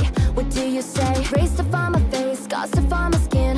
I can't convince them, can't please them unless that I'm the one that you hate. H to the E-R-O, doing it for real, locked on my goal. From the ashes I roll the game, flow with a rumble, make them crumble, make them run. Cause baby it's go time, knocking you down's how I rise. An inspiration I know I'm the one who will build them up, no lie, we gon' do it. Facing up fears, we don't think we just move it. No, we the best, so we don't gotta prove it. Somebody test me, I swear I'm gon' lose it. I got a short fuse on this boom and illuminate. The truth within, another day, another win. You got the power to turn around. Inside a champion, take to be found. It's my war cry, oh, calling out for the game. There's no time to hide, oh, won't you yell out my name when I sing on top of our lungs? Wherever lost, it's my ride or die, oh, won't you yell out my let us begin. Crush the foe, look at me now, ready to go. Power within, we're standing tall. Fight for your name, ready to give it all. It's prime time, gather round for everyone to see. On my grind, in disguise we bring you to your knees. We kick it, smashing down the walls of enemies. Hit it with the boom, then we get him with the beat. Punch it with the power, then we serve him with defeat. I ain't never missing a day, missing a night. I'm on my way, I'm holding my pride. Fill up the game, top of the show, we're not the same. Flaming the blame, same on the aim. When you reminisce on this battlefield, it's on my silhouette that you see. We gon' do it, facing up fears, we don't think we just move it. No, we the best, so we don't gotta prove it. Somebody test me, I swear I'm gon' lose it. I got a short fuse on this boom and illuminate. The truth within, another day, another win. You got the power to turn around. Inside a champion, take to be found. Welcome back. It is time for game number 2. OG dominant display against Twisted Minds, but Twisted Minds, they are pushing back. So what is going to happen for this particular game? Twisted Minds love the team fights, love the way that they played the game, and really just stuck with the composition that they built. But on the other side, OG was just so clean. The macro that they did there was just so good. Twisted Minds needs to find a way to make it rougher for them to do those types of macros. I think it's really interesting because if you take a look at it, Twisted Minds has always allowed the already pick coming out from An. And you can't help but think this is research going into potential grand finals, no? Yeah, I think so. But right now, still on the side, a blue side, OG is going to be there. Red side is going to be Twisted Minds side. They still want to go for those counter picks. True. I'm looking at Twisted Minds as a team that plays a long game, right? We've seen the success of spring season KMW, so I'm thinking this has to be work in the research because they're confident they can turn things around against 90 Globant, and they probably feel they can beat any team in Group A. Yeah, I think so. Right now, I think Twisted Minds are just excellent in that point in where they can defeat anybody in Group A. They did it already in the ranking week, so it's not impossible for them to do that again.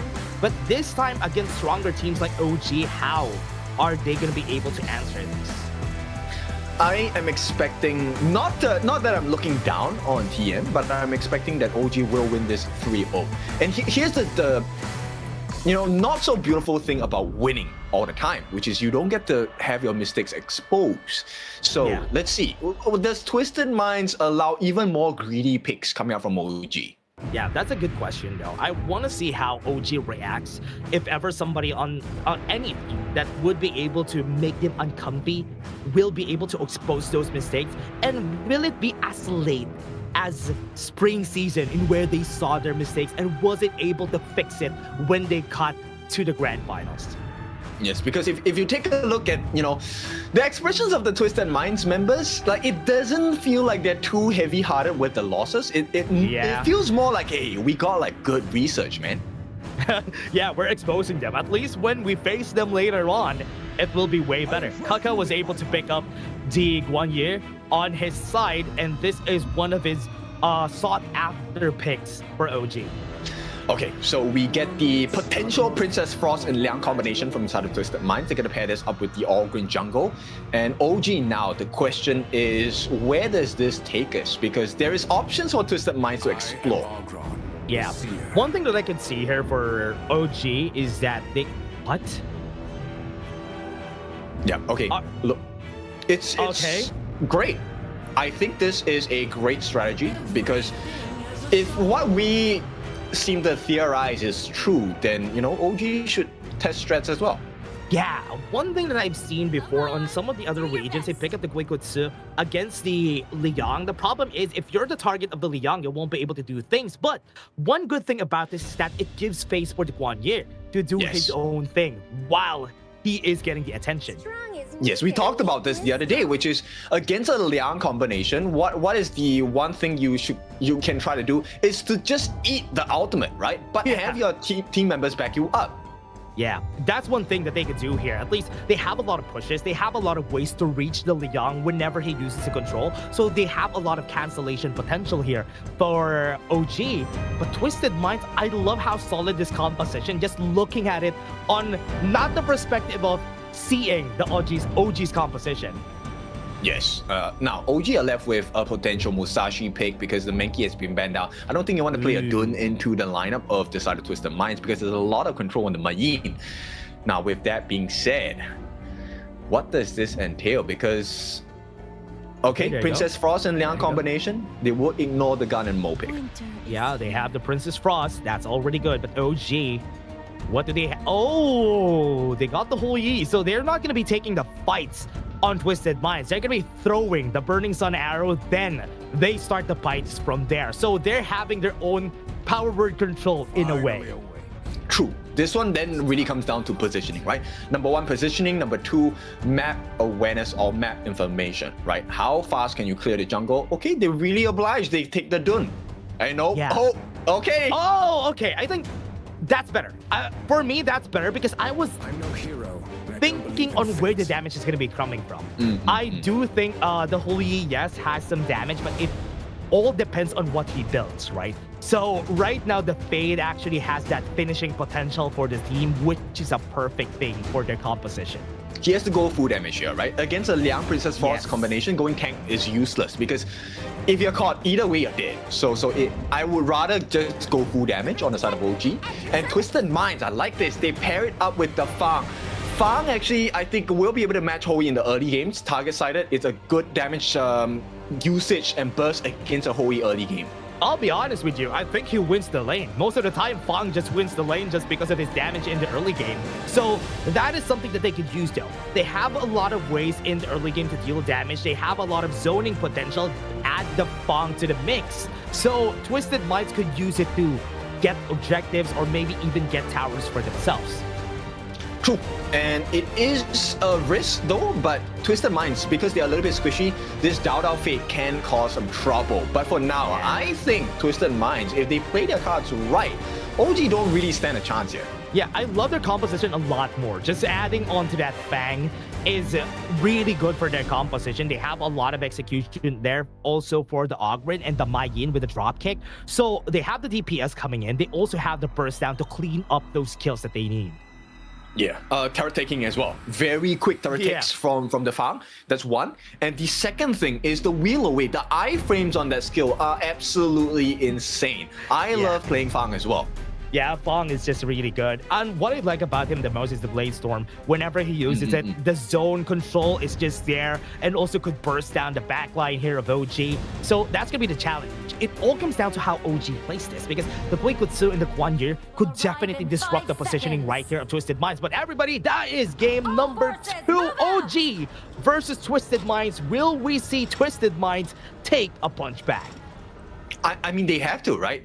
Another benefit, it looks like Fang has so many benefits, but Fang also deals extra damage to monsters in the jungle camp. So he can actually take the neutral objectives by himself if the space is allowing for it to be. Yeah, also the brush control of Fang is really good too, so it's not going to be easy for Kaka to find those openings right out of the brushes. So, and also for Muchen, so that's going to be the challenge here for Twisted Minds. Yes, Shanks is actually able to scout people out every 60 seconds in the bush. So, I don't know. We make this farm pick look like it's so godlike. But you don't see it every time, right? You don't see it getting picked every time, right? So that's also the challenge here. It's also because he really gets outskilled by most of the marksmen that we have in the game. He's your very definition of what Long is, but he is a lot more early to mid-game centric just because of his damage coming from not crits, but more on his skills damage. And he's a single target damage. He does not do well from behind. It's very hard to recover a losing lane as a Fang and a losing game as a Fang, because the strengths that you have are your very weaknesses. If you don't have those strengths, you are completely useless as a Fang. You can only reel away, get iframes for a couple of seconds, and that's about it. Throw the Blade Storm, that's it. That's going to be what you do if you don't get the advantage in the early game. So as much as they need to get the early game advantage, because they can do so. The Leon Princess Frost combo, add in the Fangs target sighted and the Blade Storm, that's a surefire kill for their side. True. That is a very high damage combination. But Twisted Minds, we'll see how they play this, because I think if you play the Fang as it should be, you should not be losing any of your jungle camps. You should be taking it way faster. You should have the level advantage. Damage output wise, yes, it is going to be a bit of a concern, because while you deal great damage, you are also very vulnerable to being bursted down. Oh yeah, and also after using your wheel away, you're very vulnerable. You can easily get chased down.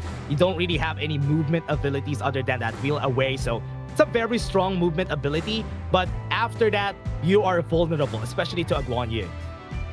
Yeah, and stuns do make your life a little bit difficult. And this, I think this is why the Kuei Kutsu also makes a lot of sense. While it was not picked because there was a Fang pick, but the lowering of the defenses on the hidden hand, that is something that's really good. It lowers your defenses as well.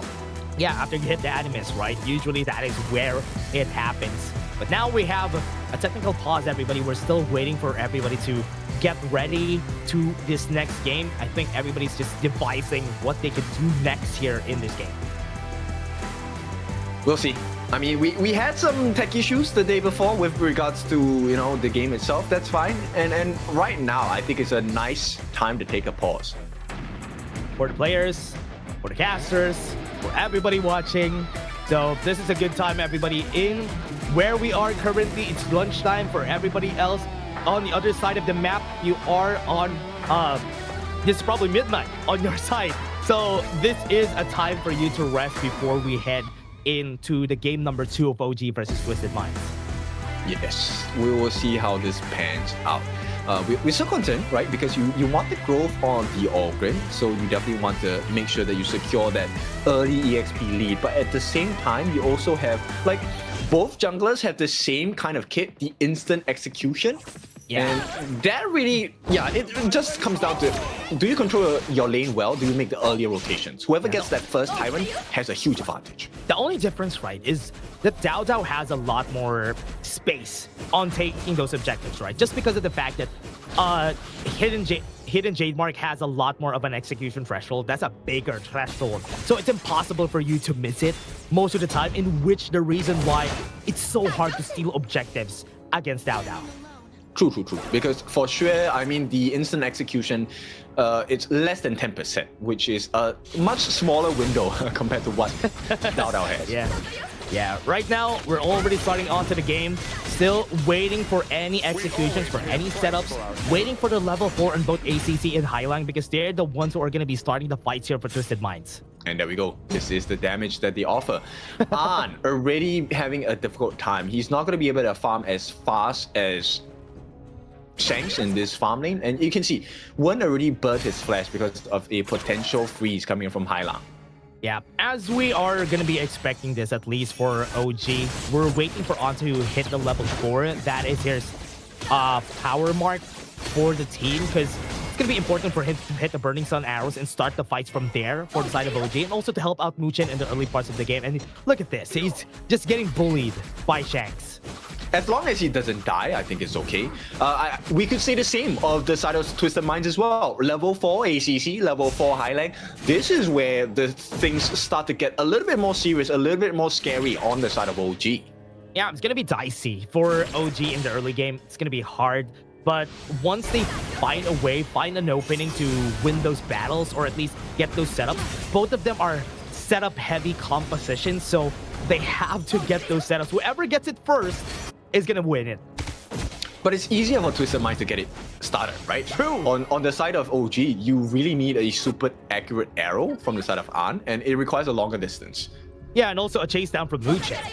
He needs to hit the Animus too, so it's going to be hard here for OG. A lot more of a challenge for them, so they're not going to be as active as they were during game number 1. Yeah, I'm just really concerned. Muchen's ultimate will be very valuable. You get to see the closest member of your opponent that's nearby and keep vision on him, right? So that's going to be valuable information for OG to check pressures without checking, without being there to check. At the same time, also takes away the risk of being ganked. Yeah, and also very fast. If they start the fights and even build Howl on Muchen, that's going to be very fast one for them. And now Muchen going to go for the chase down right on the Animus. Not even going to be using the arrow because they're saving it for this next fight. Yeah, they wanted to force Shanks to use his flash there. Did not happen. And now... That's a very dead Shanks. He was able to get the Burning Sun arrow, but the flash comes in. On is now in danger. He's going to get pulled back by Clean. What a great reaction coming in from Twisted Minds. And it's exactly what you want to see if you're a Twisted Minds fan, right? You want them to be the aggressors, the initiators. They give up that Tyrant for the side of Twisted Minds, and here we go. Yeah, Highline was able to steal out the Crimson buff. I thought that was going to go to the side of Dao Dao. He missed his ultimate? Oh. Yeah, he missed his ultimate. Oh no. That's not good. I thought that was a good advantage that they could have taken because they already lost the fight. Now the combo comes in. Animus is going to be there, but OG, they're losing on these battles. Yep, and this is exactly what Twisted Minds were hoping for.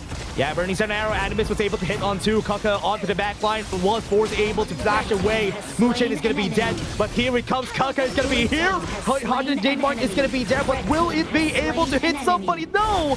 ACC is dead, but Kaka, yes, he is going to be able to get one kill, but that's a 2 for 3. There's a triple kill as well for the side of Shui, all going into the main guy on the side of Twisted Minds, the jungler, the organ, the tank of the side. 3 kills on the side of Twisted Minds. Advantage with a 3k Goldie, a tower in the mid lane. That's a big win for Twisted Minds. And they're going to extend the lead, right? Invading into the jungle, there is still options for them to explore, maybe taking that Overlord in the span of 15 seconds later once the Primal Bond has been taken down. Oh no, it's looking like OG is having a hard time making this composition work. The Burning Sun arrow is not going to hit. It's going to be quite a challenge for the team, and whenever Twisted Mind sees that, they're gonna find a way to start the fight. Exactly, and this is why we're talking about, hey, I like the composition of Twisted Minds because it's much easier to achieve your win conditions in comparison to OG. Yeah, we always talk about it, right? The compositions that are easy to hit, like this one, Animus is going to be able to hit on him, but Shuin was able to get the HP back with the Conductor of Souls. Here's comes Twisted Minds. ACC is there, got the control on one. That's going to be a very dead one. Shuin is taking a lot of damage, but was able to heal him a lot, and is still surviving in the end. Onto the backline they go. On is going to be dead. Wen is going to be surviving, but Bridget Prison was able to hit them, and Ace comes in for Twisted Minds. Beautiful movement from Twisted Minds. This is the teamwork that we want, and now there's pressure. It is your buff for taking as well, as Twisted Minds look so dominant in game number 2. 5k gold lead, they got the towers down, and this is looking really perfect for their side. And now OG, no answer so far. They are struggling on making this comp work. And this makes me really curious, right? Like, so as OG, they have not been given a loss just yet. This one potentially is the first one of the entire season of KMW Fall. How do they respond to this? Yeah, I want to know, especially because it's their first time losing.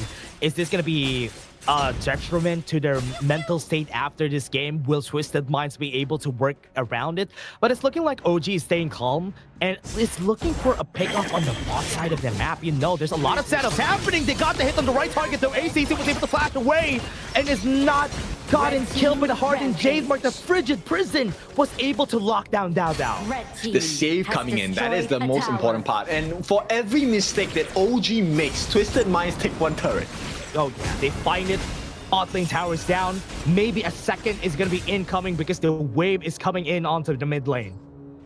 It's interesting because they're expecting Dao Dao to be able to use that hardened Jade Mark to be able to get the insta-kill onto ACC, Highline, or Shanks. They tried it with Xue, but Xue just immediately used his Conductor Souls to lifesteal his way back to full health, in fact. True. It's so hard. It's so hard for OG to do this. And this is also the struggle that they have whenever you have a Hou-Yi getting picked up on your team. You won't be able to always find those damage that we're kind of expecting for the team because he went for the Sparkforge Dagger route, so it takes a longer time for his damage to get there. It definitely does. And this is a cause of concern. But Twisted Minds, now that, you know, OG are trying stuff out, does this make the game plan of Twisted Minds a little bit different? Yeah, that's true. And this is the struggle though, right? Because with the side of Twisted Minds, we talked about how they want to get the lead. They already got the lead. They shouldn't drag out this game. That's what I'm thinking. They shouldn't drag out this game because if they drag out this game, OG could definitely come back from it. Yes, there is a potential of a team catch. And that is actually a very scary thing to consider because if you get the hidden hand, the animist, catch by the Guigutsu on the side of OG, you essentially soft guarantee the execute from the Fade on the total number of people that are caught. That's true.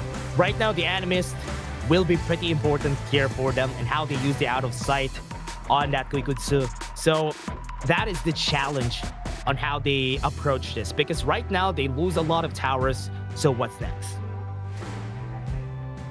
Well, for now, we wait for the pause, right? I think it's a great situation for Twisted Minds to be in. But like you said, making sure that they end the game soon is definitely very important because late game, having to deal with a lack of information or knowing that, you know, OG has informational advantage with the ultimate of the Guigutsu, that could cost you the game. Yeah, it's going to be the challenge here for the team, but right now, OG still in a bit of a brink of destruction. Right now, it's a good thing. At least they get a reset. They got some timing here on the technical boss that we have. It can wait it out and wait for what's going to happen here. At least they can go for the reset, think about what they do next on the situation of the game currently. Yeah. Now, let's take a perspective on the side of Twisted Minds, right? What is the one win condition you want to achieve here? Yeah, Twisted Minds just finish this. Right now, I do think that is the best thing that they could do because Fang is going to get outscaled if this game goes longer. Right now, what they could do, find a way to get the kill, take down the high ground towers. They already got almost all of the second tier towers down, then start from there. Make sure that no objectives comes to the hands of OG. But what do you think?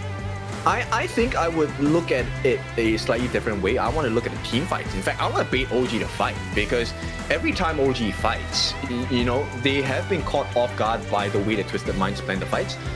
Yeah, some of you are asking, is it a lifesteal or a hack on that Ogren? No, the more members you hit, the higher your health regeneration with your ultimate, right? So with that being the case, why not just let Ogren continuing to pierce the front lines and invite OG for a fight because the Fade is going to try and kill you and, you know, just lifesteal your way back.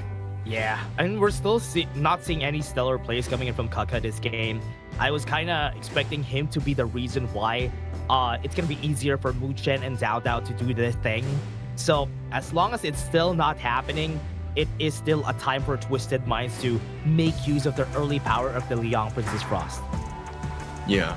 In fact, if ideally they can take out the Gui Guji first, right? If you take out Mu Chen out of the picture, they don't really have a lot of answers on the side of OG. Oh yeah, that's true. Right now we're still waiting for the game to commence. Our teams are just getting ready for it for now. Right now I think OG is still thinking on their game plan. Yeah, look, it's 1-0, right? So on OG's side, I don't think they're too concerned. Even if this series goes to 1-1. I think at this point of the competition, like you said, the points don't really matter for the side of Twisted Minds. But we'll see. Let's go back into game. Another nice catch. This was a replay. This is what happened earlier in the game. Oh yeah, this is a replay from the first parts of our game a while ago. And we're seeing it again here for this time. Is this... Wait, yeah, is this all the replays, right? So this was the situation. And you can start to see where the pain points come in for the side of OG, right? Highline has been very consistent with his Frigid Prisons. That's the second skill that gets the AoE freeze. And these are all situations that OG have found themselves in because they were the ones that were expecting to be able to get the catch, right? And here comes the backup.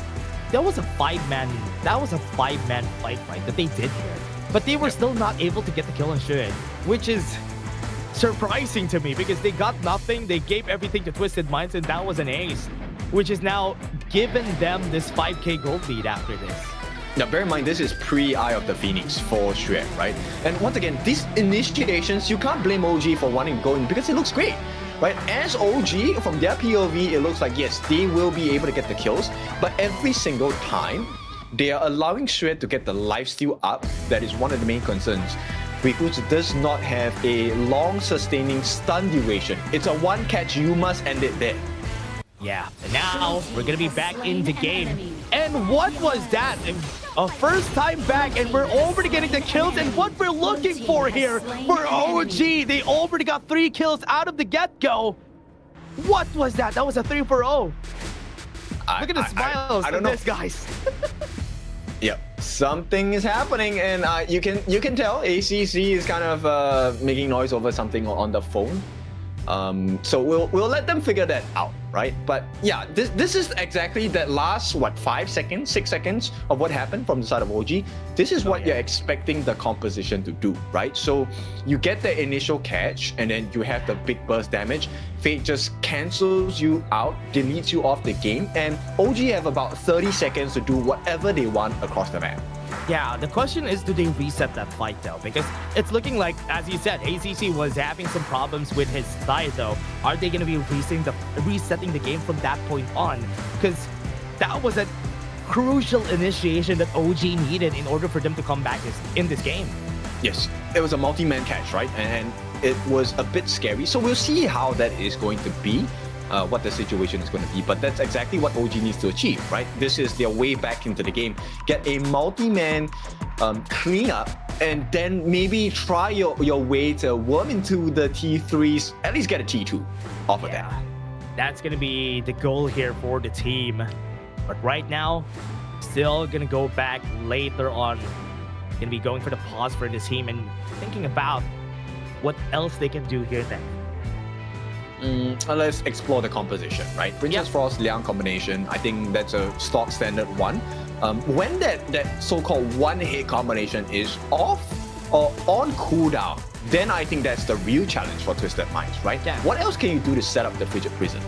Yeah, from what we're seeing here on their composition, there's a possibility that the Mayin could also help them out on those kinds of setups, like use the Mayin, get the pullback, make sure that the Frigid Prison will be able to hit with a drop kick. And there's a certain pull that happens right whenever you pick up the somebody on that Mayin. So that could also be a point of a point that they could use.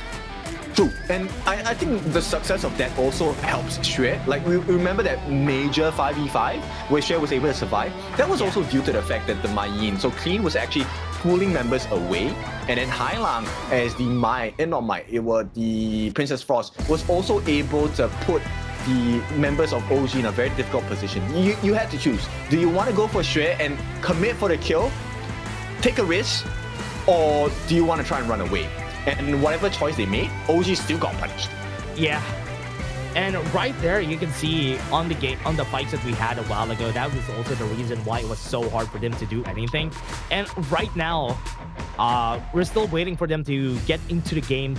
But as you were saying, yeah, I think one thing that OG could do here is to make sure that they find those types of situations. That situation that we've seen before this pause again was what they needed, to be honest. That was the perfect situation that they needed in order to come back from this game. True. So now the question is, in terms of itemization, right? Do you go, especially for Shanks, do you go a hybrid, like tank build, in a sense where, example, you go for Pure Sky, you go for X of Torment? These are items that can be explored by the farm, right? Yeah. You still get the armor shred as well, and damage. Yeah. The question is that gonna be good though? Because they might be lacking on the damage department if he goes on that route.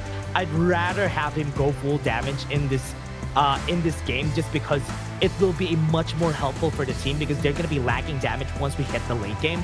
But that could also be good because we're still not in the late game situation, right? So if they want to finish the game fast, I think, as you said, the Axe of Torment build is actually good. True. We'll see. You know, Twisted Minds, it looks like they're pretty comfortable with what's going on. They're going to be resetting the situation, and we'll see how long this takes. Yeah. Still waiting for them to settle in and think about what they're going to be doing next. I think they're getting ready here for both of our teams on this pause that we have. Surprisingly, we're still out there. That's right. So let's talk about the other things in the game. I mean, we have to figure something out here. Yeah. Let's think about what else is next here for the team. I want to know what is going to be next here for OG Twisted Minds. Are we going to roll it back? I want to know too. But for now, I think everybody's still waiting for any information on this game. Yeah, you can tell the players are also waiting. So I'm just curious whether we're gonna get a reset, like you mentioned, right? Because that actually was a pretty big turn of events. Does it really cancel out the 5k? No, I don't think so. But it does give them a certain chance of recovery.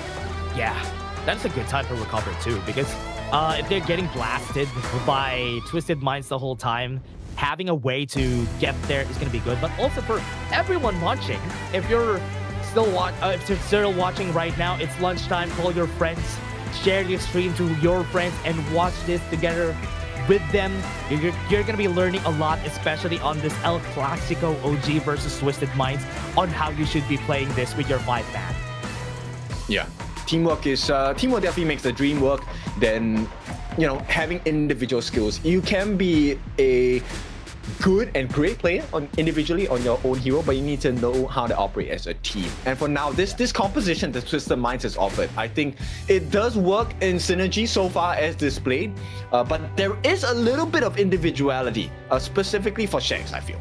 Yeah, I think so. I like this. I mean, seeing the Fang usually is always a question mark for me, because usually it goes good or it goes really badly most of the time. Almost always used as a counter against a Lung. But in this composition, I think Fang works pretty perfectly, and I love to see that exploration from the stronger teams that we have. And also, picking up the Goikutsu is something new to me right now. Yeah, definitely new for a lot of our viewers as well. So here's a little update on what's happening. So we will get a time rework on that situation. So I believe those kills will not be counted, right? There was an issue with the phone on the side of ACC's portion. So those will be now, and we will go for a reset on that situation. Yeah, so it could happen differently after that. Oh, for sure. I mean, if you still get caught out after the rework, then something is wrong. That's crazy. That's crazy if that happens again, though. I'm not expecting that situation to happen again. Maybe the fight turns out different if I try to make one change. Is that gonna be happening? That's a big question mark, though. But let's see if that's gonna work out that way or no. But for now, we're seeing these players, I think, as you said, They're going to be rewinding on that fight, so Twisted Minds could be in control of the game again after this.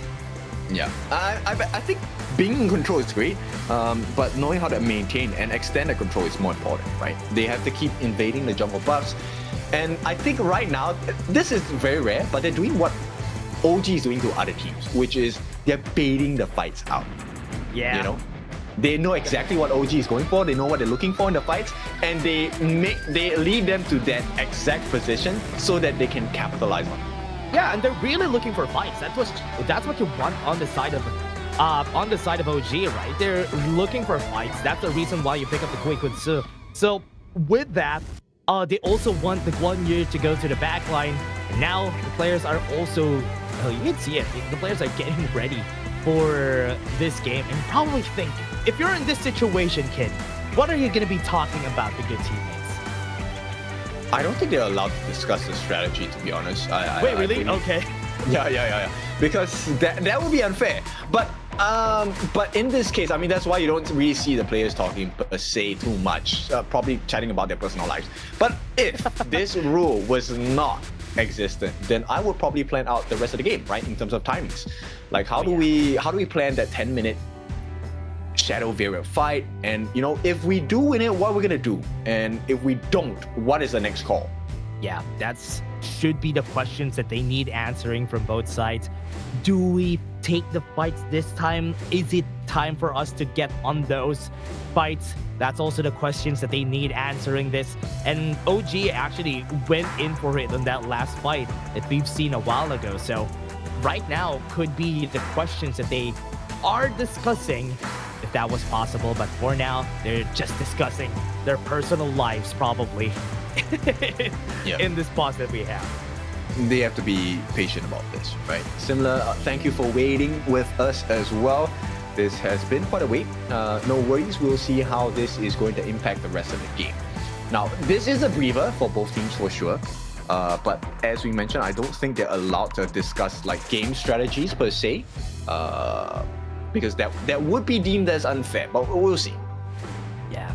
Pretty excited also for everybody watching here. We have talked about it a while ago. September 24, we're going to have a new version of Honor of Kings. Also going to be the reset of our rank. So for everybody chasing those stars, please do it now. You have 3 days to do so, because after that, rank will be reset too. Yes, so we'll talk. I think we'll all share, you know, our own individual versions about the rank reset, and then, you know, what are the exciting things that are coming up. The new skins, new collaborations, new backgrounds, new spritlings. Yeah, new hero, Ambrosa, right, coming out on the 24th. Yeah. That was 100% gonna be banned. Yeah, she is gonna get banned every time for sure. In rank, guaranteed. Yeah. In rank, in pro play, once we get there, especially for the incoming events that we're gonna have, everybody. And that's why HOK Esports has been so fun, because there's a lot of events happening simultaneously. Oh yeah, for sure. I mean, this one is just the tip of the iceberg, right? Yeah. We started the year off really great. Now we are already past the halfway mark, and we still have more to offer. We have the Nation Clash, we have the Championships, we have the Challengers Cup. There's so many different things. And of course, Open Series will be opening soon. Ooh, Open Series. It will be back, everybody. So everybody who is trying to be a pro player, that is your chance. Open Series will be your chance to get there, to fight against your idols. If you're idolizing any of these players, there's a chance for you to fight against them in the Open Series. And also, Nation Clash is going to be the closest one to us in this one. But I think the players, Highline is going in his gamer face, so probably the game is going to be starting in a bit. Maybe not. Shanks does not have his phone. His hands on the phone. His phone. Yeah. Okay. At least, okay. It looks like they're getting ready. Okay. Yeah. I think they're getting back into the game, everyone. So this might be it. After this, we're going to be starting in the game. There you go. I think ACC is already ready for this game, so we might be getting into the game. Right, one last check. I think Wen is having a small issue on his phone. We'll see. But for now, the players seem to be game set. and we'll see how this is going to play out, because we have initiated the time machine for the game, so we'll reset the game into a specific time period before the matches was played out, right? I think that triple kill did not happen and will not be accounted for. Ooh, okay, so this is gonna be another thinking of the strategy here for OG after that. So yeah, I think it's still not ready here, Kin. So we're still not there. We're waiting for the players to get ready. For everybody watching, thank you so much for waiting with us here in this game. This is gonna be a very high stakes game here for at least Twisted Minds to be able to get a comeback against OG. But right now, OG is the one being pressed. Yeah, for the first time, right? And this one is something that's really exciting. Not just because I want to see that Cinderella story, that comeback story, but I think this also then helps out OG in a way where, look, finally someone exposes your mistakes. Yes, it might not have been the best or the perfect draft to begin with, but you have to test things out. Against a team like Twisted Minds, you have to go all out still.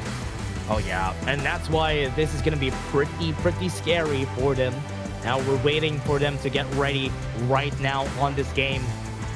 And they are just thinking of what they're going to be doing next. And for now, everybody, I think for the composition that we've drafted here, I think I really love the idea of what OG has drafted with this composition, but Twisted Minds has it better in the early game. So with the time, we're going to be having a time machine here and not happening on those fights a while ago, we are gonna be seeing a different timeline for OG. Yeah. Okay. So we have activated the time machine protocol, and right now they're checking on it. So that's the current call on the game right now. I believe they're testing out all of the different stats for the phone and the game states as well. And once we have everything ready on board, they will let us know what timing we're going to be reverted back to, and we'll see how the game will progress from there, because Twisted Mind fans do not want to let go of the lead. Yeah, for sure. I do believe that they don't need to give the lead up just because of that what happened a while ago. So they're just not gonna let that happen. And this win means so much to them, especially against OG. Getting one win against them right now in this state that they have is gonna be something great to take home tonight. Yep, definitely. We'll see how this plays out. And now this is just the second series of the day. Don't forget that after the series, we also have the BTK. They have a second series today going up against AYLO Gaming. That one is also another test for the side of BTK. We have seen their growth. Can they do a little bit more? But for now, let's go back into the present. Rewind the time, as they say, and we'll see. Yeah, there you go. There we go. There you go. Due to a technical difficulty, Time Machine Protocol is initiated. Following confirmation from both teams, the game will be restored and resumed from agreed point of time. At this point, I do think they have an agreed point of time already, so they are just waiting for the referees to initiate it. There you go. I think it's going to be game time. Yep. We are back. Let's see where we're at. Okay, so this was right before, right? That triple kill. Right before the triple kill, and you saw the arrow, right? The arrow was the fire starter of that fight, and because it's not gonna hit anymore, because Twisted Mind already knew that it's there, not gonna see it anymore this time. Okay, so it is still a 5,000 gold lead. In fact, it's a 5,500 gold lead for the side of Twisted Minds. Now, this is a point. There's about 90 seconds more before the Shadow Variants come out. Yeah, Tyrant is going to be taken here, going to be tried. Dowda is also in the area to go for the steal here. That's it. Nothing is going to be taken. They got the knockback. That is going to be a stun onto their side. Luchin is going to be down. But on the back line, they got the 100 Jade mark on one. Onto the back, Gwen is going to try to go for the kill on Shanks, but three people are already down. Dowda is going to be running away. But will he be able to do so? The stun is going to come in, and still a 3 for 2. Oh, he was so lucky. He just made it out. But still, Twisted Mind win big. They did take a cut in the gold lead. It's about less than 4,000 gold at this point, or about 4,000 gold. Still an advantage to Twisted Mind. But OG, they're crawling their way back. Yeah, they got the shutdown goals, right? So that's bigger for OG. Getting 2 kills was pretty important for them, and now we had still a 5k gold lead is still in the mix, but it's good. It's something to work with for OG. That's right, 14-4. Not something I think OG fans had on their mind today. But here we go. The ultimate going to be used by the side of Muchen here to spot out information, and we'll see what does OG do with that information. They saw ACC. That's why they didn't go to that brush, because they saw ACC waiting right there. So the out of sight is that helpful, everybody. If you use the out of sight to get information on who's very close to you guys. So one thing that Twisted Minds can do, if they're gonna play together, it doesn't matter if Muchen is gonna be using the out of sight, because at least they are together anyway. Yeah, Twisted Minds, they definitely want to rush this, right? Before Dao Dao's ultimate comes back online, which is, I presume, now. There you go. So unfortunate, there is a potential steal. Yeah, right now, half HP already onto that. Waiting for that pull, could go for the steal here with Hardened Jade Mark. Yes, he will! But on the back line, the one has been caught up, and this is going to be Bones coming in from Kaka. Gonna go for the chase down on ACC. They're using everything in order for them to go for the kill, but still, a 1-for-1 has happened, and still a good timing for the side of OG. They got clean, and Xue was actually a little bit low, and he actually managed to get out at that point. So with that, they restore even more gold into their side. It is now a tower. Bro, it's looking not really that good for this side right here of OG. We have the Overlord being taken on this side, though. The Hardened Jade Mark is still available. They have the out of sight. They're going to be using it. Oh, they're going to go for the steal, but never mind. In the end, ACC was able to take it. That was so close. I thought it was a guarantee. If you get the Jade Mark, isn't it a guarantee? Yeah, I thought it was a guarantee. What? Okay, interesting. Something to learn every day. We had learned something at least today. Yeah, so still 2,500 gold in advantage to the side of Twisted Minds. And now they also have the Shadow Overlord flying down on the bottom side.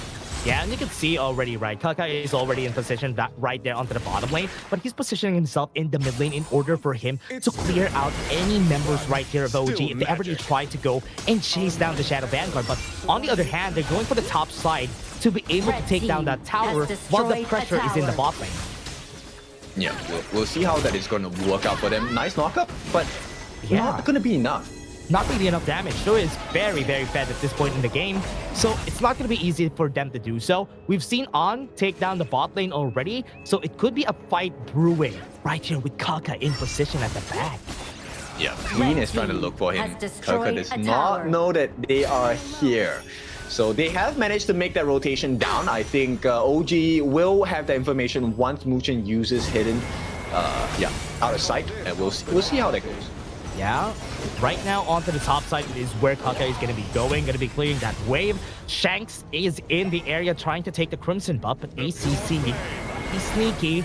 No out of sight. Absolutely, the out of sight is here. Inemis is going to get used. Get the pullback on ACC, but nothing else is going to happen. The damage is going to be there, but the Hardened Jade Mark is going to work with the Blood Rage onto the backline. Are they going to get the kill? No, nothing is happening. Nothing is working out for the side of OG. No kills have happened on site, and On could be the next number one. It's a 3-for-1 to go for the chase down. The flash happening, and the pullback from Clean is going to get the kill on Muchen, the only one left alive and can't even go back. This might be the end right here in this game. Yeah, and it's 5 members down. So Twisted Minds, they still have that minion wave at the bottom. They will be able to tank it up for a bit. Even though Xue is not here, it's game. 10 seconds on the clock for OG, and Twisted Minds gets the first ever win against OG in the Major West. Well done to the side of Twisted Minds. 1-1, they tie this series up. It is a best of 5. Do not forget. So the first one to hit 3 games no need to be in a row, but the first one to hit 3 games wins will be able to take the series away. Yeah. So we'll talk about that particular composition. I think Dao Dao was a little bit too quick on his ultimate. He activated it a little bit too early. Yeah, and you also talk about his build, right? I do believe he has a Blood Rage. So he's building very tanky in this game, which was not what we expected from him because they're losing on the damage department. That's why they can't even kill anybody on the side of Twisted Minds. Exactly. I think they expected Kaka to come in a little bit earlier to be able to match the pacing so that they could get that kill counter down to the relevant mark. But unfortunately, Dada was not able to hit that marker, and they were also not able to bring Xue down low enough. He always saved his ultimate for those appropriate moments. Oh yeah, that's true. And that's why Twisted Minds was able to take that game. And also, what we said about it with the composition, it is an easy composition to pull off for Twisted Minds, and they did just that. There's not really a lot of steps that they need to take. One crowd control, somebody's dead. That's right. And this is a good, marker for the side of Twisted Minds. But OG, was their strongest draft? I don't think so. Guikutsu is really not too much in the meta, but it's a good understanding about how to make this hero work, especially in synergy with the Fade. Yeah, it was really hard though. Even one had a hard time doing anything this game. It's also not because of him. It was because of how the game is gonna be going. Because there's a lot of challenge that they need to face in order for them to do their thing. There's a lot of check marks that they need to check before one will be able to get any kills this game. Yeah, so let's take a look at the potential MVP here for the side of Twisted Minds. I feel like it has to be Xue because he was actually one of the core reasons why they survived in the team fights. They were also able to bait the side of OG out. Yeah, and a lot of baits have happened this game, but Twisted Minds, for this game, I do believe Shanks deserves the MVP here, right? Because with what he did during this game, especially in the early game, not even giving any space onto the farm laner, and also the damage that he deals is just too much. Yes, I like that pick a lot, right? So, Twisted Minds, this is a great win. It's a boost of confidence as well. We will get to see. Now, this was a dominating performance from Twisted Minds according to GoldGraph. And let's see who's responsible. MVP, There is no other person. It has to be Xue. 7, 110, 38% damage taken, 28% damage, and total gold of 22%. Very much deserved here for Xue for getting this MVP because he was the one who survived basically at 1 HP at one point. Yeah, pixel health, probably, right? It was a scary situation for Twisted Mind fans. But of course, if you're a fan of Twisted Minds, you know they always figure things out. That is why they're called the Twisted Minds anyway, the masterminds in this side of KMW. And that's the reason why, right? It takes a little bit of time for them to figure out OG. It took the ranking week, but at least now in survival week, they were able to figure them out, the first ever ones to do so in the whole Major West. That's right. So let's take a look at the replays here. Very interesting. The one thing I have learned the most is that, hey, the Fade Ultimate, the Hardened Jake Mark, you can take it away. Yeah, I want to see the highlight again though on that Overlord take. I thought that is a guarantee. Yeah. But I don't know how ACC got it. Exactly. Like, it's meant to be nobody else was supposed to get the hit. This one, yeah, a little bit overzealous. Too early on the activation of the ultimate in terms of the final press of the button, right? And here we go.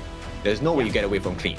I can see the reason why he did that, right? He wanted to save one when he was getting controlled a while ago, but because he wasn't there in time anyway, there was nothing that he could do. But that was still nice effort here for their side. But Twisted Minds getting that first win is still a big flex. But before we go into game number 3, everybody, we're just gonna be taking a short break. See you guys in just a bit.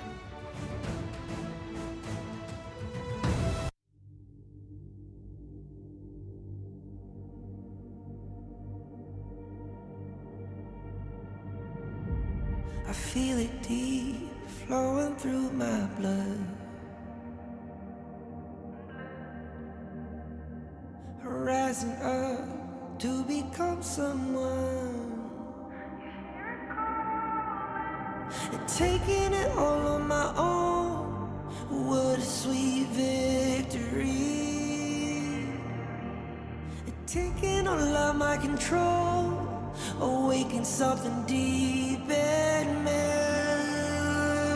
Like flames, feel it burning inside. Take a hold of pursuit of the prize. I've been told ain't no way to survive. Keeping all of this fire that's locked up inside. When this is the time, enter the ring. All those mental chemicals doing their thing. I got flashes of battles inside of my dreams. I was made for this moment. At least now it seems like it's time to come face to face with your fear. Been battling reasons for all of the years, and I learned how to fight them with style and grace no one's ever encountered. You say it's amazing. I'ma come out swinging when they open the gate. Go ahead, call passion. I'm calling it rage. I'm taking what's mine like I already own it. Watch but don't blink, going here to the moment. The sky rained down. Here's to the madness that's all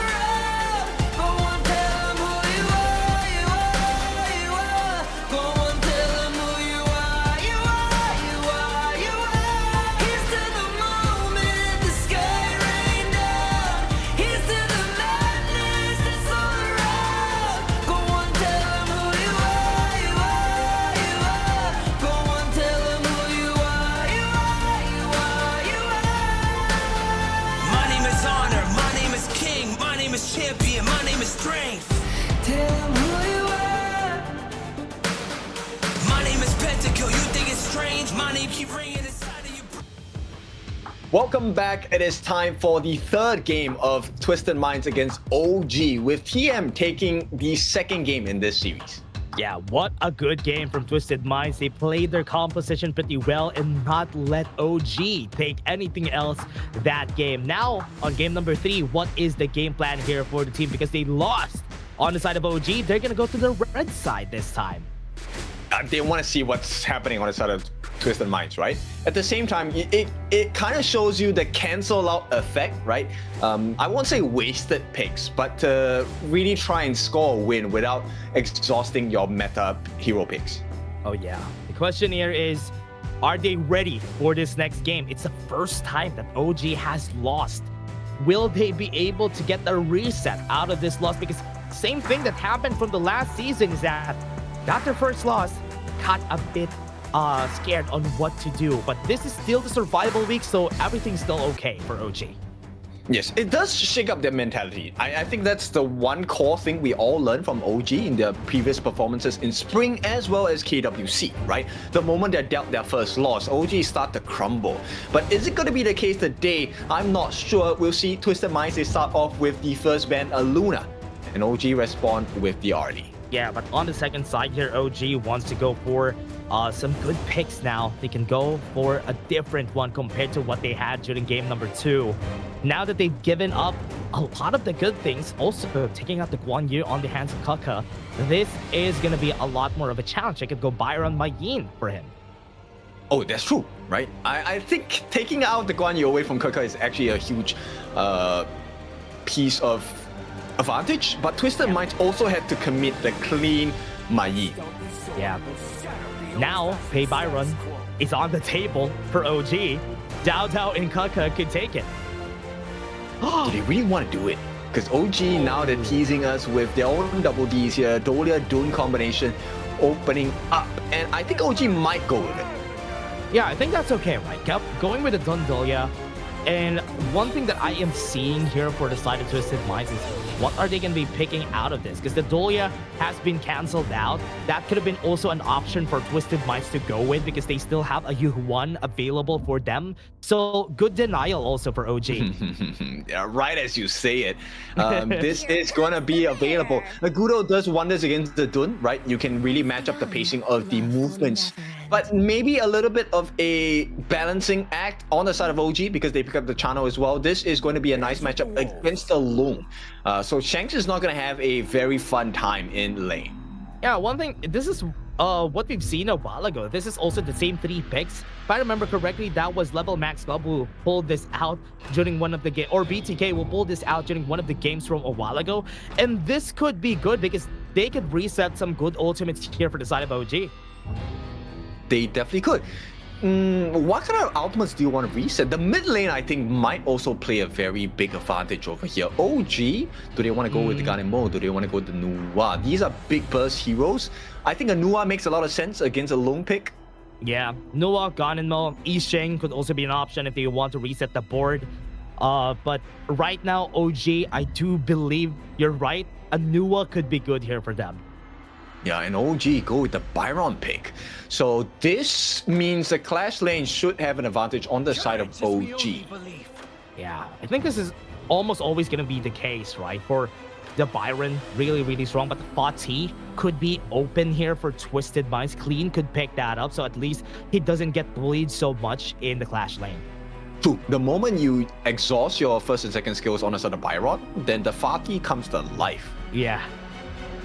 Twisted Minds, what are they thinking here? What are they going to be using? The Guan Yu has been banned. So yeah, I think that's the only option that they can go with so that at least there's still access to Chano onto the backline because we all know how far away the Fatih could run in, and the Kanmo is actually good. Yeah, they want to match up, right?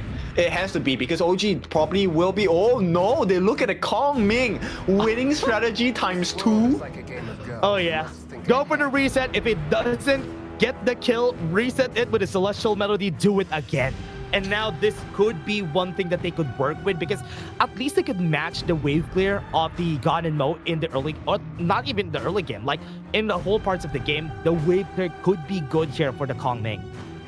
True, but he's also a very squishy target, right? Twisted Minds, if you have very nice setup, like you pair the Ride the Wind with Bailung, right? The wind shots along with the Gorge mobilization by the Agudo, you essentially guarantee a kill on this Kongming.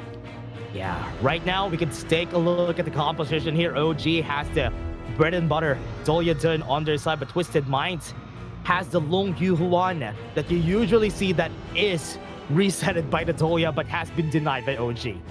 Yes, a lot of self-sustenance actually. The Fatih's actually also able to lifesteal up by himself. Agudo also has lifesteal tendencies when the ultimate is activated.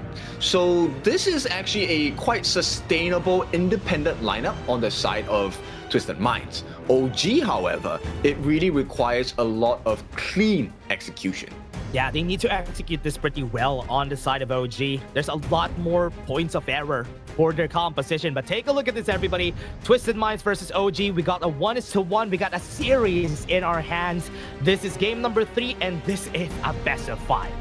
Yes, meaning winner of this match will get a series point, which puts a lot of pressure on the opponent team. So let's see how both teams will be looking to wrestle to get that gold advantage, EXP advantage, and a map advantage. Most important point to look at here in the early game is how the Dolya Dun is going to be playing the early game, because they're going to be the ones that is going to be trying to bully the Agudo. But one thing that's good about the Agudo is that his clear is also so good, which is why it's not easy to bully him out of his own jungle. No, that's true. But if they can stop that initial movement, which they did not, because the advanced release did become successful for the side of Show, which means he's going to have a very fast jungle speed here. Yeah, one thing that they could use here for OG is to find a way to give Kaka more space. I think winning against the Fall, never mind. Look at this, damage with a couple blades from Highland from range. Almost getting the kill. ACC even had the flash, but not enough damage. No, but it's good. They actually force the flash out from Arn, that's number 1, and also they get the Firehawk at the bottom. So this means there's a lot of gold advantage that might be available for the side of Twisted Minds. Yeah, force the heal out also from Mu Chen. He has to use the heal to save on there. So with this is already good. Mission complete for Highland with that movement. But one thing that I want to see here is how Kaka is going to be playing the top side. He needs to gain advantage here against Clean as much as you could. Just because that's what you want with the Byron, right? The early game advantage. He wants a freezer lane. Did not work out as how he expected it to. And now OG will have a slightly faster rotational speed because Kaka will not lose out on EXP here. Yeah, for sure. Now, onto the bot lane. We're seeing the movements right here. Twisted Minds, 3 players right down on the get-go. Gorge mobilization is going to get used. Far forward is Dao Dao, but on the front, Shanks is going to go and try to get the kill on Mooch, and he is going to be successful with this, though. And that's the first blood coming into their side. No kills just yet happening for the side of OG. Goes in with Unruly Blade, but Flash has been burned, and Highland survives that with that Flash, and OG comes out with nothing. Yep, no punish at all. This is not ideal for OG fans, but Twisted Minds, this is a great start. And in terms of gold, not the biggest. It's about, what, 100 gold, so it doesn't really matter at this point. But 1 kill, that is important EXP for the side of Shanks as well. Yeah, just to add though, Shanks had to use his infinite passes. Off camera, we saw one trying to go for that kill against him, and it was unsuccessful. And Clean did manage to get a successful freeze in the lane. He now has an EXP advantage against Kaka, which Kaka is going to try and mitigate with the Space Bright. Yeah, that's going to be big. That's going to be a big win for them. Now we're waiting for the 4-minute mark on that Tyrant and how they are going to be starting this for OG. They need to set up dominance in their lanes, especially here on the bot side, because they are going to be the reason why Dao Dao would be able to take the Tyrant. That's true. Dao Dao taking the Tyrant, is that a possibility? I think it's a little difficult here. Yeah, use it, Mu Chen, taking a lot of damage. Shanks is not tuning in onto this fight though. They got the stun. Mu Chen very, very low. Had used the heal, and that kill is going to happen. That is going to be a big win for the side. 10 seconds on the clock on that Dolya. That's why the Yuhuan is so scary, right? Because she's able to burst you under the tower and just continue going as long as she has her ultimate. And this is forcing so many resources out of OG. Yeah, even the leader stance was used a while ago. So with that, they are going to be taking some time before they can take another fight. Also, what's good about the Yuhuan Long is that they can both do it. They can both dive and get away with it. Yeah, very independent, right? That's what we mentioned at the start. So I like this draft from Twisted Minds. In terms of tower taking as well, they're very strong. And look, the Dune does not do too well against an Agudo. Yeah, it's gonna be hard though for him to even get close, especially with Purple in front of him. In position is Shui. They don't have the leader stance on. They're gonna move forward. What a steal! Coming in from Highlang. But right now, even with Unruly Blade, they can't even chase them down. The pushback onto Kaka stops them from taking anything. You start to see the value of the draft coming out from the side of Twisted Minds. So beautiful. And right now, OG, no answers at all. Fights they're taking are so good. And OG, struggling leader stance has been popped. They have the infinite bossness here for Shanks. And now he has to use it far forward. Gonna use the right to win to push him away, but Shanks has to flash away. They're gonna get the wind slash in just a bit. ACC doesn't have the ult just yet. Unruly Blade to move forward to get the 2 kills. Oh, beautiful tanking by the side of Muchin to make sure that they... Oh, no! The couple blades actually got the kill. Yeah, this is why Highline is so scary as well. But they have managed to stave that wave off, so T1 at the bottom should be a guarantee if they choose to push this. But for now, it looks like Shui will be able to stave off that, alleviate that pressure, and help protect the T1 at the bottom. Force the wave to get eaten by Shui. So that's a lot of loss for Shanks. Now the tower in the mid lane is in danger. No wave to stave off the members here of OG. But at least they were able to defend the tower though. Yep, that's a good value, right? And now it's pretty even because no teams have taken a turret. This first turret, actually in the mid, if it's taken by OG against Twisted Minds, it will hurt them quite a lot. Remember, they still have the Tyrant though, 5 seconds. Now it's gonna be down, so this could be an option for them. Tower in the bot lane is in danger, but the top side reaction for OG is just a tower in trade. Okay, better advantage for the side of Twisted Minds because that is corresponding to the Overlord pit, which means it's not going to be as easy for OG to contest at the top side of the map. Yeah, that's true. Now OG gonna try and whittle away the HP of Shanks. Very low at this point. Infinite Bossness is not available. Now it's up. But right now, they are going to be pushing them back. Use the Wind Slash to just knock them up and push them mid lane. Okay, so OG did take that mid T1. Now, Wen does not have a lot of mana. That's a huge concern. And Dao Dao also needs that Azure buff. So Wen has to go home. They took the Azure buff though. Yeah, he gave it to Dao Dao. And now, the Tyrant's still not up anyway, so it's still okay. Kaka is just positioning himself at the bot side of the map. He's not going to get killed easily. But I do think Twisted Minds is kind of looking for the fight, or at least defending their jungle camps here, because OG is trying to go for the pressure. With their composition, I do think they can do that. Damage onto Kaka, but they were still able to get their Crimson buff on their side. Kaka left alone here. Nobody to help him out. Had to flash away from it. Yep, that's an important skill, once again, right? This common spell being used by Kaka, it can be used for offensive purposes, and right now, OG actually being pushed back by Twisted Minds. Yeah, Twisted Minds just making use of the flash down on Kaka. So they're making use of it, trying to intercept any openings right here from the side of Kaka. He's going to be left alone here in the bot side. And you can definitely see that they want to take this T2. And they're going to be a bit too late on trying to defend this when he's going to move forward. Is he going to be able to defend? Yes, they will. But on the back line, though, opening has been given. And this is going to be a time right here for Clean to go in and move forward. But the kill has happened already. And there's no damage coming through from the side of OG. Onto the back has been killed by Clean. The winning strategy was able to execute one person. But that's just one person. Muchen is going to be able to run away. One is going to be moving forward. But he was able to get another execute. ACC is going to be next. No ultimate on this guy. And no kills is going to happen. Good flash for Shanks. Oh, the double kill coming out from Wen actually saved the day for a little bit, but Twisted Minds still definitely have the majority advantage at this point. Yeah, still advantage for them. Get the T2, that's a big win.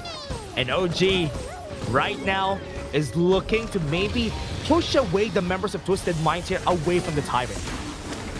Yeah, they need time, right? It's not the Shadow Variance just yet. Wen is also very low on mana. He needs a little bit more before he actually can provide more value to the side of OG. Yeah, no mana again for Wen, so might be a challenge.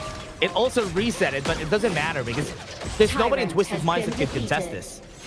Yes, Smite is available for sure, but the map requires a little bit more management from the side of Twisted Minds. They want to put this mid T1 in balance. They need to get it on the side of Twisted Minds. Yeah, they need to get the space here on the mid T1, which is always what we say.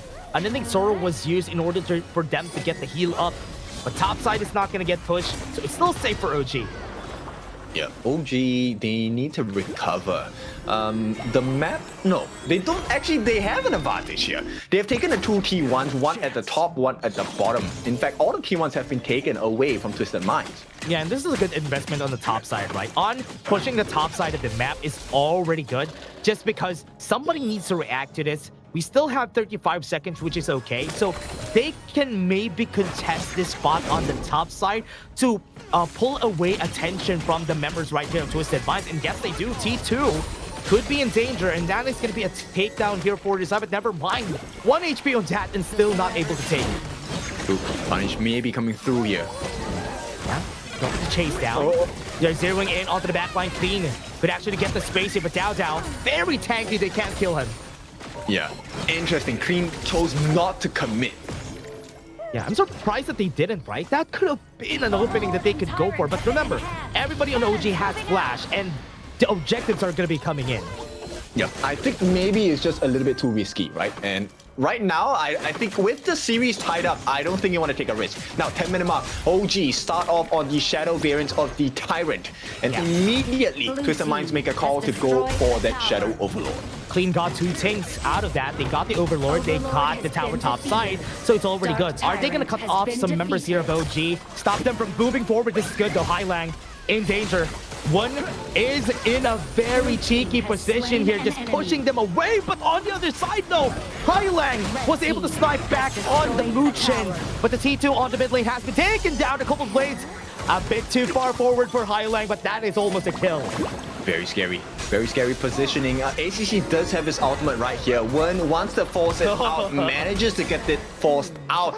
And for now, Twisted Minds, they have a slight advantage in the map because the Shadow variants of the Vanguards will have a natural advantage over the minions. Very scary series here for their side. Twisted Minds and OG still very close on the gold.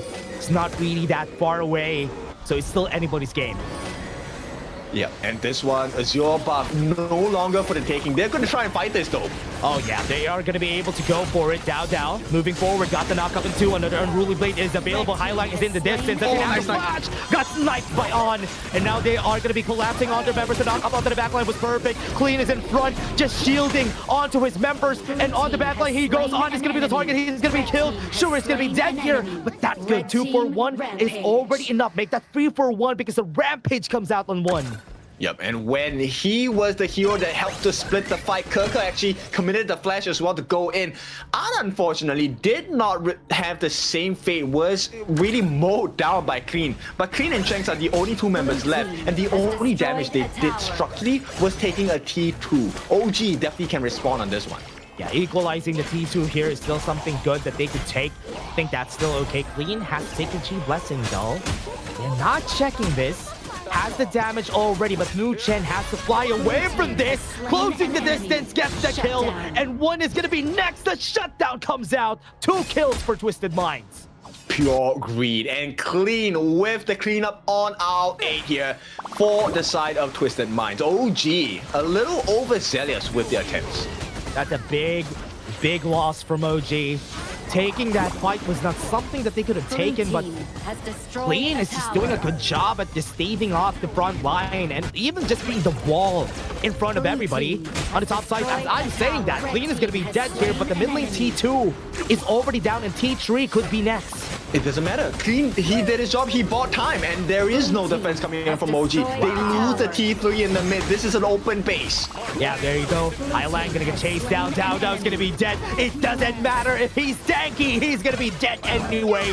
And Twisted Minds is getting pushed back right here, playing the map on the side of OG. Highlang onto the backline, still dealing some damage, just pushing away the members right here. Kaka in front, slowing down the members of Twisted Minds. And OG looking onto the backline. He might be able to snipe a Highlang. This is going to be a good position. Infinite Bosses and Unending Sorrow is still available. One has to force the issue. And Highline is going to be dead. ACs is going to be next. Infinite Boss is still up and still not using it on their side. They're trying to close the distance, but Shanks could be in danger. Muchen is now going to be down. On got the kill. He does have the damage. And this is going to be 4 kills on the board. And Win is going crazy.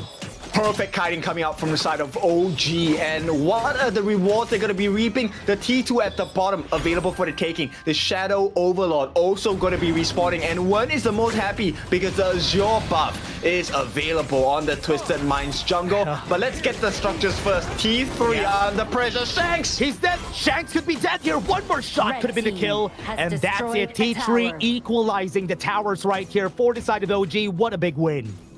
And a response, what a response. That's the thing. OG now, you know, they had a deficit, a bleeding wound in the middle side. And right now, Twisted Minds, they have that same wound. Yeah, right now with that, that's going to be good for the team. Tyrant's going to be taken. Overlord could be in position for the side of OG here. So still a good thing that they are in this position.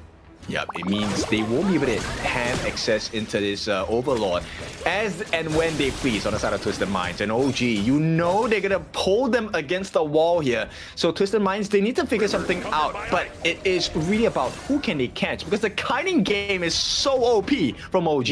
Yeah, and On, if you leave On alone, especially in this situation, the DPS coming from this guys is going to be really high. The Sun Chaser is already there, so his range is also going to be massive on those big team fights. Yes, you can see Kirko already tanking it up. When has the Spheres ready to be doing all the work for the side of OG? And there's a lot of damage. He has been on a tear. The solo kills, he's been hunting, man. Yeah, right now, it's going to be really scary when in position trying to get the poke damage right out of the members right now. Twisted Minds trying to whittle down their HP, but the couple of blades is enough to clear the wave. And right here onto the backline, Wen is trying to force the issue, force a reaction out of Twisted Minds because they want them to react to them. Kaka taking a lot of damage with the tower top side. Mission complete for OG. Yeah, he buys attention. That's why Kirka is so scary, right? That's why OG is so scary. Every time it feels like they're gonna lose, somehow they wiggle their way out. Yeah, and especially with Kaka taking the risk of, he doesn't even care if he dies, as long as they do what they needed to do in that part of the lane. He really makes full use of his passive, right? Making sure that once the bar is full, he gets a lifesteal back, he gets his ultimate on, and the shield value, the heal value coming in is just unsurmountable on the side of Twisted Minds. Yeah, I can definitely say Wen is so strong this game. He was the reason why the cleanups are happening against the other team, and the struggles are here for the side of Twisted Minds. I'll be honest, every time I see a Kongming, it's the extremes, right? Either they are really bad or it's either they're really bad or they're really good, as you said. But again, this time on the bot side of the map, push could happen anytime soon. And now with this, I'm gonna try to go for the push, whittling down, trying to zone out the members. The Shadow Vanguard is gonna come in. They just have to clear the waves, right? They don't really have to fight because right now they already have the natural advantage. This T3 should be free.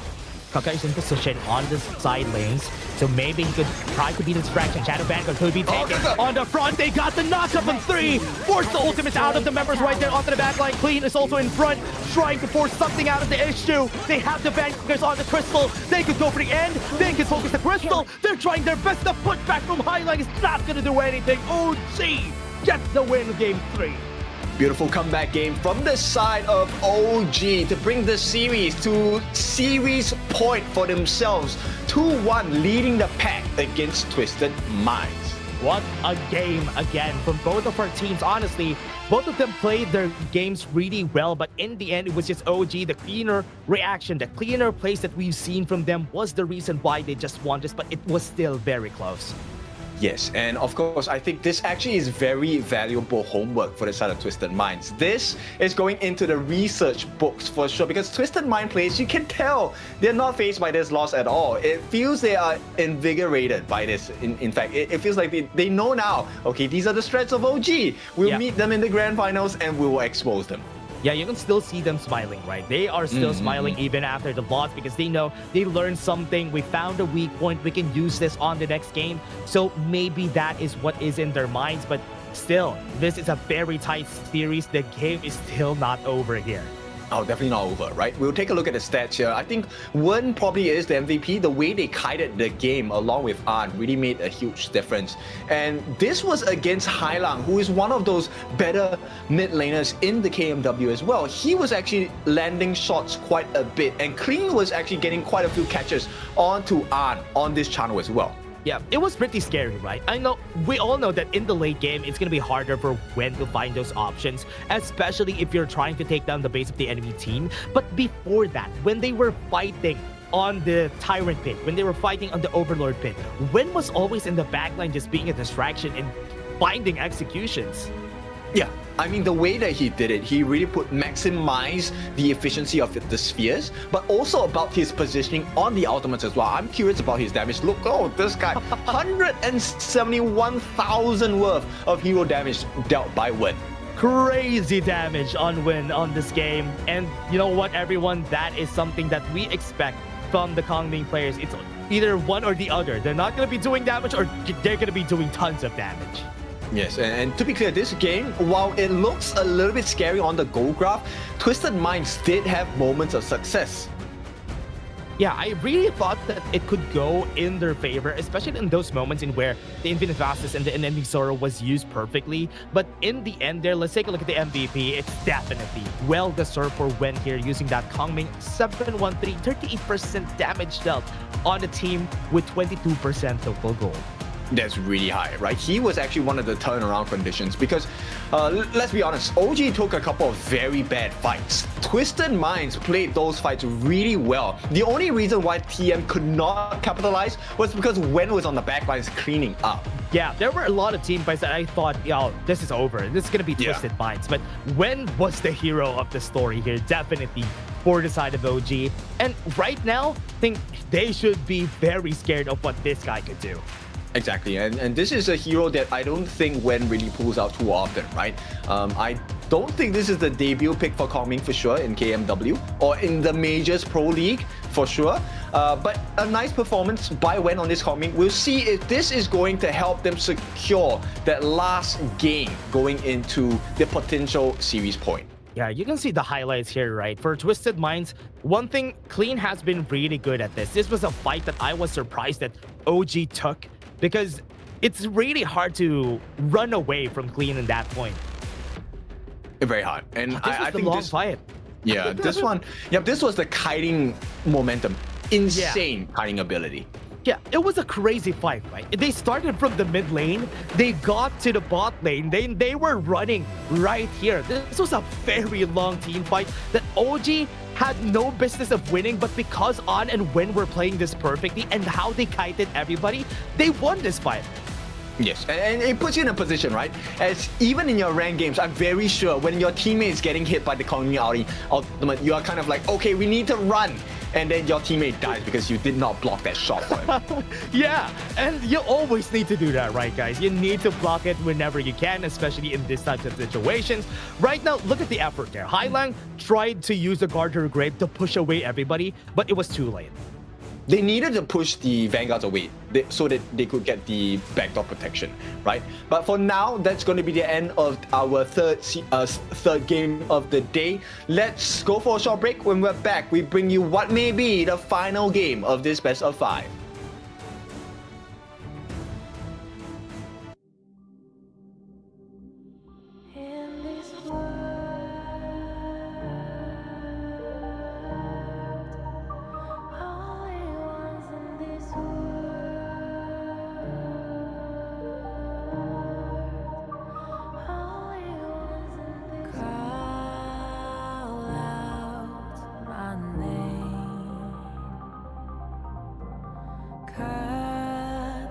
Sound of the rain.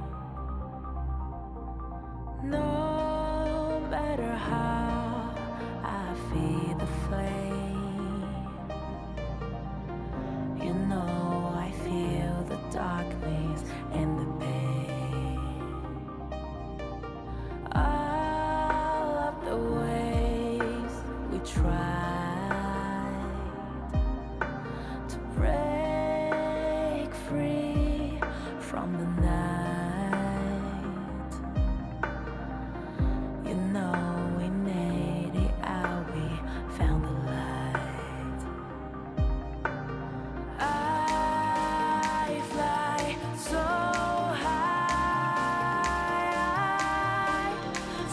high, light up the skyline. Let's do it this time, like it's a whole new vibrant world.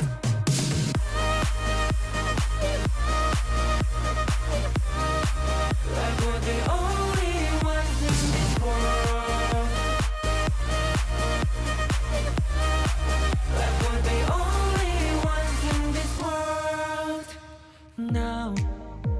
Now I see that I got everything I need. It's alright, I'm on fire, I'm alive, good. Welcome back to game number 4. We are looking at Twisted Minds going up against OG. Right now, OG are at series points. So Dash, will they be able to do it? Let's see. Maybe Twisted Minds has a plan in store for us for game number 4. It's still possible for them to go for the comeback. So we've seen them do it in game number 2. Maybe even numbers are their thing. So game number 4 could be theirs.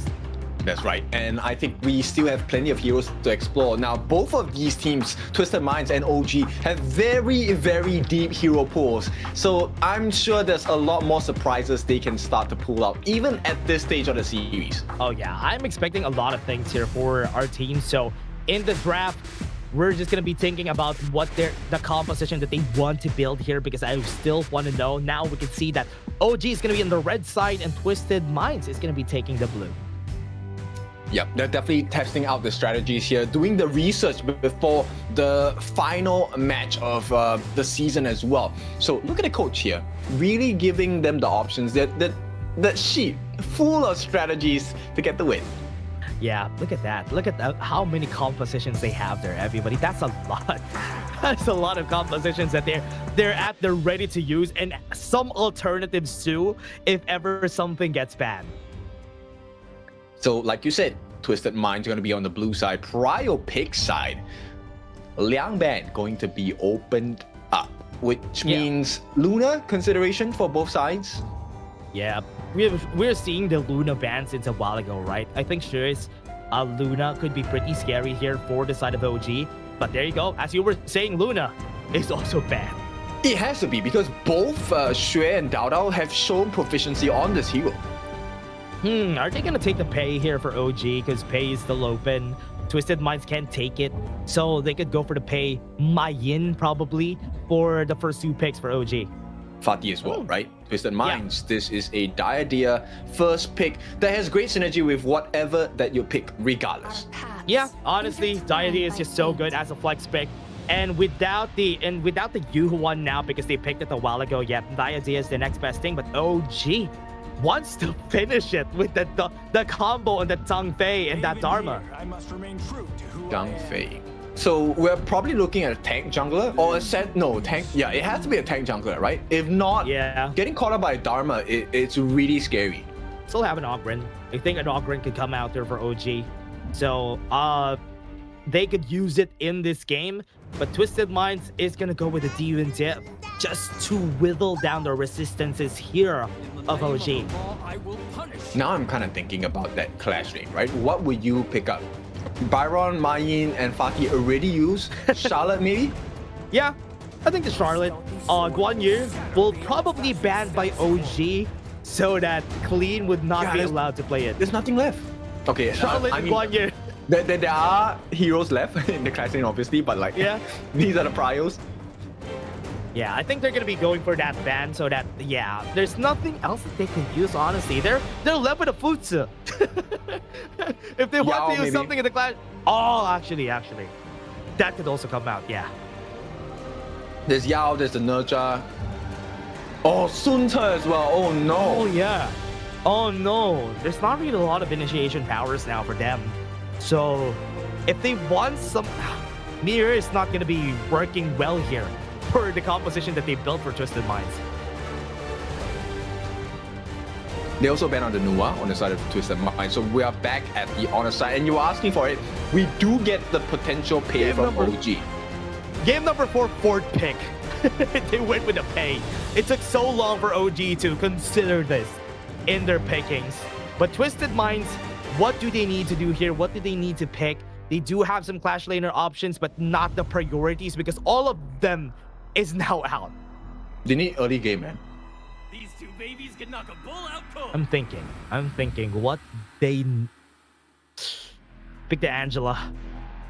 So there's not really a lot of choices now for Twisted Minds on the mid lane, but the Angela is really good. If you want to take down the high HP targets, she's good for the Lan Ling on the Clash lane. Come on. Oh. Really? Nah, man, they're gonna last that in. They're gonna... Man, you know what? They did this before against OG.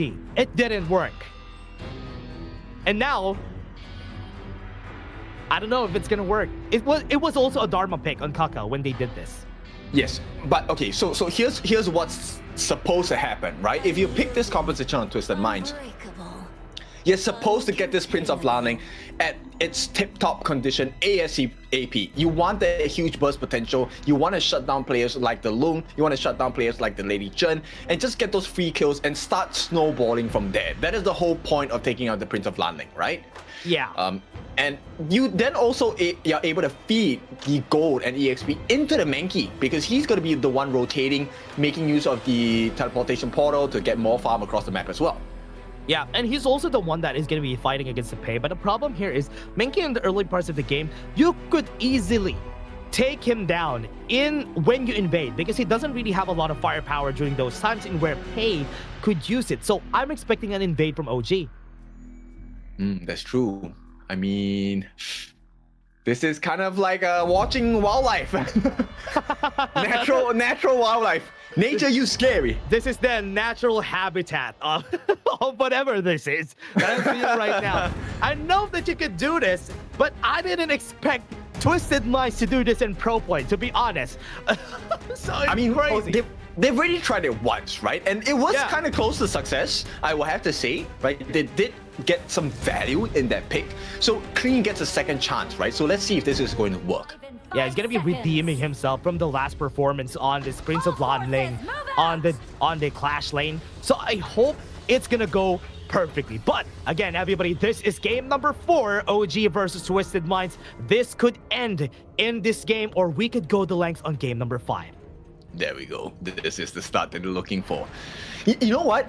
It might sound crazy, but I feel like this Clean Prince of Landing pick is not the actual Clash laner they're looking at. They're actually looking at Arc. Oh. You know, they're using the Prince of Landing as a test, a marker, right? Because she has more mobility compared to this Prince of Landing. She can go in and out of fights faster. And she can also go invisible if she wants to. Now they use the flash already. Kaka is going to be the target.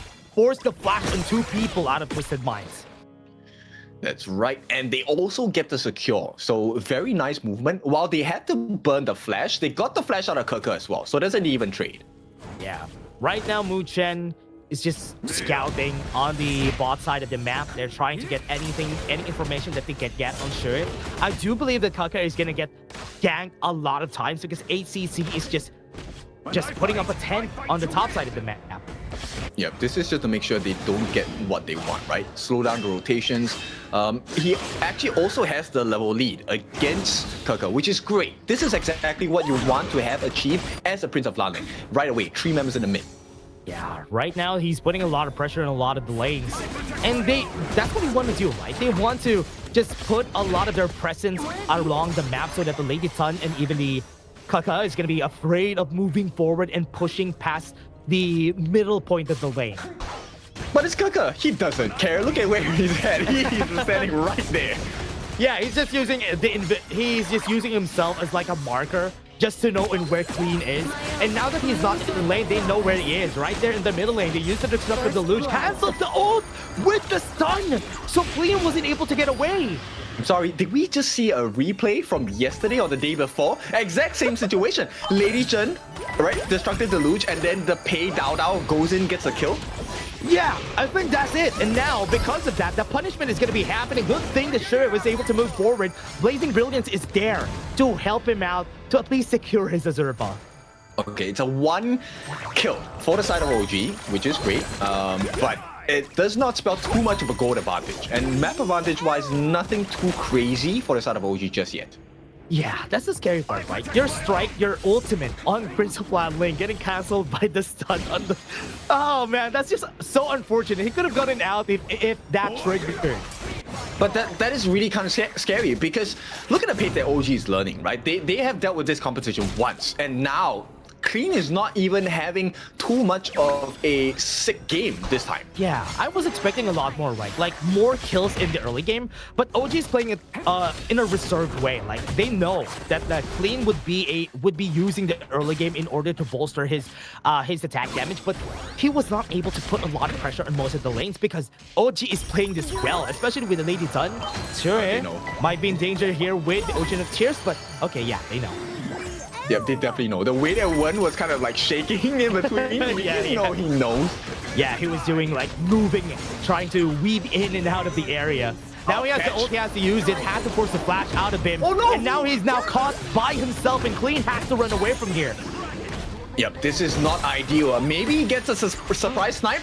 Yeah, has to split though. Could use the strike to get the damage on, but not gonna work. But it's the same composition. He got destroyed by An in the late game on the Lung as well. Oh no, Kaka doesn't have... has been defeated. Okay, he doesn't have the flash, but he was still able to dash away. He does have his ult though. Okay, he's not gonna be dying, right? Kaka always knows that whenever you see the marker on your head, I have to get away. Because I know somebody's there to help out Clean on getting kills. Actually, this one was something funny, right? The manager said that Kaka in the team is the first one they always get first blooded. So that's not a nice stat to have, but that is the OG story. I mean, it's okay. I mean, he always plays perfectly after that, right? He goes out from the ashes, right from the ashes after getting first blooded. Yeah, exactly. Like a phoenix reborn. And with that, OG now leading. Still just one kill, but playing the map so much better because they have one turret on their hands on T1 on the bottom. Clean. Trying to go in. Very close though. Not going to be hitting the split on the right target. That is a good block coming in from Mu Chen. Yeah, and he is gonna be safe and sound. Right now, An also has flash, also has his ultimate. Nice catch. Yeah, gonna be catching them, and ACC also is gonna fall down. Had to force the flash on both of them.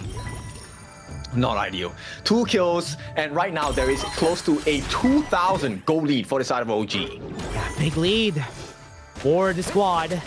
Now Twisted Minds has to really think about what they're gonna do next here because so far nothing has been working in their favor. Even Clean can't even find those kills because you can see how everybody disengages whenever they see the Prince of Land lane getting close, and Clean gonna be clearing the wave here. Had to go for the flash into the process. It's used there. Onto the back line they go. I think they are gonna move forward on. Had to back off a bit, and they're spacing pretty well.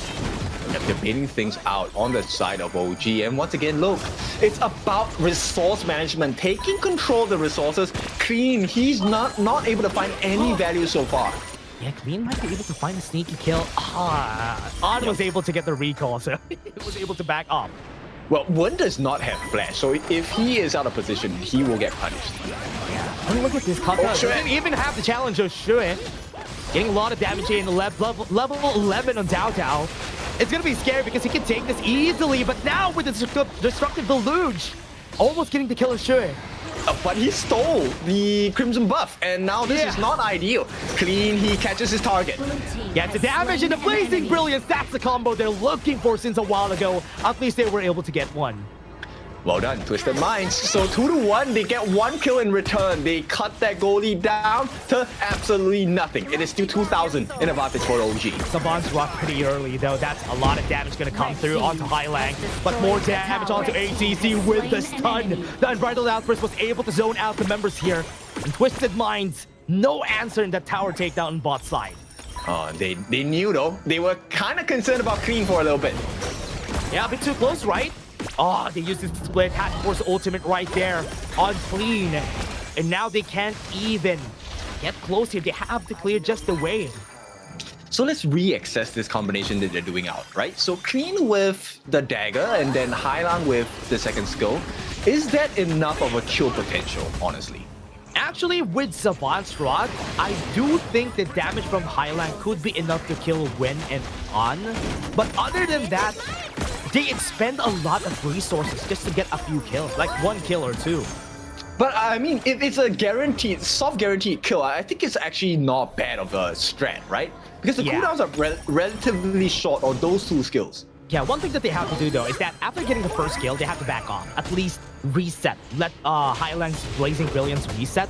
And there you go, you can see it, right? The Savant Rod, I think Twilight Stream would be the next item here for Highland.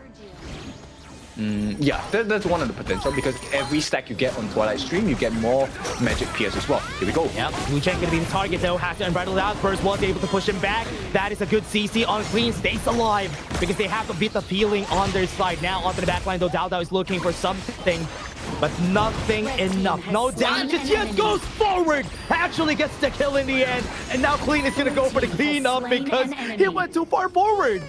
Yep, they buy some time. Now, this is a little bit of concern for the side of OG. Twisted Minds, they recover. And this is a potential. But there is someone waiting in the shadows, Kirker. This could be a nice setup. Good recovery, Flaming Palm, Imperial Order, no ultimates on. They got the crowd control onto Mu-Chen, but Kirker, as you said, will be cleaning up the backline, but still a win for Twisted Mind. Kirker is gonna be next. Got it, the sling, the dagger, got the kill. Yep, so Twisted Minds, this is how the composition is supposed to work. They're supposed to make the big trades in the team fight as well, and it's working out in favor. Wern in danger. Yeah, onto the back line, got the kill, and that's what they're looking for. Clean on it, but Dao Dao's going to be going for the chase down. He's not going to go down without a fight. Yeah, and they get the Tyrant as well on the side of Twisted Minds. This is all working out. This was what they were looking for in that first time they used this composition. Yeah, they're dividing the attention. Force the Infinite Boss. This Clean is going to be dead here. A bit too cheeky looking for that kill.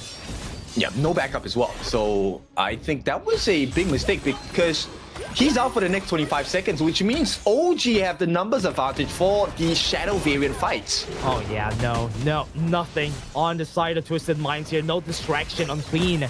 So this is going to be a big opening for this side. Going to be using the TP on the bot side to gain the space on this Tyrant. Yep, they're going to get started already. Twisted Minds, they know about the disadvantage they have. They will not contest this for now. This is just going to be for free. 30 seconds on the clock for Twisted Minds here for their own Tyrant, but this is the bigger Tyrant for OG. Yeah, and look, the way they rotated, they made sure that TM did not have access into the Shadow Overlord as well. Very smart move. They have opening for On. No ultimate for this guy. That's a free kill for sure. Big moment. The save does come in terms of Mu-Chen. And T1 going to be secure. So OG, they trade the life of Art for a T1 in the mid. That's a bigger win, right? Because it doesn't respawn. So the turret doesn't respawn. So it's a bigger win for the side of OG here. But Twisted Minds, what else are they going to get? Because the space here on the side of the Overlord is already on their side. Dao Dao got baited out with the strike coming in from Clean. But he doesn't die anyway, so it's still okay. Overlord could be looming for Twisted Minds. Yep, there is a save though. And Mu-Chen still does have his Unbridled Outburst. So it's not a comfortable situation for Twisted Minds though. Hai Lang could find a kill on Wen. He gets a bit too close. Might be an easy combo with the Case Cinders and the Blazing Brilliance. I don't think you want to get rid of Kirker, right? You want to get rid of Mu-Chen. I think he is the ultimate save condition. Yeah, Mu-Chen is chasing him down. Whenever he sees it, he kind of pinpoints where he is, because I'm kind of getting the mark on my head here. So maybe I'm going to find the kill on the Shui, force the Destructive to Luchu, get the stun on the Shui, doesn't have the Dream Roaming anymore. And now onto the back, they use the Truth Mantra, they got the kill on Shanks, now they're going to chase down ACT, double kill onto Dao Dao, going to go for the chase. Clean is left alone here, together with Hai Lang. They're the only ones alive, the tower is down, but they can go for the push. They're going to push them back. They have one Ballista in the front, and Mu-Chen is going to tank for the team. This is going to be free damage. T3 secure as Dao Dao pushes them away. They can't recall. That's not good. Now they have to look at it. Dao Dao is going to go for the chase down, sees him, gets the slow with the Crimson buff. That's a very dead Clean. Hai Lang wasn't able to go back and misses. The Blazing Brilliance. No, he's dead. Oh, the Chaos Cinders as well. This is a peak Tiger mode. Dao Dao giving information for the team. Kirker, he knows that Clean is here as well. Now this is now, right? Yeah, this is so difficult. Oh my goodness. What could have been a really big win condition for Twisted Minds once again turns against their favors. man, the Overlord is being taken too. It was activated. I thought that was their time, and now Clean can't even find a kill. As I'm saying that, I think Kaka is going to be the next one on the chopping block. They tried, but he was just able to dash away. They used the ultimate. Unbridled Outburst got the stun. Got the pushback on everybody. That's big. And now this is going to be the ending point, the ending kill that they're looking for the side of OG. OG are still dreaming, and they are still making Twisted Minds bleed. Yeah, Clean should be able to clean this up. He goes in. Goes in for the kill. Got one, maybe two. Kaka almost got killed. And now they are going to be deleting the members right there off the back line. Hardline's going to be dead. And that's the cleanup that they're looking for. Sure, going to be stunned. Kaka is going to be pushing him back to the tower. And that's it. They are bleeding. OG are the kings currently of the Major West. This time, not as clean of a record, but 3-1, they take the series. And this will be the end of the road for Twisted Minds as they will get ready to play against the champion of Group A. What a win here for the side of OG. But as you said, Twisted Minds is going to be paired up against who is going to be moving forward onto Group A. So with this record, they are definitely going to be set out for the third place right here in Group S. Which begs the question then, right? If, let's say, OG continues on this tear, they beat 90 Globen. 90 Globen get a chance to have a rematch against Twisted Minds. Does 90 Globen survive this Prince of Landing strategy? Because it actually looks kind of sick. Yeah, I want to see them play it that way because I want to see how Wind RJ is going to be dealing with the Prince of Landing, like how Kaka was able to deal with it in this game alone, but still a strategy that they can pull up anytime they go to game number 4. Yeah, exactly. And it's not worth the ban. Like, honestly, would you ban a Prince of Landing? Because then you're opening up things like the Arlie, like the Luna. Not worth the ban at all. That's true. That's true. It's not really worth the ban, everybody. They're not going to ban it for the next games. But so far, it has been good here for the side of OG. But the other members here of the Major West has to look out for this pick alone because it has potential. I mean, we all know who the MVP is. It's Dao Dao, right? This guy was crazy in this game. The movement, the timing, the understanding of what the opponents were trying to do, everything for the side of Dao Dao. But silent shout out, Moonchen, he did great. His Leaping Savior really saved a couple of the times of the different members on the side of OG. Yeah, and also just body blocking, the dagger coming out from the Prince of Landing, it has been really effective. Just blocking it, but when also could be an SVP for me just because of what he did here in this game. Because what's great about what he was doing was he was baiting out Shue every time, forcing him to use the ultimate and then even flashing forward just to get the stun on him. Exactly. And there were a couple of times where one did save the team as well, with the knockout from the Ocean of Tears, Flowing Side got the freeze in, which made the focus turn to him. And this opened up so many doors for Dao Dao as well. This one was a little bit scary for OG fans. Twisted Minds did have a potential to come back. There was a big swing, a big dip right before the 10-minute mark. Yeah, you can see it right on the 8-minute or 9-minute mark in where there were some moments of brilliance from Twisted Minds, and I was like, wait, they might be cooking here with this composition. But in the end, it was still OG who just won the game. Exactly. So beautiful performance by both teams. There is inspiration for Twisted Minds, but let's take a look at the MVP. There was no doubt this guy, the Tiger's Force, Dao Dao with the pay 8, 2, and 3. The percentages are beautiful, but his plays in-game even more spectacular. He's gonna take it for sure. 8-2-3, 28% damage, crazy performance from Dao Dao. Was not even phased by the Prince of Landing annoying him on his own jungle. And it was still good. I love this performance coming in from OG, but Twisted Minds, they made us shake in our boots, and even OG. Yeah, this was the later part of the game, right? Closing into the end here.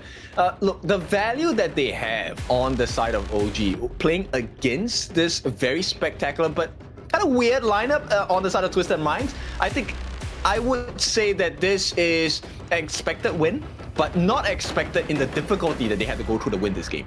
Yeah, and this was a tough kill here for Dao Dao. Hai Lang didn't hit the Chaos Cinders. He was baiting him out, and he was able to do so. And just look at the beautiful truth mantra coming from Kaka, just to wrap it up in a red ribbon for the side of OG.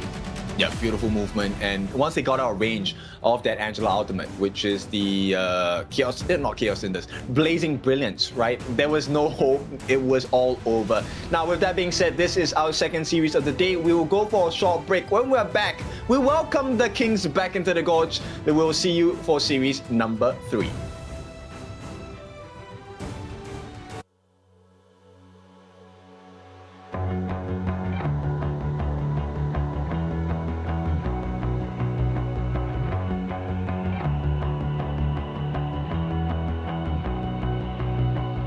You've walked through the darkest nights. You've heard the crowd, felt the blinding light. You were standing there where your heart comes alive. It's a dream of a hat, and it never dies. Right here, right now, give it all, get it out. Never a surrender, I fight and never fail. I am a contender, a challenge I can feel. The smallest lies become the brightest enemies, relentlessly. And even if you fall, you gave it everything to be a king.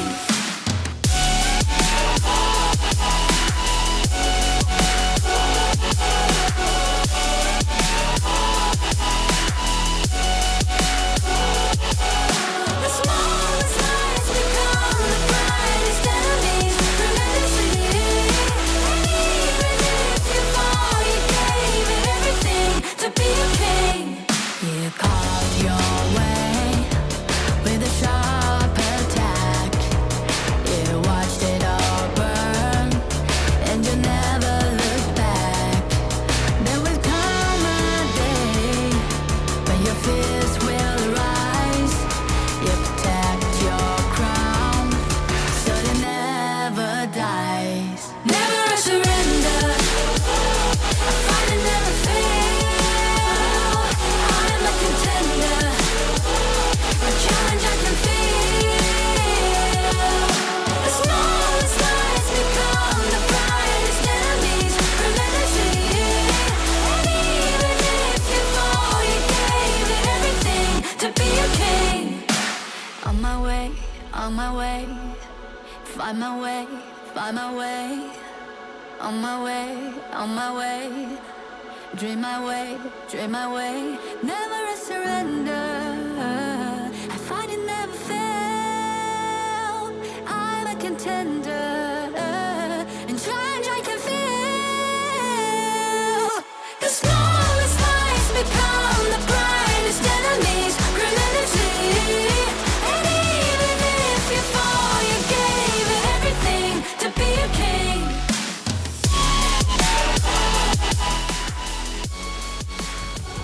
Welcome back into our last series of the day. BTK try to prove themselves this time against AYLO Gaming. Dash, what do you think about this series? AYLO are the veterans right here on the Major West, but BTK learning from the last series that we've had a while ago could have a potential to swing this in their favor just based on how they played during our first series today. Yes, there is always potential, but potential needs to be realized, and you can do that with the new version of HOK arriving on the 24th of September as well. Unleash your spirit. We're looking at the new hero Ambrosia coming out as well. Very excited for that, but Ultimate Awakening Super Thrilling MOBA Combat September 27, it's going to be coming soon, everyone. And as you were saying that we also are going to be having like a rank reset for everyone, so reach your goals before those 3 days come in. Yeah, it doesn't matter what your goals is, if it's whether to reach Grandmaster, whether to reach Master, whether to reach 15 stars, 25 stars, 50 stars, 100 stars, or even, I think the highest was like, now it's like 2,000 over stars. That's crazy. That is actually crazy, but let's take a look at BTK again on this intro. So you should never give up. You gotta fight for it. Whoa, let's go. I know you want it. I see the fire in your eyes. You gotta fight for it. Let's go. The battle's calling. You better give it all you got. You gotta fight for it. The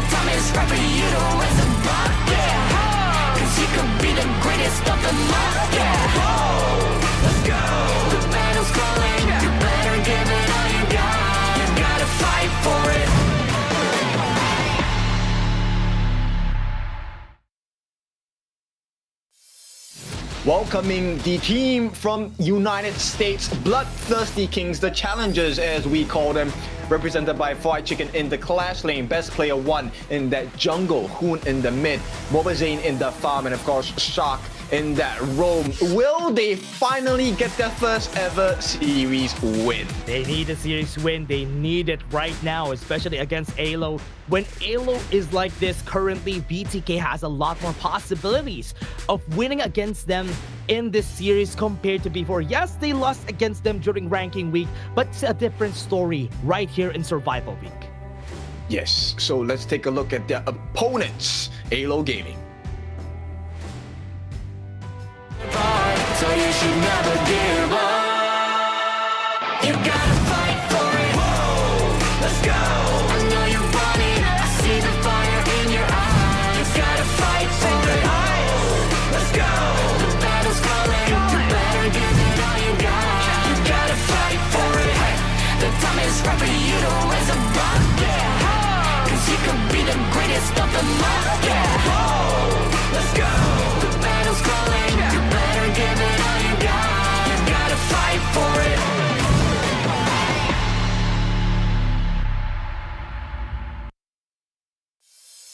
AYLO Gaming, the Crown Hunters, comprised of Doxa on the Clash lane, Alonzo on the jungle, Yu on the farm lane, Roba Alma on roam, and Lomax on the mid lane. These guys are gonna be needing to win this game. They won against BTK and LM during the ranking week, but this time it's survival week. It's a best of 5, so it's a different story. Yes, it is a test of your hero pools, test of your team synergy, also test about your mental capacity to handle pressure. Yeah, and this is a story that they want to be the heroes of, because currently they have, with the power levels currently of the other team of BTK, learning from yesterday's stream, just from them streaming yesterday. I don't know what they did, but after that, they got better. Oh, they definitely have, right? At this point, let's take a look at the head-to-head. This is the jungle stats. Looking at Best Player 1 represented for BTK and Alonzo for the side of AYLO Gaming. A lot more higher kills for the side of Alonzo, as well as average damage dealt. Yeah, it's going to be a bit of a different story for both of them, so I hope this is going to be an exciting story for our teams. Right now, our teams are already in the lobby, and now choose red. BTK is going to be on the red side, and AYLO is going to be on the blue. I like the idea of the counter pick potential on the red side, right? So that's hopefully something that BTK can use towards their favor. And to bear in mind also, I think Fried Chicken has had a pretty awesome day in terms of like showing his potential. But can he realize it? That's the most important part of that conversation. Yeah, the question is, will they be able to finish strong here for the day? Because so far, it was a challenge last game, but there was some potential there. I can see them actually winning this against AYLO, but AYLO Gaming, the veterans right now, would need to prove themselves their space here in the Major West. Actually, I think AYLO is gonna have this in the bag, I feel. AYLO is actually not bad of a team. Yes, the recent results have not been good to AYLO. Look, they lost against Boris as well. They lost 3-0, by the way, or 3-1, something like that. So AYLO, I think they will be coming back into this series with a vengeance. So BTK need to be very careful how they approach this best of 5. Yeah, that is 3-0 against Boris yesterday, or at least 2 days ago, and now against Boris again. Off-stream match for everybody out there. It's already 3-1, so Boris already won that match against them. So it's not really a good day for them to start, but it's the same thing for BTK because they were on a defeat from our first series today. That's true, and we have seen how teams deal with deficits, right?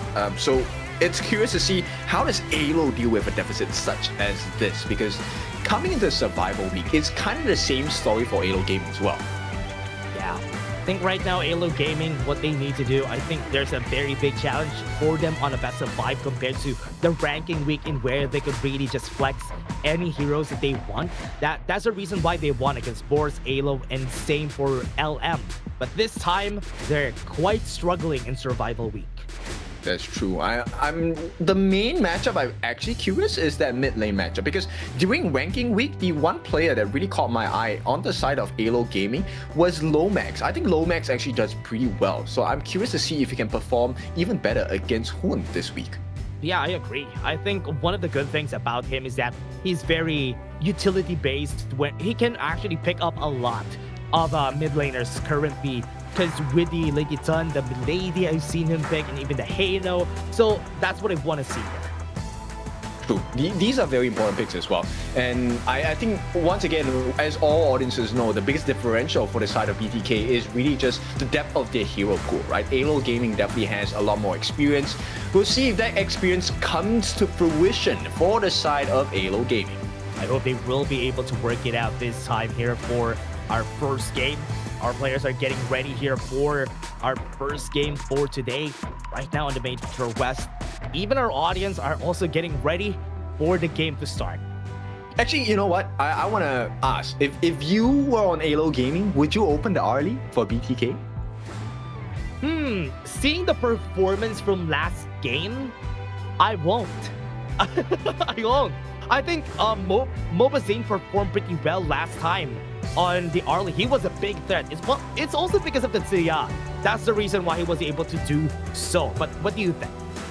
I would actually take out his Long instead. I feel like Mobazane's Long is better than his Arlie. Oh, that's true. I think there should be a lot more focus on the Long.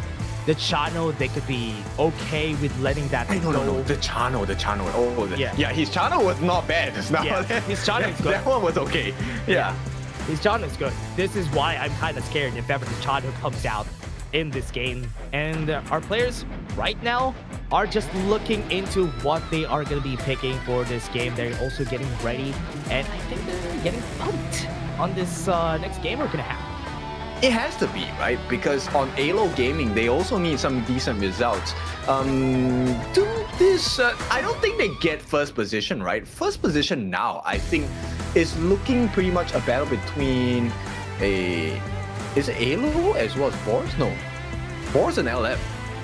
Yeah, they lost, right? I think right for the side of LM here, I think LM also won against AYLO yesterday on one of the off-screen matches. So yeah, as we were saying, they are not in a good spot currently. So BTK could be their only way to win in Survival Week, because the other two teams that they defeated before, they got defeated by them. So this is a tough situation, right? Imagine coming into Survival Week, having, you know, the utmost confidence, having the wins of the series, and having very convincing wins. So AYLO Gaming, I think this, if there's any time to prove your standards in a series, this is the one to do it. Yeah, I think so. They would need to do that this time here for the series. Now, I think they're going to be starting in a bit. But right now, for everybody watching, this is going to be a fun one because, again, it's BloodThirstyKings. We're going to be seeing a lot of action. We're going to be seeing a lot of fights, probably. So that is what I'm expecting in this series. Okay, I think we have a bit of time on our hands, right? So let's talk about the heroes that we want. What heroes do you want to see on both sides? Okay, let's start with this. I think for the side of BTK, it's important for them to set the pace. So Fatih or Charlotte on fried chicken is going to be the first thing in my mind. They need to secure those. What about you? I am actually looking at Best Player 1. I want Best Player 1 to show us the Fade. I want to see his Luna. For Hun, I want to see the Yixing, and I want to see his Ganemo. His Ganemo was actually okay. Actually, that's true. Ganemo, I want to see that. The Ganemo again, the Chino could come out in this game also, so that could be something, a point that they could use here for the side of BTK. But on the other side, for the side of AYLO, I want to see more playmaking from Doxa. We've seen the Dharma before in the Guanyu, so maybe I want to see that happening, and also low match with the Maestro. Actually, Doxa is not bad of a clash tuner as well, right? The other two members I'm looking at, number one, obviously Lomax. I want to see his Mai, if it ever comes out, because I don't think either team will allow the Mai to come out. The other person I'm really curious about is actually Roba Elma. So Roba Elma, I think he did play a couple of games of Moors. His Moors is actually not bad. Like, he is pretty consistent with it, with the stuns, specifically the Cannon Blast. Does have the ability to catch out multi-man with the thing inside the box as well. So that is a potential setup I'm hoping from the side of AYLO Gaming. Yeah, and the idea has been a constant presence in most of their compositions. So yeah, it is going to be coming out in this series for sure. And what I like about them is that they prefer the Lian Po for setting up for the side here of AYLO Gaming compared to the Zhang Fei. We don't see the Zhang Fei getting preferred or picked by them because they prefer the Lian Po. Yeah, I mean, the setup is a little bit more within your control, right? Zhang Fei's ultimate Unbridled Outburst is a one-time shot. You miss it. But for Lian Po, you can kind of use your skills in between the jumps of his Tremor Smash, which is very scary, actually. Yeah, that's true. And now we're going to be starting on the drafting, everybody. AYLO versus BTK. Last series of the day. And we're already seeing the Lung, as you said, is going to get banned by AYLO. There's no way, right? So, I mean, they ban out the RD for the side of BTK, which is a great idea because Yu is not bad, right? He is really able to crank that up. So now AYLO, they give the first difficulty, they give a flex pick. Yeah, they're going to be going for the flex pick. Always a good first pick on most situations because Yu-Won, you don't know where she's going to go. Doesn't really give much information to the side of BTK, but gives the Mai Shinui on the other side. No, AYLO, that's a lot of confidence though. Is this a good thing for the side of AYLO? What are they going to answer with this? Because Mai Shinui being allowed on Hoon is going to be a scary one for this game number 1. Okay, but AYLO, I'm very sure they have an answer for that as well. So they're going to take a look at the potential burst from the Mai. They're going to pick up the Direnjie. Not exactly locked in just yet. You were still thinking about it. But at the same time, we have the refresh. So the Dolia Celestial Melody going to be in play here. Yeah, Yu-Won is going to get picked out by them. I wasn't really thinking about this for the side of AYLO. The Yu-Won Dolia reset, probably a Dun is going to get banned by BTK on the second rotation. I like the Dun though. Like BTK, I think they would like to play against a Dun because it does make sense. Agudo does well against these tanky heroes. Actually, that's true. Again, especially it's going to be hard for him to move forward. But looking at BTK's composition though, Charlotte and Mai Shinui, they also are pressing forward, which is why a Dun will be perfect here because he's going to be absorbing a lot of their, at least getting a lot more regeneration if somebody is in front of him. So that could be a pressing point here for AYLO. That's true. And you know what? One of the things they can really consider as well is I think the Musashi does well too. Yeah, actually, that could be a good pick here for their side. And also, because they have the Dolia, Musashi can chase down targets better with the Celestial Melody. That's true. And here we go. BTK, they ban out the Lam. This is also another specialty against the Agudo. Very smartly so. I think they are taking reference to the other teams across the board here, specifically 9Z Global, that have shown that the Lam destroys an Agudo pretty hard. Yeah, they could just space split on everybody. That's why it's easier for the Lam to just do that. Now, with BTK having this opening, Chano is open. So are they going to be picking it first or are they going to be saving some strats and Shark with the Motsu back at it again? A little scary. I think Shark is very comfortable on the Motsu. I think he has been landing those Cannon Blasts really consistently. Now the question is, does AYLO want to really reconsider their options? Because it spoils the game for the Direnjie, it spoils the game for the Yu-Won as well, because you are forced to use your skills prematurely. Yeah. Let's see. How are they going to do this here for the side of AYLO? They're going to be picking the Dun for sure, right? Because with this, they have also an opening for an Elaine. If they want to go in that direction, that they could still go for it. Oh, wow. Really? Okay. Oh, okay. no! What? Alonzo Luna, how did we miss this? Huh, very interesting. Okay. So, in my perspective, I wasn't really thinking about the Luna, to be honest, because there is a Motsu on the other side. So, I was kind of expecting that it would be harder for him to dance around because one pop on the tank inside the box, it would be harder for you to even get close. I understand that train of thought. I also have that train of thought when I'm using a mortar, but I have met so many Lunas that have destroyed me with the slicing moon, with the crescent slash as well. Like so many different new moon. Whenever that ultimate is activated, it provides a mini stun as well, right? Yeah. With the reset, so it actually cancels Mortar's ultimate pretty quickly. Yep. Yeah, especially for the timing, right? And if you have the Boots of Persistence, you could have the timing perfect in order for you to get the mini stun on him. So that could be a cancel option. But AYLO, very strong first draft on this. Just on the last 2 picks that we've seen there, that just completes what AYLO wants to do here. Yo, they have to win with this one. If AYLO lose with this draft, that one hurts, man. BTK, I'm not saying that their draft is weak, but BTK's draft, there is a lot of risk involved. Yeah, that's true. There's a lot of check marks that they need to check here in order for them to work. But right there and then, I would love to see how they are going to do this. The Candle Blast to the knock up on the Maestro in a way. I'm kind of expecting that for the engages here. But AYLO with the Luna getting away for the first game. I love this. I hope they perform with this Luna pick. I'm just curious to see if AYLO Gaming are going to rotate the quad into mid in that first wave and then push someone under the T1 turret and they get first blood through that. That would be insanely funny because that's what normally happens in, professional games. The Guan Yu will look for the initial set onto the T1 tower. Yeah, they're gonna be going here for the mid push probably. But take a look at this, everybody. Game number 1, BTK. We've seen them during series number 1, but AYLO is now their enemies in this game, or rather their series number 2. So with this, let's see who's gonna win and who's gonna get the first victory.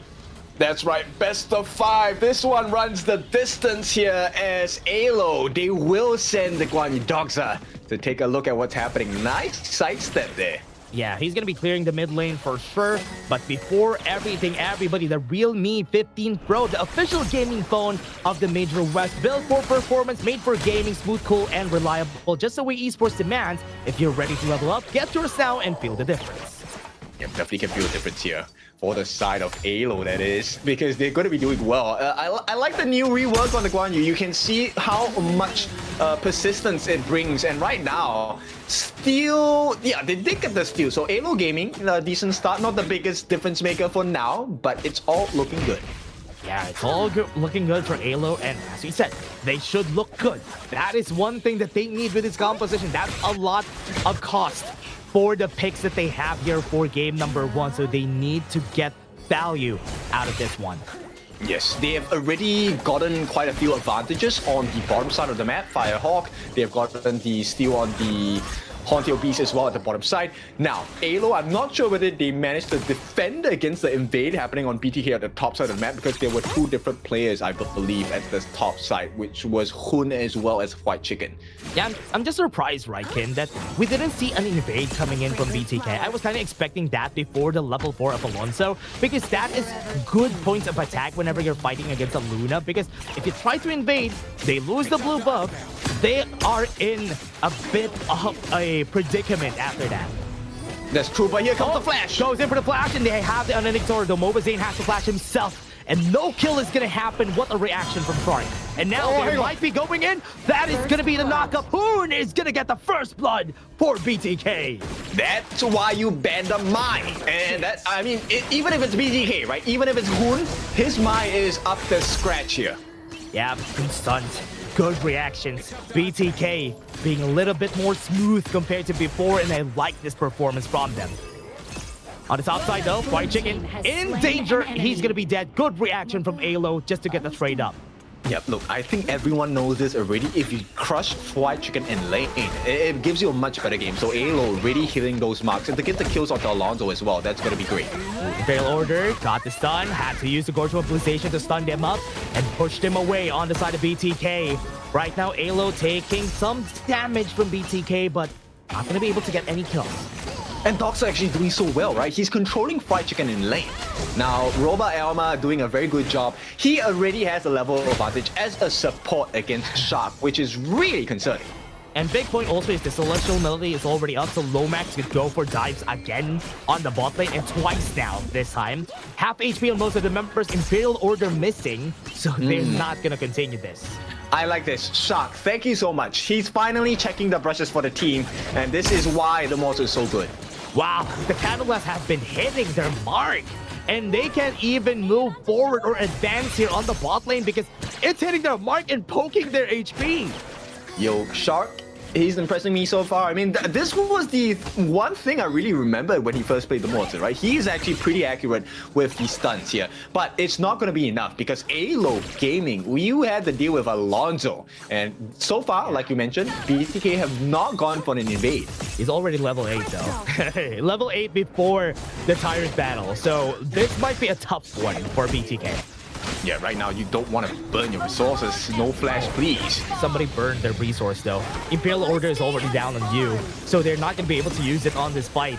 So right now they're trying to take down the HP off this one. They're trying to bleed him. Goes in forward, tries to bait out reaction. Got the Tyrant in the end there. Far forward with a tick inside the box. They got 3 people in, but they're not killing anybody on the board. Fried Chicken onto the backline is going to get killed too, and that's 4 for 2 for AYLO. This is still a big win. They get a Tyrant and they get 4 lives along with it. AYLO, this could be the end. Imperial Order still has an ending sorrow, force the flash out of Mobazane. Okay, Lomax didn't want to over-aggress, but here they can push the T1 and go for more. Lomax did have his ultimate though. Yeah, Lomax. Oh, I thought he was just here to try to fight that. Right now, pretty scary stuff here for the side of BTK. Losing the Tyrant, I wasn't expecting that they lose that because I was expecting more early game for them. And as I'm saying that, here comes the heal coming in from Lomax, but he's not going to save you for sure. And that's a kill coming in for BTK. Nice recovery for the side of BTK. Now, is that going to be enough? Definitely not. Because the one member that's supposed to shut down is Alonso. And Alonso is gonzo. There is no one catching him for now. BTK cannot catch a break. Level 10 on Alonso. He's getting a lot of XP too. And one thing that's good about this is that AYLO is giving him all the XP because they know that Alonso is going to carry this game. And if he does, it's going to be good. It's going to be perfect for the team. Let's see, Shark, does he get the stun? Catches the Cannon Blast. Will he be able to run away? And as you were saying, that was what they wanted to do. There's no way. He is able to get that initial escape, and that's something that BTK needs to address. For now, they have to defend this T2. Bit too early on the ending sorrow. Now he doesn't have any of that, and Robo Alma had to save him from doing so. He has another ending sorrow. No flash for this guy. Slowdown comes in, and he's going to be dead, and that secures elimination for BTK. Yep, he buys some time, which allows the rest of AYLO actually to win the map a little bit more. So the 2 lives traded for well done on the side of AYLO Gaming. They could launch the assault on the bot lane, but the mid lane tower, that's a big loss here for BTK and AYLO. Oh no, second tier also in the mid lane. That's going to be big. Now Yu's going to be chased down. No flash on this guy though, but Sharn is just going to be using the take inside the box, and nobody's going to move. Everybody stops. Alonso is just going to run away from here. Okay, this is a great chance for the side of BTK to recover some room across the map, maybe even invade into the Zero buff. That is the one weakness. Yeah, BTK playing the map in their favor, forcing aggression out of AYLO. Alonso has to give up the Azure buff. That's a big win for BTK. Yeah, and as well as the T1 opening, they should be able to take this. If they should have enough damage here, they push out the remaining members. Lomax will not be able to defend this. T1 secured for BTK. T1 is down. That's a big win. Mid lane has been taken off. And now, with this, they could use this advantage in order for them to get more position to take fights for BTK. Yo, but Alonso has gotten the Insatiable Tomb, the lifesteal item available for this Luna. That's a big concern. Best player 1 did get the Blood Rage, but is it going to be enough? Yeah, right now the push comes in. Best player 1 going to be the target. Have to use here. Could use the heroic charge, but no. Just going to be running away. 40 seconds. Could get the ultimate again before the Tyrant. Yeah, right now it's all about the map control. BTK and AYLO are neck and neck in terms of the gold accumulation for now. Let's see. Right now they're just pushing the wave on the mid lane and forcing a reaction on the bot side of the map before the objective comes out. And they are pressing forward, advancing against BTK. The BloodThirstyKings are being baited out.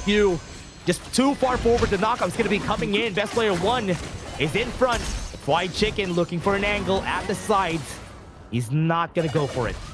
Yeah, Doctor did not have information there. The stun once again comes in. Hoon. Oh, this one looking a bit scary. That was scary though. When he hit the Cannon Blast, I thought they're going to go in, but right now they hit the again order. Again, another Cannon Blast stops BTK, or rather AYLO, on their tracks, and that could be an opening for the Tyrant. I like the restraint here. I'm not sure whether it's restraint or just fear on the side of BTK, but they did not commit for that knockup from Hoon. And this might have been the better choice, right? Because now they have secured the Tyrant, and there is a potential to get another team fight. Yeah, AYLO back off, still getting the timing on the Cannon Blast. So far, Alonso has been nothing short of perfect on those ones, but Shark is just stopping them on their tracks now with the force mobilization. Gonna go for the knock. Best player 1 could be his target. Blood Rage has been popped, but on the backline we're seeing some damage right there onto Robo Alba. Doesn't have anything more. Hoon is just exploded and it's not gonna survive anymore. Alonso missing the new moon. He has to back off. Dismantle Doxa with the catch as well. The fishing net that is a horse. Very weird to say that, but BTK get caught out. Yeah, they got caught out. Gonna be scary. AYLO right now is just time to take over the map, just with that win that they got. Mobazine has to be careful here. They got vision on him, and now they can go for the chase down. Doxa is taking space, and the Crimson buff could be in danger, but the blue second-tier tower could get taken down here. Yeah, this one hurts, man. I mean, they got one big fight, and look at the map on the side of BTK, completely obliterated, left with the T2 on the top only. Yeah. Right now, BTK doesn't have anything more on their hands here. It's going to be very tough. Shadow variants are going to be coming up. And AYLO is already on their way on that Tyrant. They're already hiding the brushes. They know the one weakness on the side of BTK. Yeah, somebody needs to face him. But you, look at him. What? One Kachu Sen. And also one hit from Mobazine got him to that HP. Oh, nice catch. Oh, this is going to be dangerous though. Doxa still not popping his ultimate. So they're still pulling some restraint here for the side of AYLO. Gonna go to the back line. Alonso missed the new move. That's a big loss. And now he's not gonna get the reset, the stun onto the back line. So Mobazine could be a potential target. Gonna go for the chase down, but BTK are still winning this fight. The kills are happening, and Lomax got one, but it's still a 4-4-2 advantage for the side of BTK. Maybe a 5 for Robo Alma. Yeah, they had an advantage on the side of AYLO. They threw it away, and that's an ace. BTK get the ace, and they get the Tyrant as well. This should be a free one for the side of Best Player 1. The T2 also under fire. And AYLO's base might be open for the taking. T3s are on the menu. As we were saying, Alonso missed the new move. That's the biggest reason why they initiated that. He didn't have the reset. He didn't have his getaway card, which was a big punishment that BTK did. Now, he's mad. He missed one, and now he wants to go against Fried Chicken here. Yeah, Fried Chicken creating room for the team here. And Doctor? Yeah, knockup. Doxa didn't pull the ultimate. Just has to back off after that. Yo, it's rare, but they're actually chasing the Luna! Inside the box, they got the knockup though. This is gonna be a kill again. Alonso falls down. BTK knows their targets, and Lomax could be the next.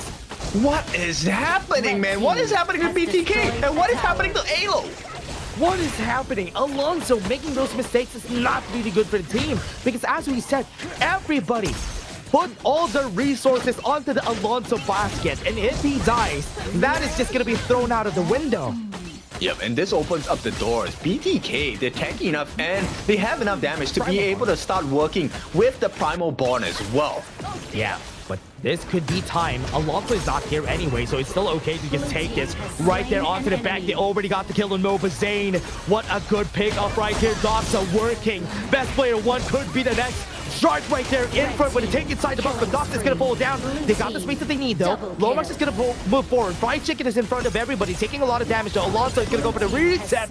Gets everyone, goes for the chase down on Hoon, and then cleans up house. And finally, he gets his revenge. A double kill for the side of Alonso, and AYLO come all the way back. This time it is their turn to take a lick at that T3. A bit too shaky on that take on the Overlord, even with a Primal Bond. they could go for the finish here.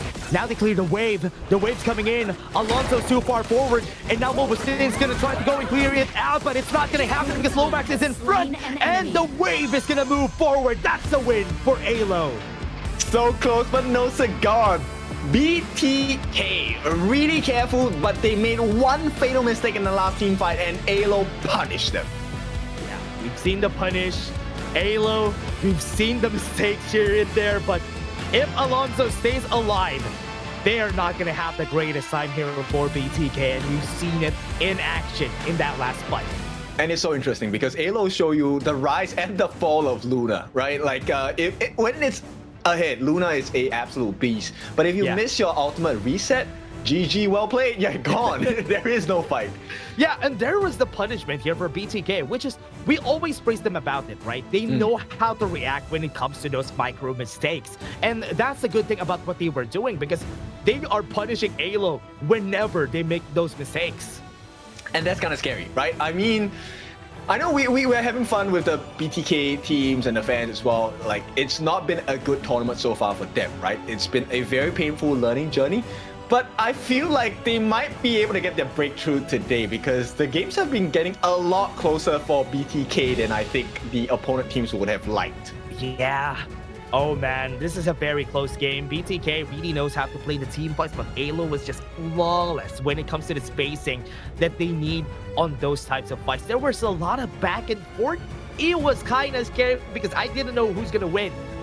Actually, I felt like Fried Chicken could have saved the game there. He needed to dive towards the line of AYLO. If he dived towards it, Hun wouldn't have fallen. He kind of led Hun to his own death. That's true. If he dove there, that could have been the answer. But because Alonso was also alive, he was kind. I can see why he was afraid because yes, he saw the Luna, and the Luna was beaming with speed when he went in. Yes, and look at this graph. This shows you it's a little bit more aggressive from BTK, right? And Hun's Mai, I think, it's starting to get some respect from the other teams. You don't give Hun the Mai like that anymore. Oh yeah, that's true. And it was very unfortunate that he didn't get it, but here Alonso still getting the MVP. The last two kills were the last two deaths were very unfortunate, but he was still able to come back in the end. Yes, so you never give Alonso, you never open up the Luna for AYLO gaming, because if that happens, look at what happens. 5, 3, and 6. Insane movement, insane catches, but also silent shout out to Shark. This game, he was on point. Man, Shark was pretty scary. The thing inside the box was on point. The cannon blasts were hitting the right shots. It was a scary game for AYLO because of him. Yeah, and I think this is the same mistake that BTK has been, doing the same time. Trying to work on an objective with the Primal Bond, and all the teams have punished them really hard. So AYLO, very good recognition of the situation here. And yeah, this is the situation. If Fried Chicken had just rushed towards the opponent base instead, they wouldn't have been able to catch up to Hun. Ah, he also flashed back. So that gave more space for the Luna to go in.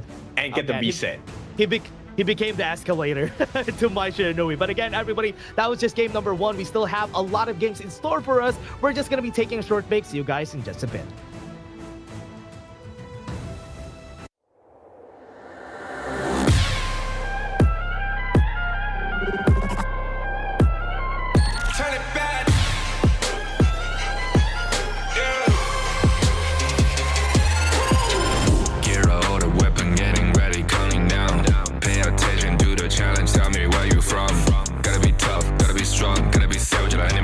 Time you tryna push me down. Look at me, I'll be lying down when I run, and I'll make a sign, I will catch you. Watch out, it's better feel, got no mercy. Look at me, I'll be rising. Carry the season, you got a damn, gonna wibble. You never hesitate for another moment, but my bone is golden. I'm invincible, just let him know. I can show you all the glory I own. Through the jungle, find a way to the palace, I'm waiting here. Go, live from how can we go?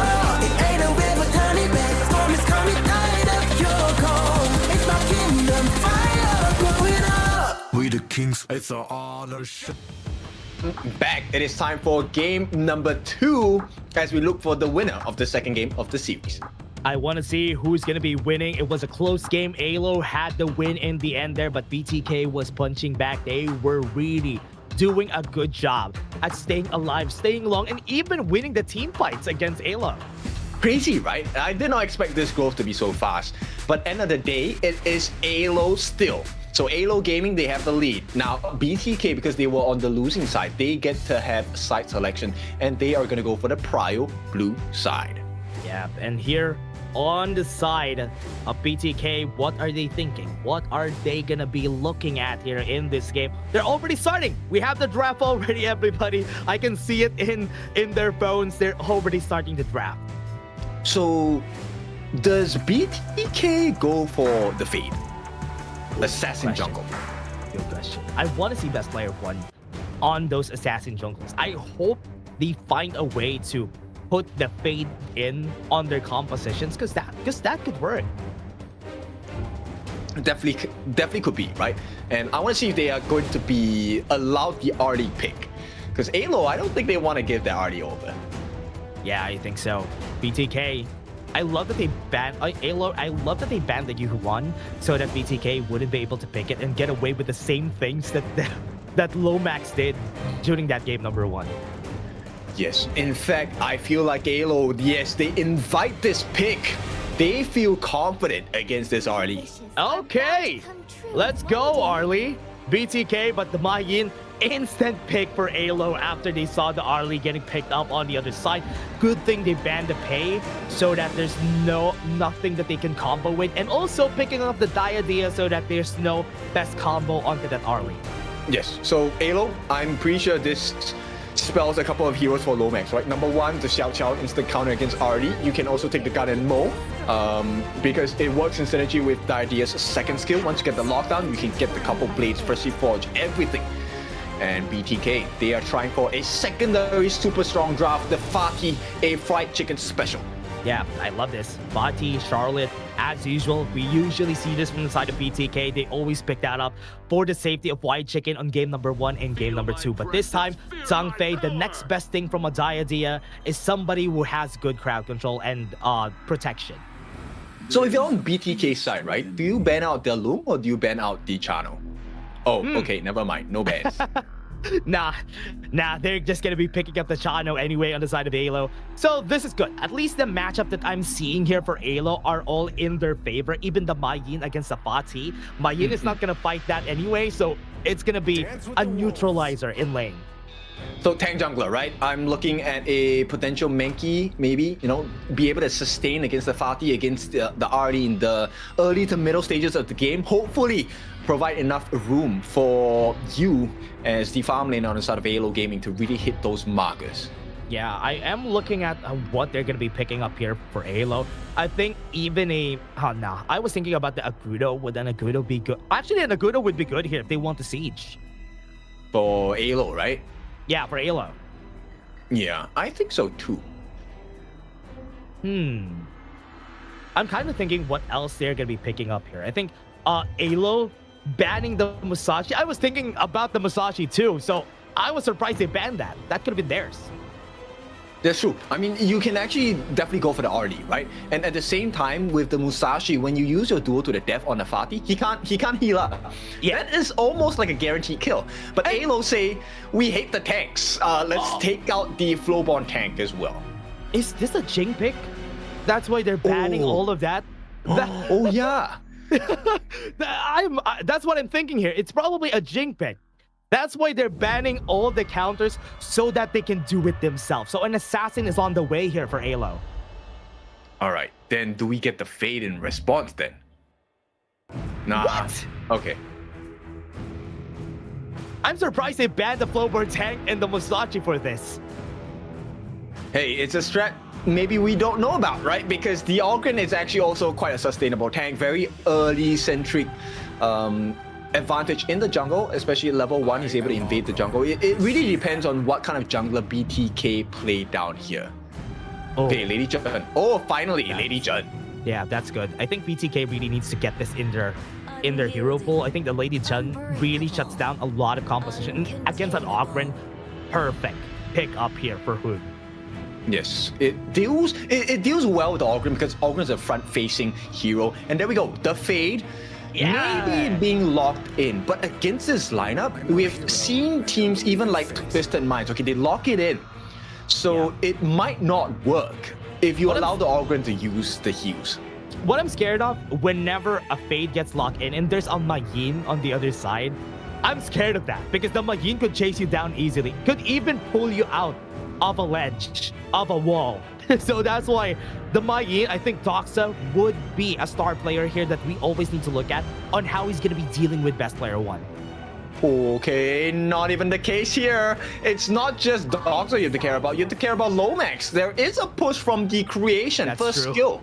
And the other player that's going to make a huge difference is actually Roba Elma. The heals coming in from the Destined Encounter will change the fight because then you will no longer be at 1/8 of your health. And it is strictly 1/8 and below. Even if it's 0.1% higher, you don't get the execute.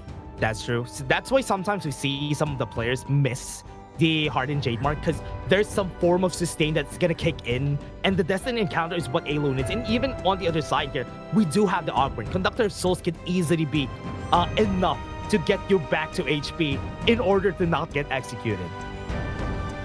In the ideal world, I like BTK's draft a lot more, but in terms of execution, I think AYLO Gaming definitely have it down. Yeah, they have it easier for the side of AYLO Gaming. They don't have a lot of check marks that they need to do. And remember, as we always kept saying during the start of the day, playing assassin junglers compared to tank junglers, you need to play perfectly compared to the tank jungler. Because one mistake could actually put you out of the game. You're not going to be relevant anymore just because of one mistake. Oh, that's true. And I'm curious whether they will go for the invade. I think if you're on AYLO Gaming side, the game plan is let's just get the touch bars, get out, or we invade straight into the jungle, get this fade out of the picture. Yeah, that's true. That is good. This could be one thing that they could be looking at here for the game, especially for level 1. I think the Ogren has a big advantage, even with just the path of passing on those first fights. So right now, game number 2, everybody, you can look at the composition that we have right here. We talked about it a while ago. On paper, BTK has the better composition, but AYLO has an easier time with their side. But let's take a look at it. Game number 2. Let's see if BTK gets the revenge win. For sure. Look, they have been so close so many times. I think BTK fans and even the BTK players really want that first series win. I mean, they have gotten a couple of match or game wins here. They just need to finish the job. But AYLO Gaming not gonna make you make that life easy. Gold sharing for the side of BTK very early. 3-man on the mid lane, and even giving Alonso a little bit of a lane advantage here just by helping him clear the wave here. Because remember, Lomax doesn't have easy wave here, which is why they had to help him out. And now onto the mid lane right now, Mobazane will be the target. Emergence, Resplendence, Mobazane is going to be down. First blood comes in to the side right here. They have to use a flash on you. Best player 1 could go for the chase down. The push back from the Resplendence saves the life of you. And now they're still not over. Wait, never mind. Roa is just not going to continue. Yeah, there's no way. What? I mean, this is exactly what they need to do. Okay, a steal comes in from Shark with the smite, but it matters not because AYLO have gotten the first blood and it got it off of Mobazane as well. Yeah, and because they got this space a while ago, best player 1 now delayed on the clearing here. They're going to be clearing faster on the side of AYLO. Alonso has the space, so he could take the mid lane after this. Yeah, and now BTK, they're going to try. White Chicken does get that initial camp on his own, which is a required resource because they're already losing on gold. Yeah, right now, on the mid lane is where they're clearing. Alonso's already level 4, waiting for the next one. Emergence gonna come out. Mobazane is in danger, but he was still able to go back to his Parasol. Yeah, this is an important marker, right? To be able to get the kills before the jumper hits level 4, that'll be great. Better farewell, I'm waiting. Roba Alma, not gonna continue, just zoning out the members right here. Because there's 4v4 that could happen in the bot lane. I mean, a couple of the resources have been burnt already. You and Lomax do not have flash. So for now, BTK's job is to try and burn out as many comments. Oh, yeah, Hoon gonna be low HP. Kill, leader stand is gonna be running in. Mobazane, no! That's not gonna be good. The lid step. He went back on the lid step. Big markers of success for the side of AYLO Gaming. The jungle is also open. Crimson buff available for the taking. And Alonso will oblige. There's nobody there to help them out. AYLO is just going to be taking this. The Crimson buff is going to be down. Alonso just got the better end of the stick there. But best player 1 going to the other side. We're going to be looking at a very fast growth on the side of AYLO Gaming. They want to end this series quick. They want to end this good. But here comes the steal. Best player 1. He needs a little bit more damage right now. Timer will go into the hands of best player 1. He secures it for the team. So good trade. Good secure. At least now they are not in a big advantage on the side of AYLO. Alonso still going to go back to the blue buff after this. But it's looking like what they're doing currently on the side of AYLO is better just because of those kills. But so far, it's a 1.5k gold lead, and we have 40 seconds before the Tyrant comes in. Emergence, pretty early, Mobazane had to back away, and now they are forcing a lot of things from the side of BTK. Nice save with the Leaping Savior by Shark as well. That, I mean, look, Lomax, he is just impressive beyond measure. Every single emergence has some value. Yeah, the pressure on the emergence has always been so good, right? And Mobazane right now is going to be seen, has to force them to be delayed on that recall so that on the Tyrant fight, they are not going to be having a good time. Lomax. Yeah, could be in danger. BTK onto the back, Unbridled Outburst onto the back line. Oh, got 3 people. That's big. They got the kill on you. And now this is going to be good for the side of BTK. There is some life in the form of BTK. And with that, what the timing to achieve it as well. 4 minutes right on the marker. This is going to be a free Tyrant for the side of BTK. Can they recover off of this a small advantage they have gotten for themselves? Good advantage for BTK, even going for the steal on this Bourse on the mid lane. So this is not going good for the side of AYLO. I thought they were the ones in advantage, but one good fight, that was enough to at least swing the gold back to the side of BTK. And they're keeping close, right? And this level of advantage that best player 1 is gaining for himself is very vital because he's responsible for the backline access. He needs to finish the job. Yeah, look at the emergence on the top side. Reaction from AYLO is just to leave the bot lane because they know that that is going to be a push that they're not going to be able to answer for. So AYLO is just going to be reacting accordingly right now. Alonso taking a lot of damage from the Sacred G Blessing. On the other side, they're taking this. They have the Hardened Jade Mark a bit too forward. Best player 1 will fall down out of it. No damage, just a lot of healing on the side of AYLO. And Void Chicken is pushed far, far forward, and the second tier turret could be in danger too. Big mistake coming in from the side of best player 1 and AYLO Gaming. You know you don't get to make this kind of mistakes without getting punished here. That's going to be a free T2 because there is a TP. Lot of damage, Resplendence, and that is an execute for AYLO, but at least consolation. There was a kill on AYLO. Yeah, they don't really care. Who cares about Robot Elma taking a fall? Because the benefits of that was a T2. You know, he is going to revive on the side of Robot Elma, and you will not get your T2 back, like you said. Yeah, big T2 win here for AYLO. They are rotating so well in this game. I'm really surprised that BTK is just being forced to react on what AYLO is doing. Yeah, they will try to mount the defense. You can see the damage already starting to show from the side of Lomax here, who is already at level 8 for this Nuwa pick.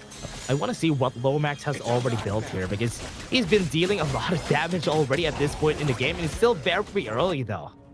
Yeah, it is. It's, what, 6.5 minutes? And we only have 7 kills on the board. But you can see across the map, a little bit more advantage on the side of AYLO. Close to 2,000 gold ahead. Yeah, you can see the annihilation damage, right? You can see the damage on Hoon a while ago. It's kind of scary. Got him on half HP. So now this time, the pressure, they're going to be pressing on it for AYLO. And they're not going to pump the brakes. Going to let best player 1 suffer here because, oh man, they're just taking the jungle. This is where, you know, that automatic 10% execute matters a bit more on the All Grip because you can kind of view Fate as the manual execute. You have to press the button before you get that ultimate down. Yeah. Right now, they're really moving towards the river. They are just trying to find a way to get a kill here for the side of AYLO, but BTK are reacting accordingly, and AYLO is just having the better time here. They're just clearing. They're just going to go to the bot lane. They have space on the bottom side of the map, but Overlord is going to get taken here by BTK. But AYLO doesn't mind because they are going for another T2 at the bot lane. Yeah, in fact, they take the T1 at the bottom as well, right? So this is going to be an Overlord for the side of BTK. But does it matter? The lockdown, this might be a fight here. Yeah, Red Alert Outburst is available. Already 1/4 HP on some of the members at the back line, but BTK still not pressing on. Very dangerous spot that they're going for here. Red Alert Outburst got 3. That's going to be a kill for sure. That's 1 down and maybe more for their side. Alonso is stacking up a lot of damage in front, but he needs to back off. They need to back off. BTK push back. That is scary though. I thought that's going to be a kill, but still 2 kills for the side of BTK. Big improvement there. They get the Overlord, so they're going to be able to get some space for themselves. Right now, if they can steal this as Zero Golem, that would be huge. Shark does have the smite. Yeah, might be able to go for it. Right now, they're trying to press on. Are they going to go for the steal? Yes, they will. Alonso's going to fall. And they get the kill as well. This is going to be a pause coming in from the side of AYLO. Yeah, I think AYLO is going to be pausing that after, because with what we've seen from what happened there, I do think Alonso wasn't moving when he was taking the Azure buff a while ago. Yeah, BTK kind of setting into focus as well at this point of time. I think that this good improvement. They're really edging closer and closer, but I still feel it's just a bit vibey. Yeah, right now, for the side of BTK, what they need to do is just make use of those losses, those misses that we've seen from the side of AYLO, especially that the kill that happened there on the Azure buff. That could be an opening for them to take the mid lane tower. I think we might get a time machine initiation, maybe? That could be it. I think because Alonso died on the blue buff there, so that could be, yeah, a time machine there. Yeah, and I think that might change the course of the game because it is very important that they get that Azure buff for the side of the Organ as well. He needs that cooldown reduction. Right now, we're waiting on what is going to be the decision here on this game. Will they go for the time machine protocol here, or will they continue on even because of that death that happened? But let's talk about the compositions here for the team, right? BTK, as we said, they have the better composition. They have more leeway in the late game because of the Arlie, the Lady Sun, and even the Fatih on their side. So that could be one thing that they could work with here for BTK.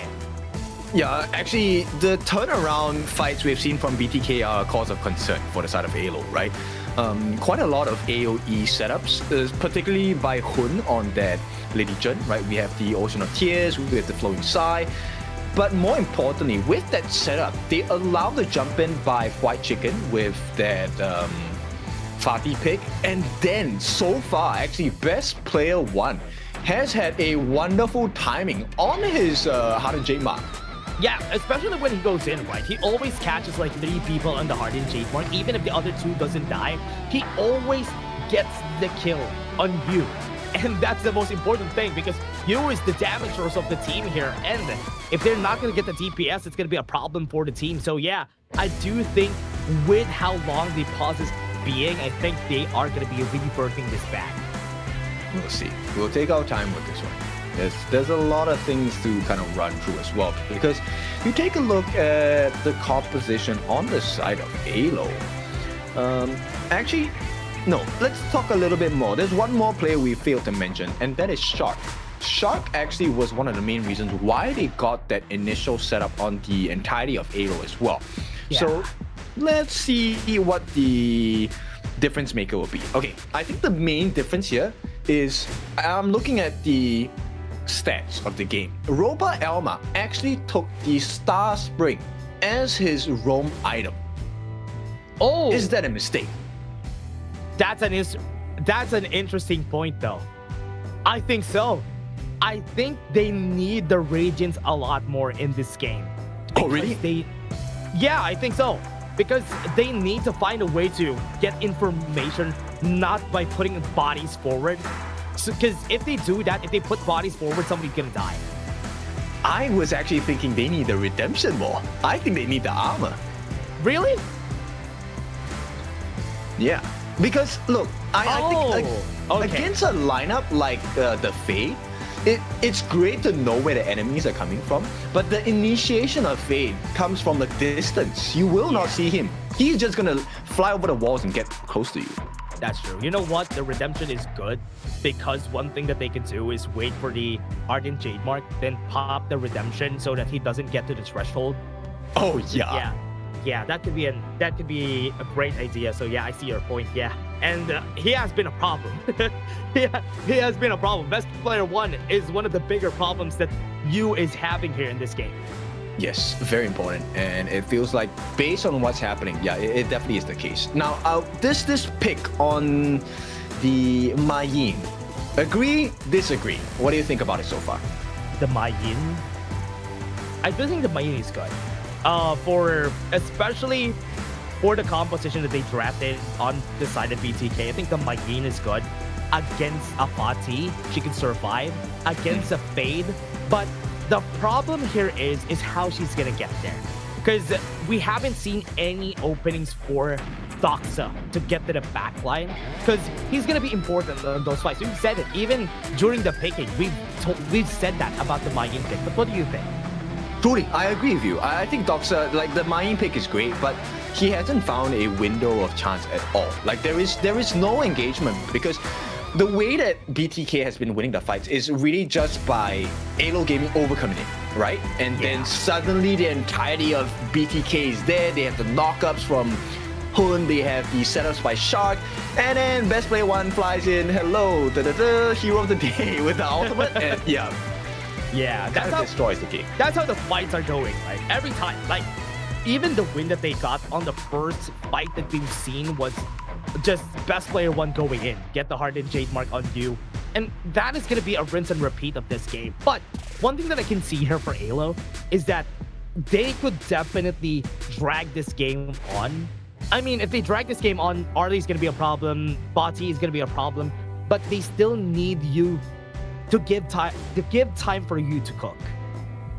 I mean, yeah, this one has to be a slow simmering soup at this point, because I think they need a little bit more time for the side of AYLO Gaming. Actually, no, I think AYLO Gaming, they've already hit the mark. It's really just, can they have a better positioning? Because that's true. Their positioning has been the one that's been costing them the fights. BTK, yes, they have not had the results that they wanted from ranking week up until now, but you can definitely see that the one thing they have not really lacked in this entire time period is the ability to fight.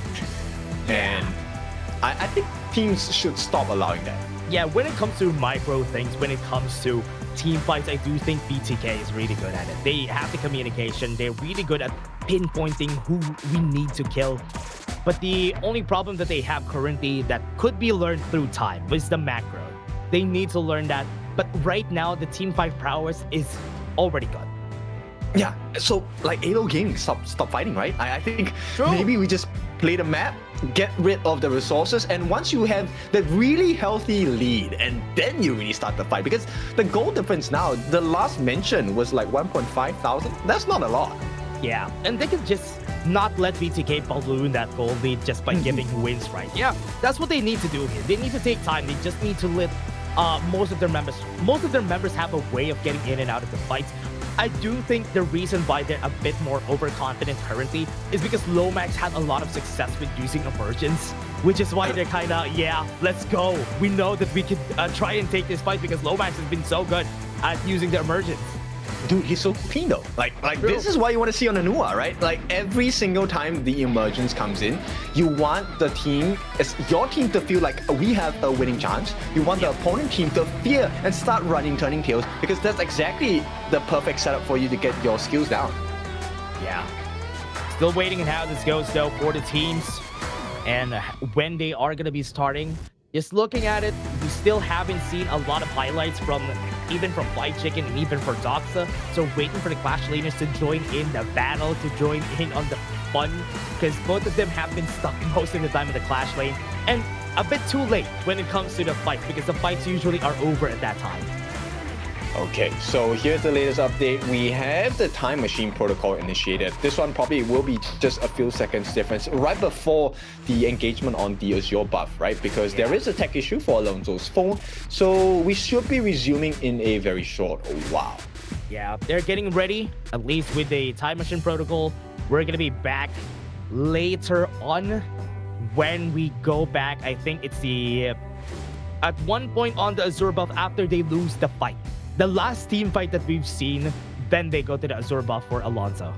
Yeah, the kills should still be activated. I feel like that was purely a clean situation. It would be kind of unfortunate for BTK if that does get the reset. Yeah, yeah.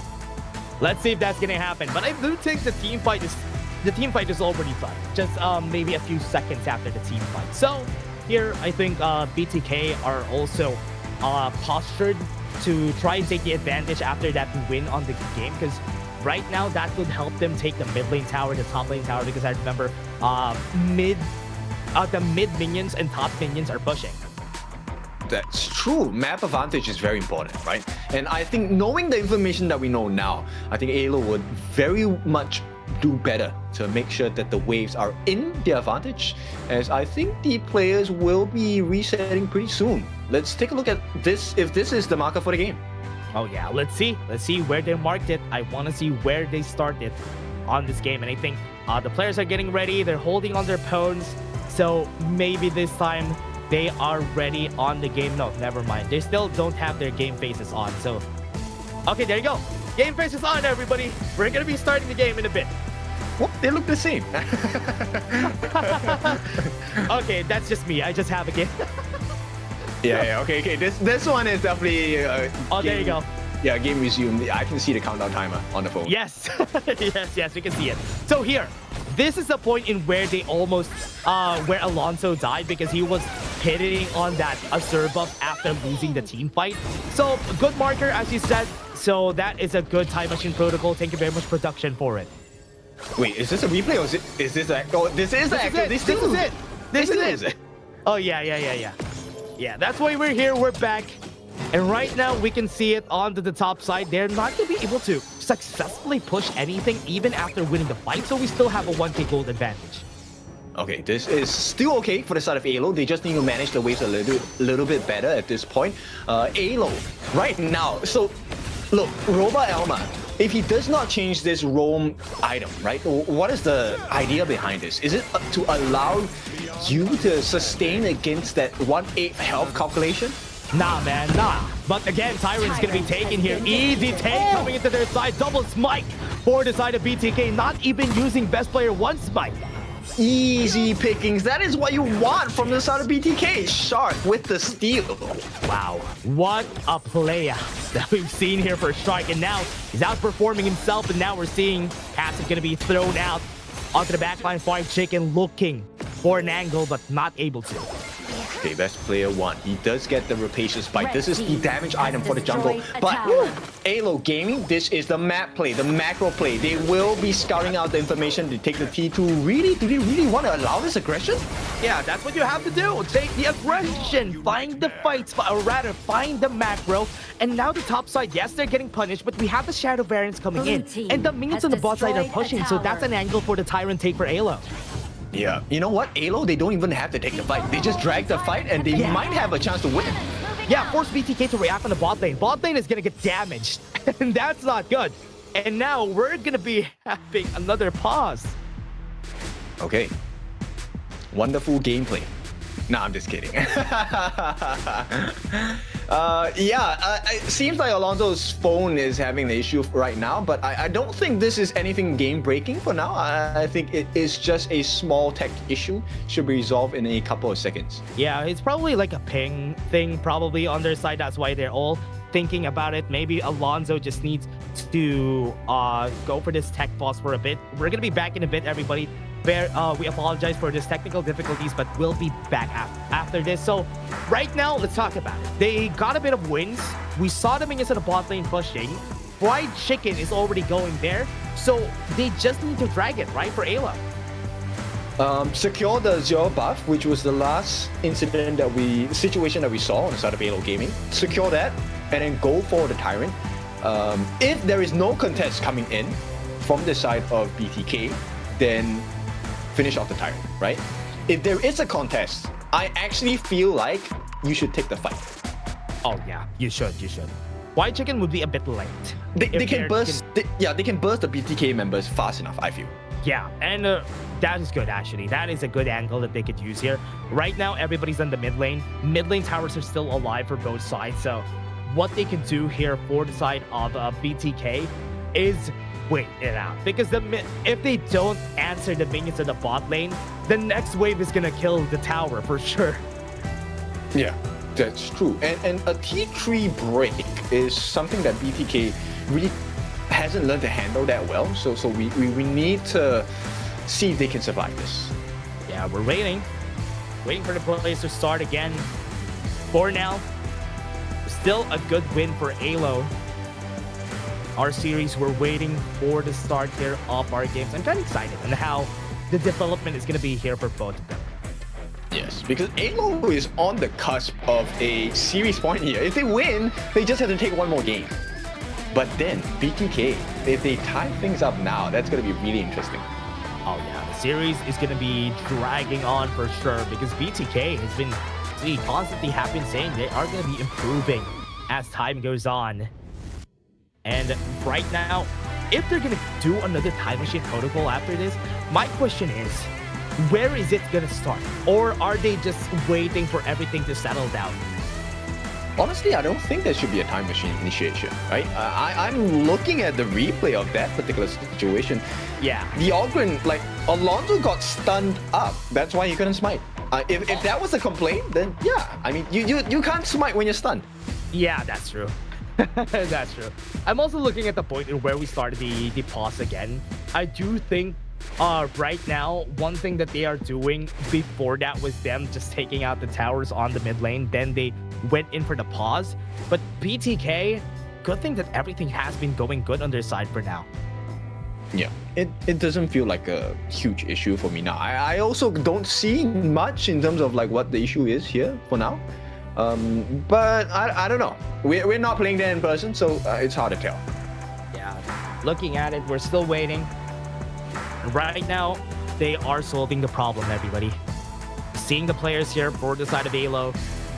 And we're on the time here. I think they're still fixing Alonso's phone. Oh, okay. I know why. I think there's some movement issues on Alonso's phone. Yeah, you saw him move and stutter, right? He stuttered a bit. At the Azure buff. So he couldn't move when he is at the Azure buff. Yeah, and also... Weird. Oh, yeah. Yeah, before the pause, right? Okay, I saw him. Yeah. Yeah, it was not... He cannot move. I think it's the same area, right? It's the same area where we got our first pause. Right, hire us, IT department. We are great. Oh, man. Okay. Still waiting for them. Right now, I hope they fix it this time. The Azure buff. Man. Yeah, we'll see. Is this going to be a time machine protocol? We'll let production let us know. But for now, it seems like the issue has been fixed. We should be going back in the game. I don't think we require a time machine to reset anything at all. This one really is a small issue. But nonetheless, let's see. Our both teams, let's put our best foot forward and hope for the best. They just need to fix it before the big fight. There's a big fight that's going to happen after this, which is the Siren tank. Yeah, and we do see your comments. Yes, that is the whole point of the Zhang Fei smite, right? Pseudo jungler. That's my absolute love. Yeah, see what they're gonna do here next. For now, everything's been okay for both of our teams. Still not really that far on the leads for both sides. I love that BTK have been punching back on game number 1 and game number 2. They're keeping the series really close here. Yeah, definitely. A little bit closer than I think what AYLO gaming fans would like. But BTK, look, Shark, I think he has been quietly, surely but slowly growing into the roamer that BTK need. Yeah, and he's been very strong on game number 1. Game number 2, got the steal, good unbridled outburst on their side. And now I think we're going to be starting. I can see it. The countdown again is back. And we're going to be going back into the game before the Tyrant is coming in. Okay, so the reset happens. Now they do manage to clear the wave in time on the side of BTK. So this is a 50-50. Shark does have the ultimate and he does have the smite as well. This is a cause of concern for AYLO. Oh, yeah, they have to be concerned. They have to be scared. Right then, the Tyrant is being pulled back. The minions on the bot lane have been pushed already, so BTK has a good placement here. Even the top side second tier tower could get taken down by those minions, so this is pretty scary. Now they're trying to force out the ultimate. White Chicken doesn't have the Sacred Tree Blessing anymore, but he had already mission complete onto this guy. They got the ultimate with a Blood Rage, baiting out best player 1 on the Hardened Jade Mark. Yeah, now this truly puts them at a 50-50, and oh no, Alonso, he does not have smite. This is not a 50-50. No smite, there's smite on Shark, there's smite on best player 1. They could take this and they should give it up. Yeah, this is going to be secured by BTK. Their best performance today, and now they have recovered that lead. And in fact, they have not only just balanced out the deficit, they are leading 1,000 gold ahead. Everything's going good. Second tier tower on the bot lane has been taken down. That's good already. That's a big win, a big marker here for BTK. They're just gonna back off. They're gonna take their winnings and just go home. Yeah, but you on the top side, he's trying to make it work at the same time. Very nice annihilation, gets a bunch of damage down onto best player 1, so it's gonna slow them down for now. Yeah, that is it. At least everything's going good for the team. They tried to push on the top side, best player 1. The top side could be scary though. He's starting onto this objective. That's not good. No. He traded his life for the Crimson buff. Which means he traded for nothing. Because that buff goes straight back into the hands of Doxa, and now AYLO Gaming are on the hunt. Yeah, they're looking for it. 3 people are on the top side, but on the back line, look at Shark. He's looking for a setup. He got the stun. No, never mind. Yu was able to back away. No flash onto this guy, so he's not going to have the best time. Doxa sacrifices his life, but in front is Shark, taking damage with the emergence, but that's already good. They got to win, but Alonso, as you said, is just going to cut them off. They're not going to have the best time here, but this is going to be it. The executions are coming in. One by one, they fall, and BTK did not win that fight. That's 30 seconds for 3 different members on the side of BTK, and this is a double kill for you as well. Final kill, of course, being secured by Alonso here. And with this, they get the recovery. Yeah, they got the heal. That's an encounter to stop best player 1 from doing anything. What was that healing? He got out of the execution threshold. Oh, topside is pushed. Yep, it is a big snipe from you. That was the killing blow, and with this, it's going to be AYLO Gaming looking to break into the hearts of the side of BTK, and the Kings once again have a chink in their armor. Oh, this is not a good opening. Overlord could be taken easily now by the side of AYLO Gaming. Could use this to push even more effectively. Yes, I mean, effectiveness is going to be one of the important hallmarks for a team to find success, right? And right now, AYLO Gaming are just much more effective in terms of getting those opportunities, in terms of securing those opportunities for the goal lead. Question is where they put the Shadow Vanguard though. They could put it in the bot lane and use it as a distraction to go for the push on the mid lane, but they could also put it in the mid lane. Just make use of the Shadow Path in order for them to get that 10% damage reduction. That's true. You know what? I'm just concerned. Alonso should stop going for the zero buff in that game. Yeah, me too, man. He should not be taking those anymore. No more pauses. No more pauses. And this time, AYLO, as we said, they used it as a distraction, cut up the members on the middle of the first and second tier tower in the mid lane so that they would be able to push the first tier tower. That's true. Okay, there is a little bit of concern here. Shark does have his ultimate. There is a potential right now. A beautiful setup will cost the life of AYLO Gaming. One-on-one Doxa against Fried Chicken at the bottom side. Good takedown that Vanguard. Fried Chicken. Not use the Sacred Tree Blessing just yet. Time for them to take down the Shadow Vanguard onto the bot lane, but now Fried Chicken has been flushed with the Resplendence. One more. It's too late. One more shot, a bit too far forward for you. And he's gonna get taken down. A bit aggressive for AYLO. Unbridled Outburst gets the stun. He has to flash away. Lomax is gonna be the next target. Best player 1 is gonna be jumping in.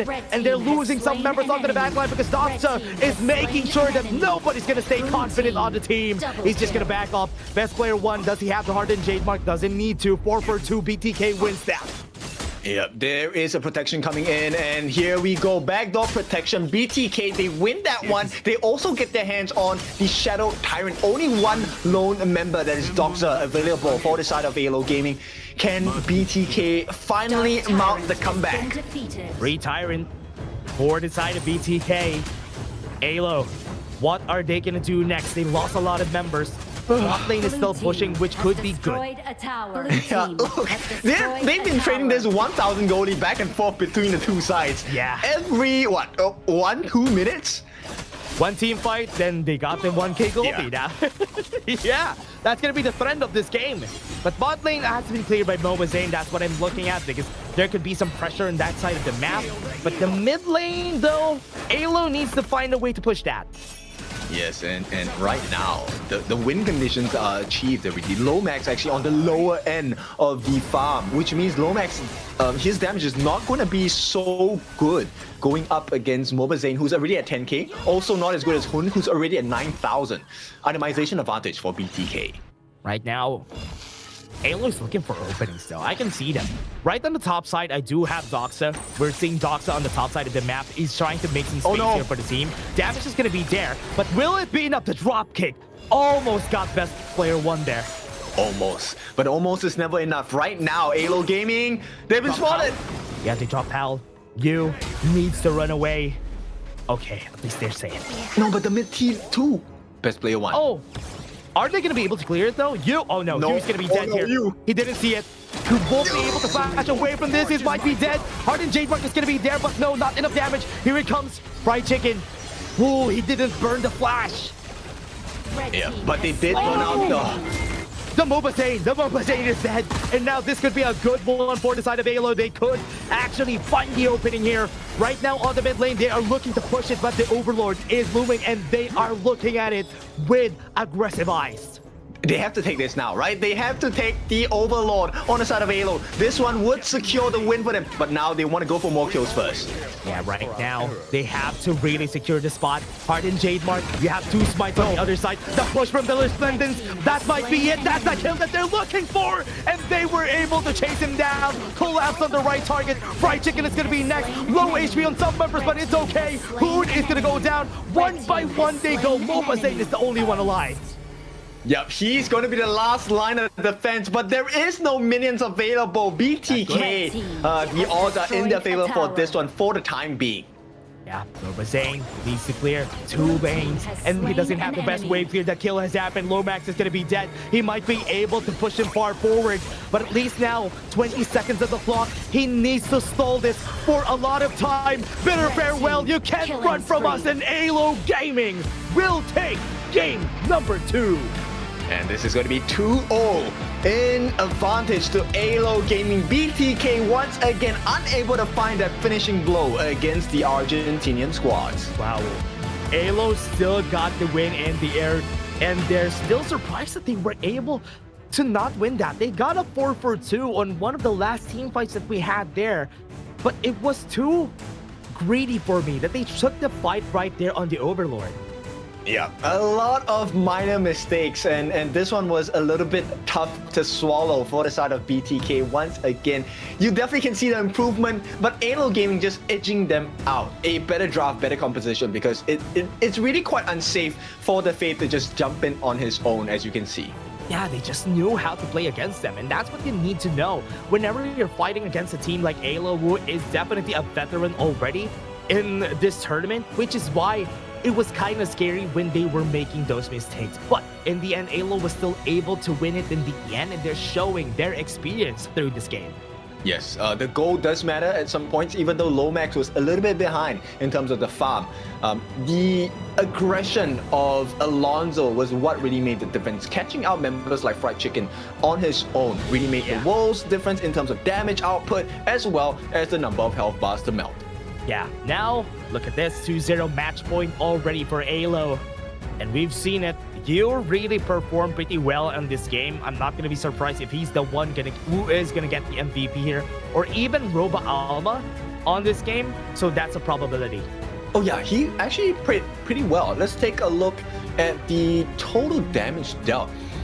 It's Lomax as well as you, a total of 112,000 each. You just edging a bit forward by half a thousand. Yeah, but in the early game, you can see, right? Lomax was performing really well. The emergence plays happened there. And the Resplendence on Best Player 1, you've seen that, right? He was able to save you like 2 times in this game. Yes, a lot. And this one had some really scary comeback potential from BTK. There was a lot of fight back from this North American squad. But it's not enough because AYLO Gaming, they had the lead, held on to it.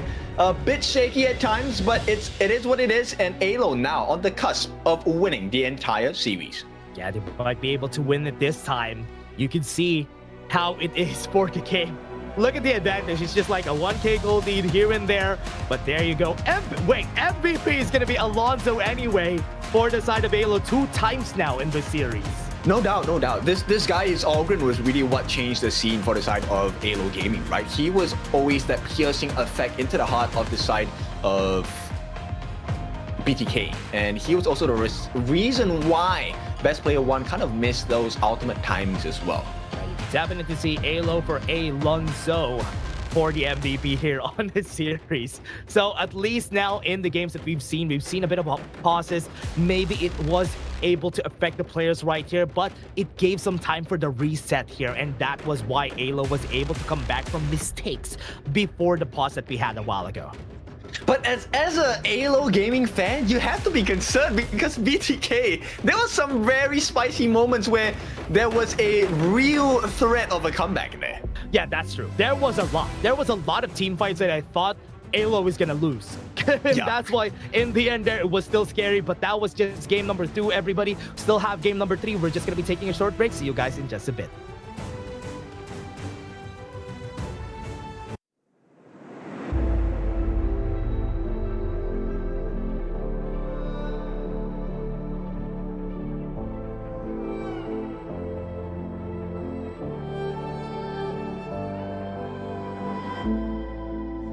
Strangers to the fallout, it's what got us here. Ever changing, some chameleon, blood, sweat, and tears. We'll never make it if we fall to everything that brings us down. With a comeback, it's now. Blood, sweat, and tears. Fight for what we want.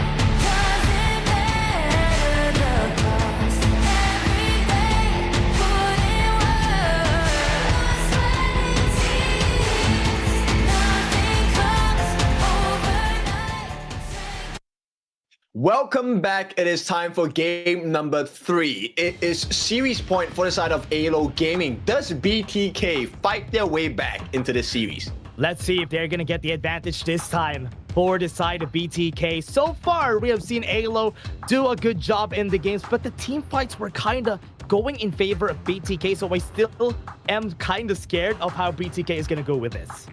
But the hero pools are kind of dwindling down for the side of BTK. So I'm curious to see what else can they offer as we go into the BP phase. So BTK, once again, they get to have side selection. They will choose the counter pick side this time. Oh yeah, there you go. They're gonna go to the red side this time for the side of BTK, but AYLO Gaming still gonna be going on the blue side. I want to know what they are gonna be picking here for this side, because so far I am really concerned on the hero pool of BTK this time. And AYLO as well. I haven't seen too much flexibility in the hero pool of AYLO, but I think it's still better than BTK at this point. Yeah, there's still an opening of a Dharma, even a Charlotte for themselves, so they can still use that for the side of AYLO Gaming, and there's still a lot of openings that they could use. I want to see how they're going to be tackling the league soon again, what they use against Force Gaming from the last 2 days. So that could be what they use here. That's true. A lot of burst damage potential as well. And now they have exhausted quite a few picks, right? So no more Arlie for Mobazane. This is one big whammy for the side of BTK. They have already exhausted, I believe, the Mortar, right? For the side of BTK. Yeah, they already used it during our game. It was during game 1, so we're not going to be seeing the monster this time. But the Leon Poe could also still come out if Shark wants to do that play-making style again for this next game. Liang Princess Frost. Yeah. For you. That's actually a good option. I think they could do that here for the side of BTK. Even for AYLO, they could go for that. I mean, I would put it for AYLO, but we'll see. BTK, they take on the pay. Oh yeah, gonna be banning the pay. We don't want to see it in this game. Alonso has been thriving on most of the picks that we have today, so they're not gonna let that out for sure. And I think it would be crazy, but like, wouldn't it be the ultimate storyline if AYLO used the Fade this time to destroy BTK? Maybe.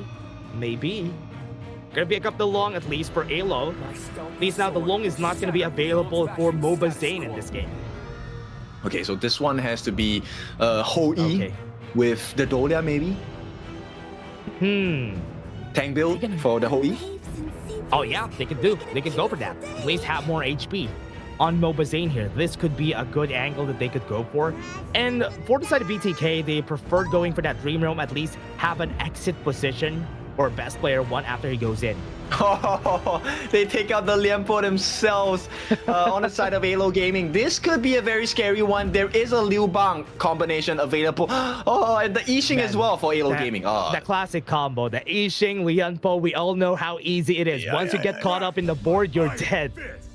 Dude, and you still can pick up the Liu Bang as well. That's true. That's true. That's another layer of the combo, right? That's another layer of the combo. And one thing that AYLO could go for here is, if that happens, and if it is allowed, I do believe a Jing would complete that. The composition. Jing, Liu Bang on the last two picks for AYLO. Yeah, and then, yeah, you know what? No matter what farm lane they pick, oh, it's not fun, man. Maybe a Consort Yu. Yeah, actually, that could be an angle that they could go for. The Consort Yu is the only one that they could use here, unless, man, it's hard. It's hard to pick up something here. Maybe a Direnjie, but still gonna be hard for him. He's a walking easy target. Yeah, exactly. Like he's being outranged, but the Long, that's a cause of concern. And they are not very tanky, right? They need to be able to land a setup. And I feel like a Hoi is the best choice for the side of BTK. Yeah. Just go for it. Just go for the Hoi. Go for the Hoi, make it easier for Hoon to hit the targets. Because remember, last time that we've seen the Ganon mode from Hoon, he was good. Oh, they ban all the demons yet. They want to play against the Hoi. Yeah. Pull out the Hoi MOBA Zane. Or are they going to pick out the Marco Polo for Zane this time? It's not gonna work, man. Nah, they're gonna pick it, man. They're gonna pick the Marco Polo. He has to take Fury in this game, right? There's too many disruptions. You have to ride the win from the Long. You have the Lianpo. The Lianpo. All three skills are stuns or disruptions, and then you have the Yixing. Taking liberties does have a knockup effect. Woo, this is gonna be tough. This is gonna be so tough. Yeah. And now you have the Fade as a finisher here for it. They don't even need the Liu Bang. They just need the Fati in the Fade to deal more damage. Yeah, AYLO, based on the draft, is looking very strong. BTK, there is a potential, but this requires MOBA Zane to have an absolute perfect game. It also requires Hoon to be accurate as heck. So, I don't know, best player one, he's gonna try to be the setup for the team here. The double Frisbee Forge into a couple of blades. That is going to be the winning formula for the side of BTK. What is going to be the last pick here from the Clash lane? I am really looking forward to what Fried Chicken has in store for us here. Is he just going to go for a gap? He could just go for the Mayin Byron in the end there, just for them to have that extra aggression, to just have that pressure on the backline. But there's not really a backline that you could threat with this Mayin. Yeah, everyone is quite independent. Lianpo is able to get out of trouble. Along has the opening of his ultimate, right? He gets the be the dragon form. Fati and Fade can just jump away. The only possible one is probably Yixing, I guess. Yeah, Yixing, if you pop the passive, that could be the only option that you could go for here. But here it is, everyone. The lineup that we have for AYLO versus BTK. I just hope that this would be the time that BTK would be able to get that one win against AYLO. But for now, it's AYLO having the match point, and it's a very tough ask this time with this composition. Yep, and the even tougher ask is to try and get BTK to come back 2 games in a row and maybe get a reverse sweep. That is a story that BTK fans want. But if we have it AYLO Gaming's way, this is the final game. Yeah, this might be it. This might be the final game. This might be the chance also to come back for the side of BTK. Everybody's looking forward to it. Everybody's seeing this happening right now. This is the last look on the lineup of AYLO versus BTK before we head into Game 3. So let's have a shout out here for the side of AYLO as well as BTK. They're gonna try and put their best foot forward. And of course, in order to be able to do that, they need the right equipment, they need the right gold, and they need the right timing. Yeah, need to be careful here. Hoon has to be on point. He's going to be the reason why this game is going to go in their favor. And we always say that whenever we see a God mode, but because they really are the very big point of contention for most fights. They will make the numbers difference, right? And for now, it's looking a little bit better for the side of BTK, actually. Yeah, and that is one of the, honestly, gonna be really hard, a tough ask here for the side of BTK, but I love that they have this. They are just pressuring the members of AYLO Gaming here, even forcing low max to low HP. Yeah, because they need to get the using the buddies passive, right? Yeah. Right now, on the top side at least, they... Actually, one thing that's good about what BTK did here is they swapped the lanes and forcing Doxa in a very defensive position. Yes, and they will be able to secure the space by teleportation, which means Hoon gets to go back to mid for free and still make it in time for the 4 minions in the mid. Yeah, there you go. Full minions are back. And right now, even Yu is going to have a hard time against White Chicken here on the bot lane because, you know, White Chicken can still chase him down even from a distance. And Fried Chicken does have the level advantage, by the way. He has the EXP advantage against you. This is actually a little bit concerning. This is not what I expected coming in for the side of AYLO Gaming, but it is what it is. BTK.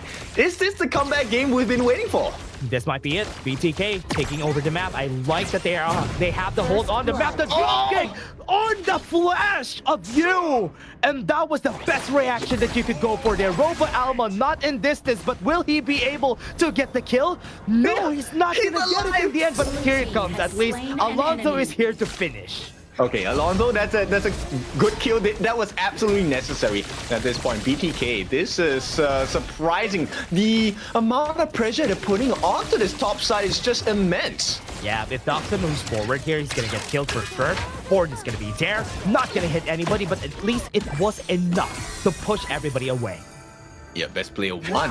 Actually doing well to hold his own, and right now the laning advantage is just insane. They don't really have too much of the gold advantage on the side of BTK, but for now I think this is a decent position to be in. Force infinite fastness very early. Love the plays coming in from Fried Chicken here on the bot side. He could really hold his ground against you, and you is having such a hard time here. Yep, not what I expected here. But this is a refreshing change of pace here. Shark catches eyes onto 2 different members. Now, sees them both.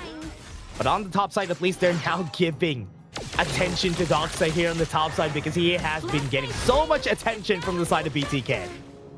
Ooh, and Hoon, I feel like he's proving his gun and more. He's been really accurate so far. Yeah, he's been doing a good job. Right now, Shark even has to flash on himself because he knows that there's going to be a lot of threatening things on the side of BTK. If he went for the heal, it could be very dangerous. Yes, danger it is. And right now, this is the next point of contention. The space fight. Do they really want to fight this, though? They're not going to fight this, right? But Hoon has an angle here and using the Ford just to push everybody away in the end. What? He still got it! Yeah! Insane. BTK, oh my goodness. I mean, we've been sleeping on them since day 1, and it looks like they're here to prove a point. I think this is it. Game number 3 is where they start, and this is going to be nice. What a flash coming in. Mobazane had to use the Fever Barrage, but now Hoon was able to push back too. And that is a wasted Sacred Chi Blessing before the Tyrant comes in. And nobody's even caring about the neutral objectives at this point. So BTK and AYLO, this is a very different kind of gameplay. The buffs are available for the taking.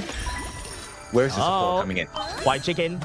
You should be scared about White Chicken's presence here on the bot lane though, because he could definitely kill Alonso if ever he wants to. Still not able to get it. Smite on both sides are down. Yeah, but this is the time to go in for the Tyrant, right? Like, there is no ultimate from Alonso. You have about, what, 15 seconds to get it done. Yeah, right now, on forward, Robo Alma. Trying to take some space here, best player 1. Okay, they're not going to be able to get anything. Right, cool. With the gun and Mo play so far, this guy has been consistent, but fried chicken. Yeah, back. Had to use 2 whatevers in order to get away from there. Now, Mobazane might be in danger here, but here comes the members of BTK going to the top side. A little bit scary. The rotations are coming down. Can they get the punish though? He saw Are they gonna... Okay, couple blades. Get the damage. If he threw the freshly forged there, that could have been scary for Alonso. One more. Okay. He had to back off. Yep, so defense is mounted. But AYLO, there is a possible response. They're looking for the gank. Best player 1. Best player 1 would be the target. Green roaming has been saved. Alonso could be hit by a couple blades. But right now, everybody's cutting off any reactions onto the mid lane. Doxa is gonna fall. And there was no answer on the other side, though. Yep, they can't fix best player 1 as well. The rotations are coming down. BTK, something is going on this game. Yeah, it's going good for the side of BTK. AYLO, even you had to force the infinite bossness there.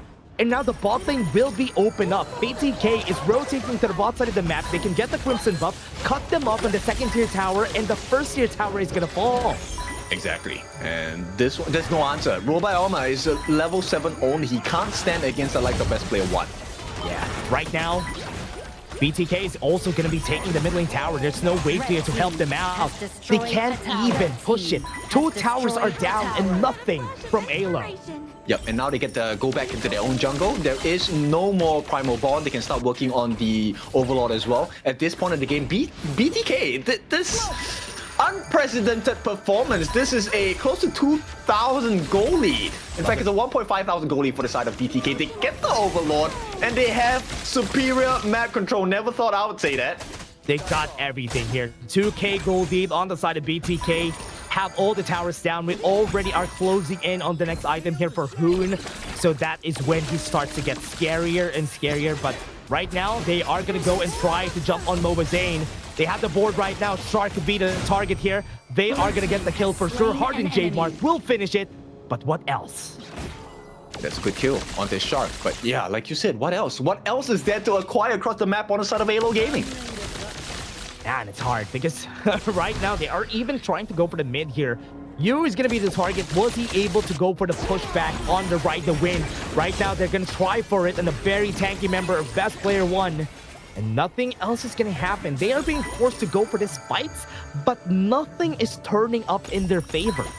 And the most crazy thing, nobody's touching Mobazane. He's level 11 now. He has a level advantage against you. And he also has gold advantage. So this is looking a little bit spicy. It's now a 2,000 minimally gold advantage for the side of BTK. Once it gets the frigid charge, that's going to be scary though. If it gets the combo easily, get to move forward for a fevered Bravage. He could easily kill him, but on the back, Doxa almost got killed there.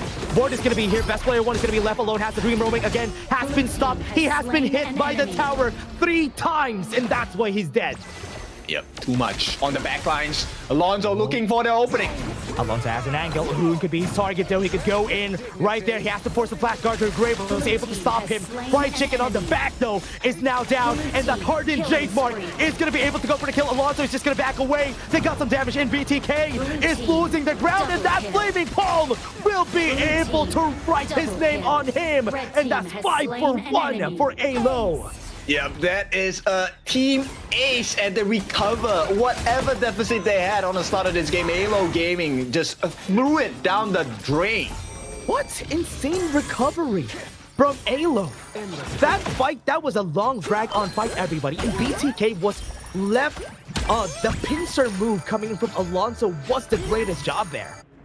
Yep, very beautiful gameplay. And now the punish comes through. Alonso takes away the Crimson buff. Takes away the Azure buff as well. So everything for the taking, everything on the menu for the side of AYLO Gaming. BTK looking to get this initial Tyrant before the 10-minute mark. Yeah, so far we have seen all the camps on the side of BTK being taken by AYLO. So that could be an advantage they could use here. But as a reaction, BTK is going to go for the AYLO side jungle in order for them to take something else. Well, nothing much to speak about because you gets that Crimson buff nonetheless. Yeah. Right now, In position is AYLO. They got the catch on one. Not the right target though, Charge, but the Tremor Smash is still coming in. Best player one is gonna fall down, but it's damage on you. Very scary. On the top side though, they have Fried Chicken against Alonso, but the chase down from Robo Alma is still there. Yep, it's really about the map presence, right? BTK Shark, I think he might be done here if he gets caught out. There is a little bit of damage and deterrence on the side of Kun, but it might not be enough. Here comes Alonso. No, Shark is in danger. Hardy Jamer could actually get the kill on him. Good thing he had some HP back, and he was able to stay alive. Yep, good job there by BTK, but this one is, it feels more like they're hanging on rather than they're taking a lead. That gold shift is now 2,000 in favor of AYLO. Yeah, regeneration on that Tyrant. But they're still going to be getting it anyway. And Overlord hasn't been started yet by the side of BTK, so it's still an okay spot for AYLO. Okay, AYLO, they get the Shadow Tyrant. This is going to be a huge mark of success. BTK now cannot take a fight. They have to be really calculative about who to go for. Yeah, right now BTK should be very, very careful. They should wait for Hoon to start getting the pokes on members right here of AYLO before they start the fights. Because if they start the fight bare, they might be on the losing end of things. And Robo Alma trying to take some vision. He's very, very tanky. But that's quite a bit of damage. Moba Zane does get the frigid charge down, so he does have that option. Also has to purify. So right now, this is the best time for BTK to fight. Regardless right of... now, almost getting the kill on you. That was kind of scary though. I thought he's going to be dead. But on the backline, we have White Chicken being stopped by the members right here. Pops the passive. Harden J Mark gets the kill on him, but best player one goes in for the chase down. And that is damage coming in from Doxa. In order for them to win down the Fevered Barrage for the frigid charge gets cancelled. Alonso was able to walk away in safety, but Doxa nonetheless is going to be dead. Alonso, his life is just, you can't even see it. And right now, BTK, they get the information and they go straight for the Shadow Overlord. This is going to buy them some time across the map, but information has been bought. Robo Alma, they know they can't contest for this, right? Is he really going to try? Alonso wouldn't be there in time, so if it contest it, it's for naught. For the side of AYLO, right now BTK got the Shadow Overlord. That's a bit of time bought by the win they got in that fight. A little bit close. This one is scary for both sides. AYLO Gaming, they want to close this game. BTK fans, they don't want to lose this game. Dream Realm missed a bit, but as you said, yes, BTK fans are waiting for this. Right now, still not over. Almost all of the games that we have here, Ken, was very close. Game 1 to game number 3 is very, very close. Yeah, I mean, we definitely see the improvement, but you know, we want the win to come to BTK as well. That's what the fans want as well. Yeah, Shadow Vanguard is in the bot lane, getting pushed right now. I think the second tier tower is gonna fall because Yu is taking the Crimson Valve. Moba Zane, oh no, he's gonna be dead. Almost got the kill on Alonso, but the reaction here comes. BTK is gonna be coming in. Alonso is gonna be running for the hills. Will he survive? I believe he's not gonna survive that. The Tremor Smash was able to hit too, but they're on the other side of the wall, so this is not good. Right now, they don't have damage. They have to run away from this, and Fried Chicken bit too far forward. AYLO bought themselves some time by the push in the bot lane. Yep, actually, in fact, the mid T2, a little bit of danger. Okay, one more hit on the mid T2. I thought that's gonna be the kill though, never mind. Robo Alma still very tanky. Dream Roaming has been used. Lonzo right now onto the backline. Yu is trying to take some pressure out of the members. But one shot, make that 2, force the infinite fastest, but the bot lane T2 for the side of BTK is down. Yep, they're just pushing him away. The deterrence is not enough. Yu, no way. One more shot, couple of blades, has to force the flash. Dream Roaming, not gonna hit. Do they have enough damage with the Flaming Palm? Doxa. Oh, Alonso! Out of Hoon, but onto the back line. That is it. Fried Chicken. Will he get the kill? No, he falls down. And Alonso in front is just making sure that everybody is not in a confident position. Best player one is gonna be running away. Mobazane is in the area. He has the Fevered Barrage. Yep, he has everything at this point. The defense comes through on the side of AYLO Gaming. They're hanging on. It's a very, very small lead at this point. It's about, what, 700 gold that sets them apart between these two teams. AYLO still having the lead, but right now, they can start working on the advantages. Shadow Tyrant available for taking. Mobazane has everything. Getting pressure, has a fervent charge. Not gonna be needed in this fight. Cassie is the favorite barrage in order for him to live. Doesn't even need to use the hardened Jade Mark. He falls on the cusp, the corner of that ult, was able to get hit by that board. And the numbers advantage starting to show. You may have damage, but you will not have the numbers of fight. It's a 3-on-5 right now. And most of the members on the side of AYLO are still pretty healthy. They can take some damage. Double kill again. Damage onto their side. Dream roaming got the damage onto the backline. They're clearing the waves. Mission complete at least. BTK bought themselves some time, but here comes the next wave. Yeah, there's one more. And there's two, in fact. This T3 at the bottom is no longer gonna be here. Taken. And BTK now on the cusp of defeat. Yeah, in danger. Couple blades need to finish this. At least they will be able to clear the wave and now force the members of AYLO to reset and pump the brakes. Alright, Alonso does have ultimate, so they have to be really careful about the way that the backline enters the fight on the side of BTK. Yeah, right now, Alonso has been very, very scary. Mobazane has always been in threat just because of Alonso just going to the backline. Yeah, we'll see how this goes. There is a bit of defense, but for now, you know, with the hardened J mark, there is a potential.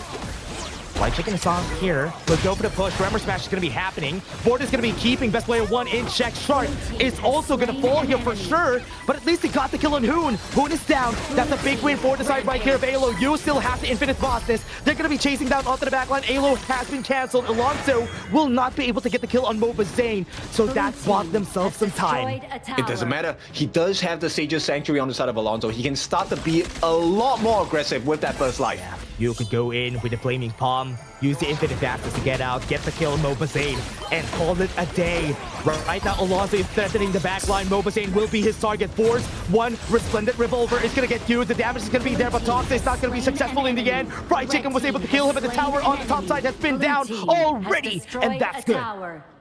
The dream is starting to fall apart for the side of BTK. T3 in the middle is also under pressure. They do have... no, they don't have the ultimate on Mobazane. A lot of damage boards. Fried Chicken on the back. And that's a kill. That's good. That's big for the team. Mobazane, not enough damage. Now they have a 2-for-2. 3v3 on this fight.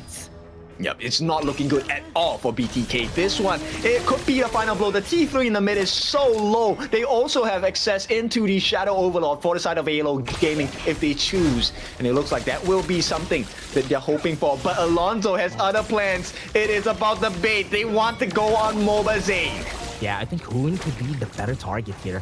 He's a very easy target to kill, and he is looking for it. Right now, onto the back, he wants to go for the chase down. This is very, very cheeky. They got the Splendor, but they got the Sage's Sanctuary in the end anyway. Alonso, will he survive this? No. He's swapped to the Destiny, and he is not able to survive in the end. Will that be it? Will that be the time? Is this a time for the side of BTK to fight back? Because there's no smite on the side of AYLO. They can't. They have to defend. There is no map pressure coming in from the side of BTK's base. And right now, they still have to give away the positioning of that pit with regards to the Shadow Overlord. There's no way. This is a huge risk. Yeah, 10 seconds.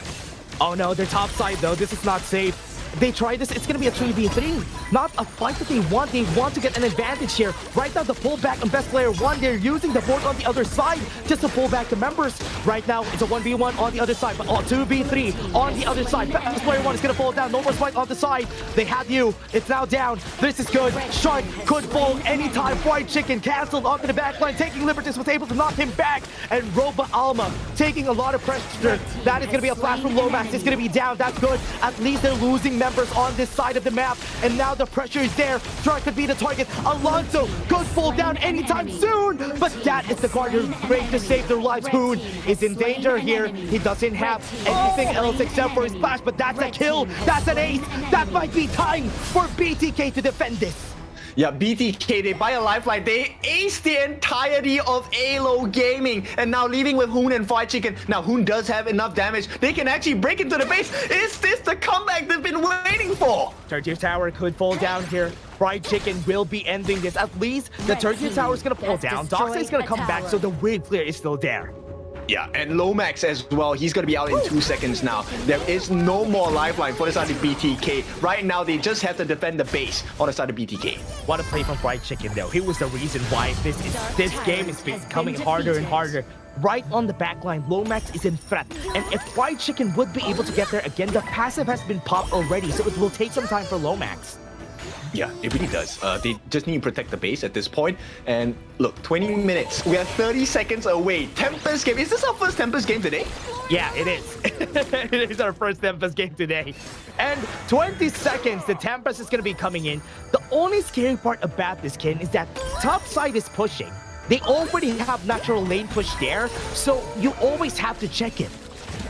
Yeah, I think Mobazane will do well not to get hunted by Alonso, similar to Hoon as well. Yeah. That probably is the turning point. Yeah, that's true. Right there on the top side already had a healthy place here for the side of BTK. So they can start this, they can find some openings. They don't even need to start it for the side of AYLO because right now Yu is in threat for the ult. That's good. Right now with the ult down, this could force a reaction out of Fried Chicken on the top side. Yes, and there's a push going in, right? And now they have to respond. So BTK, they can start working here. Where is Alonso? Alonso needs to be very careful about his positioning. Not a lot of damage though. Alonso has to be careful. They found Fried Chicken already. Do they have another Sanctuary on Alonso? No, half HP already on this guy. He could get chased down. And now Fried Chicken is in the area. He could actually go for it. Sage's Sanctuary is going to be there. They're not taking the fight. Go to the backline. Yu is going to be the target. Sage's Sanctuary is down on this guy. He doesn't have the fear with Barrage anymore, but one Flaming Fall could change things up. 1 HP on Mobazane. Will he fall? That's the question. Here he comes. They don't know where he is. He stays alive. He's going to be able to back up. Will B be able to do so? No. Because right now, Doxa is still going for the chase on him. Hoon is down. If MOBA falls here, this could be the end of the game in their favor. Sage's Sanctuary on Alonso was able to run away, but he is having the destiny of his life. And this is it. Sacred G Lessing is up again onto Doxa. He's going to go for the chase down, and best player one. The damage is going to be there. They are pushing the mid lane. They have to back off. They have to recall. If not, this game could be over anytime soon. Doxa, you need to run away. But right now, Robo Alma is just clearing the way. Lomax is down, and Doxa is going to fall. They need to go back to base, the base, the base. No, tunnel vision. No. Okay, Hoon is out. Hoon is out. Okay, Hoon is back. Tempest Dragon is here. Do they have enough damage? That's the question, Ken. They don't. They don't have HP to take this. They have to back off. Yep, and there's no smite. You can really push them back out. There is ultimates for both Robo Alma and you. They will go in. Hoon is here, though. Oh yeah, Infinite Assist has been used. One Flaming Bomb. He's gonna go in. He doesn't care. He's gonna go in. He forces Sage's Sanctuary. If Hoon falls, that's big. Hoon falls. Riding the Wind was there to cancel the fevered barrage. He gets the kill on one. And that's a play from you. And now this time, Alonso is just gonna clean house. He's just gonna go for it. Tempest Dragon is up. Top lane is pushing. They have to back off. BTK has to give up this Tempest Dragon. They have to survive this as well. This one is a guarantee. Jadified. And here we go. Tempest and Vanguards for the side of AYLO. If there's any situation that has to make it harder, this is it. Man, you carried that fight. 3v5. This is the last fight. Tremor Smash is going to be there, and they are just going to stop them from doing anything. This game is over. They cleared the wave, but the crystal is down. AYLO takes a 3-0. And there we have it, the clean sweep. Not the cleanest of sweeps, but boy, a 3-0 scoreline. BTK unable to find a single series win still. What a game from AYLO. Good game coming from their side. They played this pretty well. And from what they did there in the end, Yu was the catalyst for them to end the game. If you died there, that could have been a game for BTK. For sure, this Dragon Boy was doing so much work on the side of AYLO Gaming. And the fact that BTK lasted so long, bringing this entire game to a 20+ minute game, insane growth. Yeah, what is still a great game for BTK. In the end, it was just AYLO who was just better on the macro side of things, but it was still a very close game. Surprised that BTK is performing this well this time.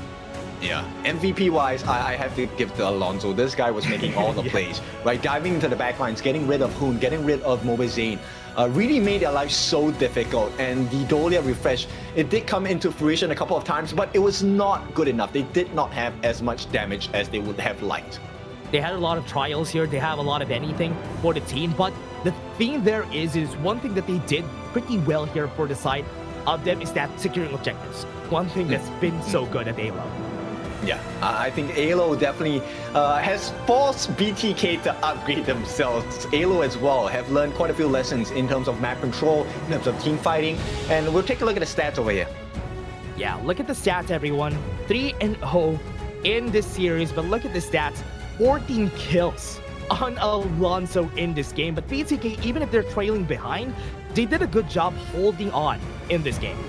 Yeah, I mean, if you take a look at it, he went for the hybrid build, right? So Curaçao Savagery along with the lifesteal items as well. So Alonso really dealt a lot of damage. This was complemented by the setups by Lomax as well as you have already seen, right? Bot lay down, taking liberties, sliding stones, and then you have you on the backlines just throwing Rider Winds, downpours, as well as the flaming palms. A lot of damage offered by the side of AYLO Gaming. This one was a scary game because you could see BTK coming back. Yeah, it was a close game. You can see it, right? You can see the red, you can see the blue. The red was in very close on the last parts of our game. But look at the gold here. Just a 200 gold advantage in the end there when AYLO was finishing the game. Yeah, and this one was a tough pill to swallow because BTK, they actually had a potential to win that last fight. We'll take a look at the MVP first. Yep, it has to be the jungler, Alonso. 14-4-3, dealing 26% of the team's hero damage. But there's one moment that I want to point you at. Let's see if we see in the highlights later on, because actually Mobazane had a very nice out, but immediately got cancelled by the riding the wind on the side of you. Yeah, he had a good Fevered Barrage, right? We're gonna see it later on in the highlight. That could have been a Fevered Barrage on you, but the timing on that riding the wind was the reason why they won that game. Yeah, exactly. If Mobazane had gotten the full length of that ultimate, the Fever Barrage, it would have been a completely different scenario. We will be at game number 4. Yeah, no man, just even a bit, because you was super low in HP then. Let's see. I want to see the highlight again, because at the start of the Fevered Barrage, the cancel was there. Look at this, everybody. Here is where it happened. Mobazane's coming in, and you with the boom! Oh, right there! Instant cancel. Yeah, that would have changed the fight so much for the side of BTK. And it's really moments like these, the critical moments that really change a game. So learning lesson once again for BTK and for BTK fans. But AYLO Gaming, what a way. 3-0, beautiful result. Beautiful win for the side of AYLO Gaming. This is a very needed win, right? Because they have been taking L's from LM, they have been taking L's from Boars, but this time, at least, it is something that they need in order for them to breathe more here in Group A. That's right. It's been a wonderful day so far, and I think we've learned quite a lot, right? I still think the biggest lesson is the fact that the Hardened Jade mark can be stolen away, right? Somehow, I need to watch the replay of that.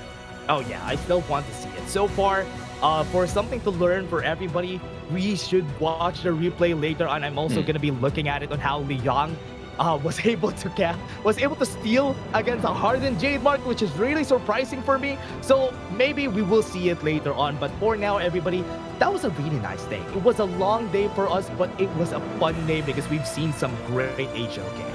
Yes, very long day in fact. And of course, for those of you that are ready, in a few more moments, we will get to see the other side. But these have been the matches today. BTK losing the LM 3-2. OG taking a monstrous win over Twisted Minds with a 3-1 victory. And AYLO Gaming scratching it out with a 3-0 win against BTK. So we have our S group set. We will start to see the A group starting from now on. Very long day for us, everybody, but let's take a look at the score lines again. Group S definitely is set at this point. There's no chance that 9ZG will follow through on the first place. There's no chance that Twisted Minds would get to the second place. But on Group A, there's still a lot to fight for. LM and Force are both on a good spot, and I want to see who gets there on the first place for Group A. Yeah, actually both AYLO and Boars will be able to contest against LM for that win. They just need to make sure LM doesn't win any more games. But with that being said, this is the preview for tomorrow. BTK once again back on the scoreboard here. They will be going up against Boars looking for revenge. OG, their final game against 9Z Globan. And we have BTK, a rematch tomorrow for their game against AYLO Gaming. It's going to be the final day of Survival Week tomorrow, everybody. There's going to be very awesome matches. We're going to see BTK again versus AYLO for the last game. I want to see that again. I want to watch that. Yeah, I mean, I want to see how fast they can learn because this BTK has been growing very consistently. We do see the growth, we don't see the results. But with that being said, it's been a fun day. It's been your favorite kind of tofu. And with me today, it has been the man that ends games in a flash. It has been Dash. Any last words from you, Dash? Oh yeah, man, that was fun. I hope everybody had fun like us. Thank you very much to everybody who watched together with us until now. We're going to be seeing you guys tomorrow for more Major West.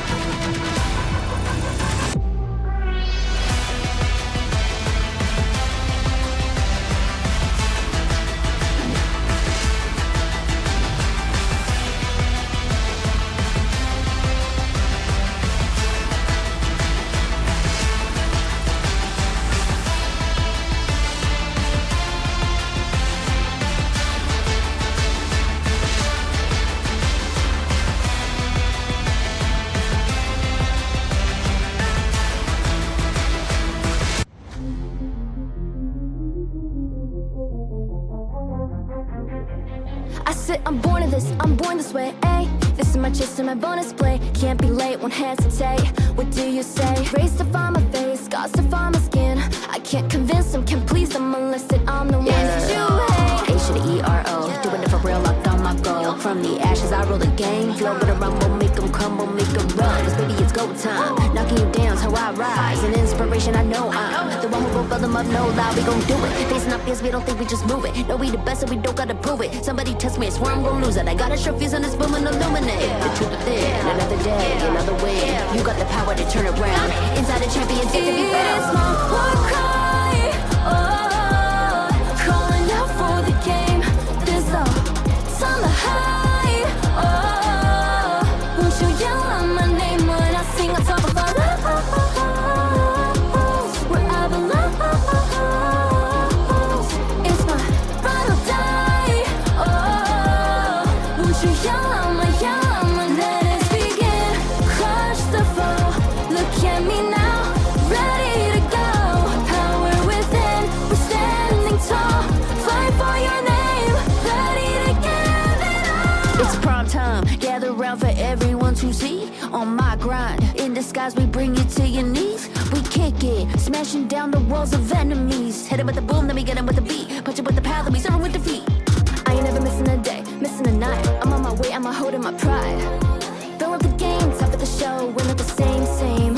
Flaming the blame, same on the aim. When you reminisce on this battlefield, it's on my silhouette that you see. We gon' do it, facing our fears, we don't think we just move it. No, we the best and we don't gotta prove it. Somebody test me, I swear I'm gon' lose it. I got a sure fuse on this boom and illuminate. The truth within, another day, another win. You got the power to turn around. Inside a champion, yet to be found. It's my time to fight, oh, calling out for the game.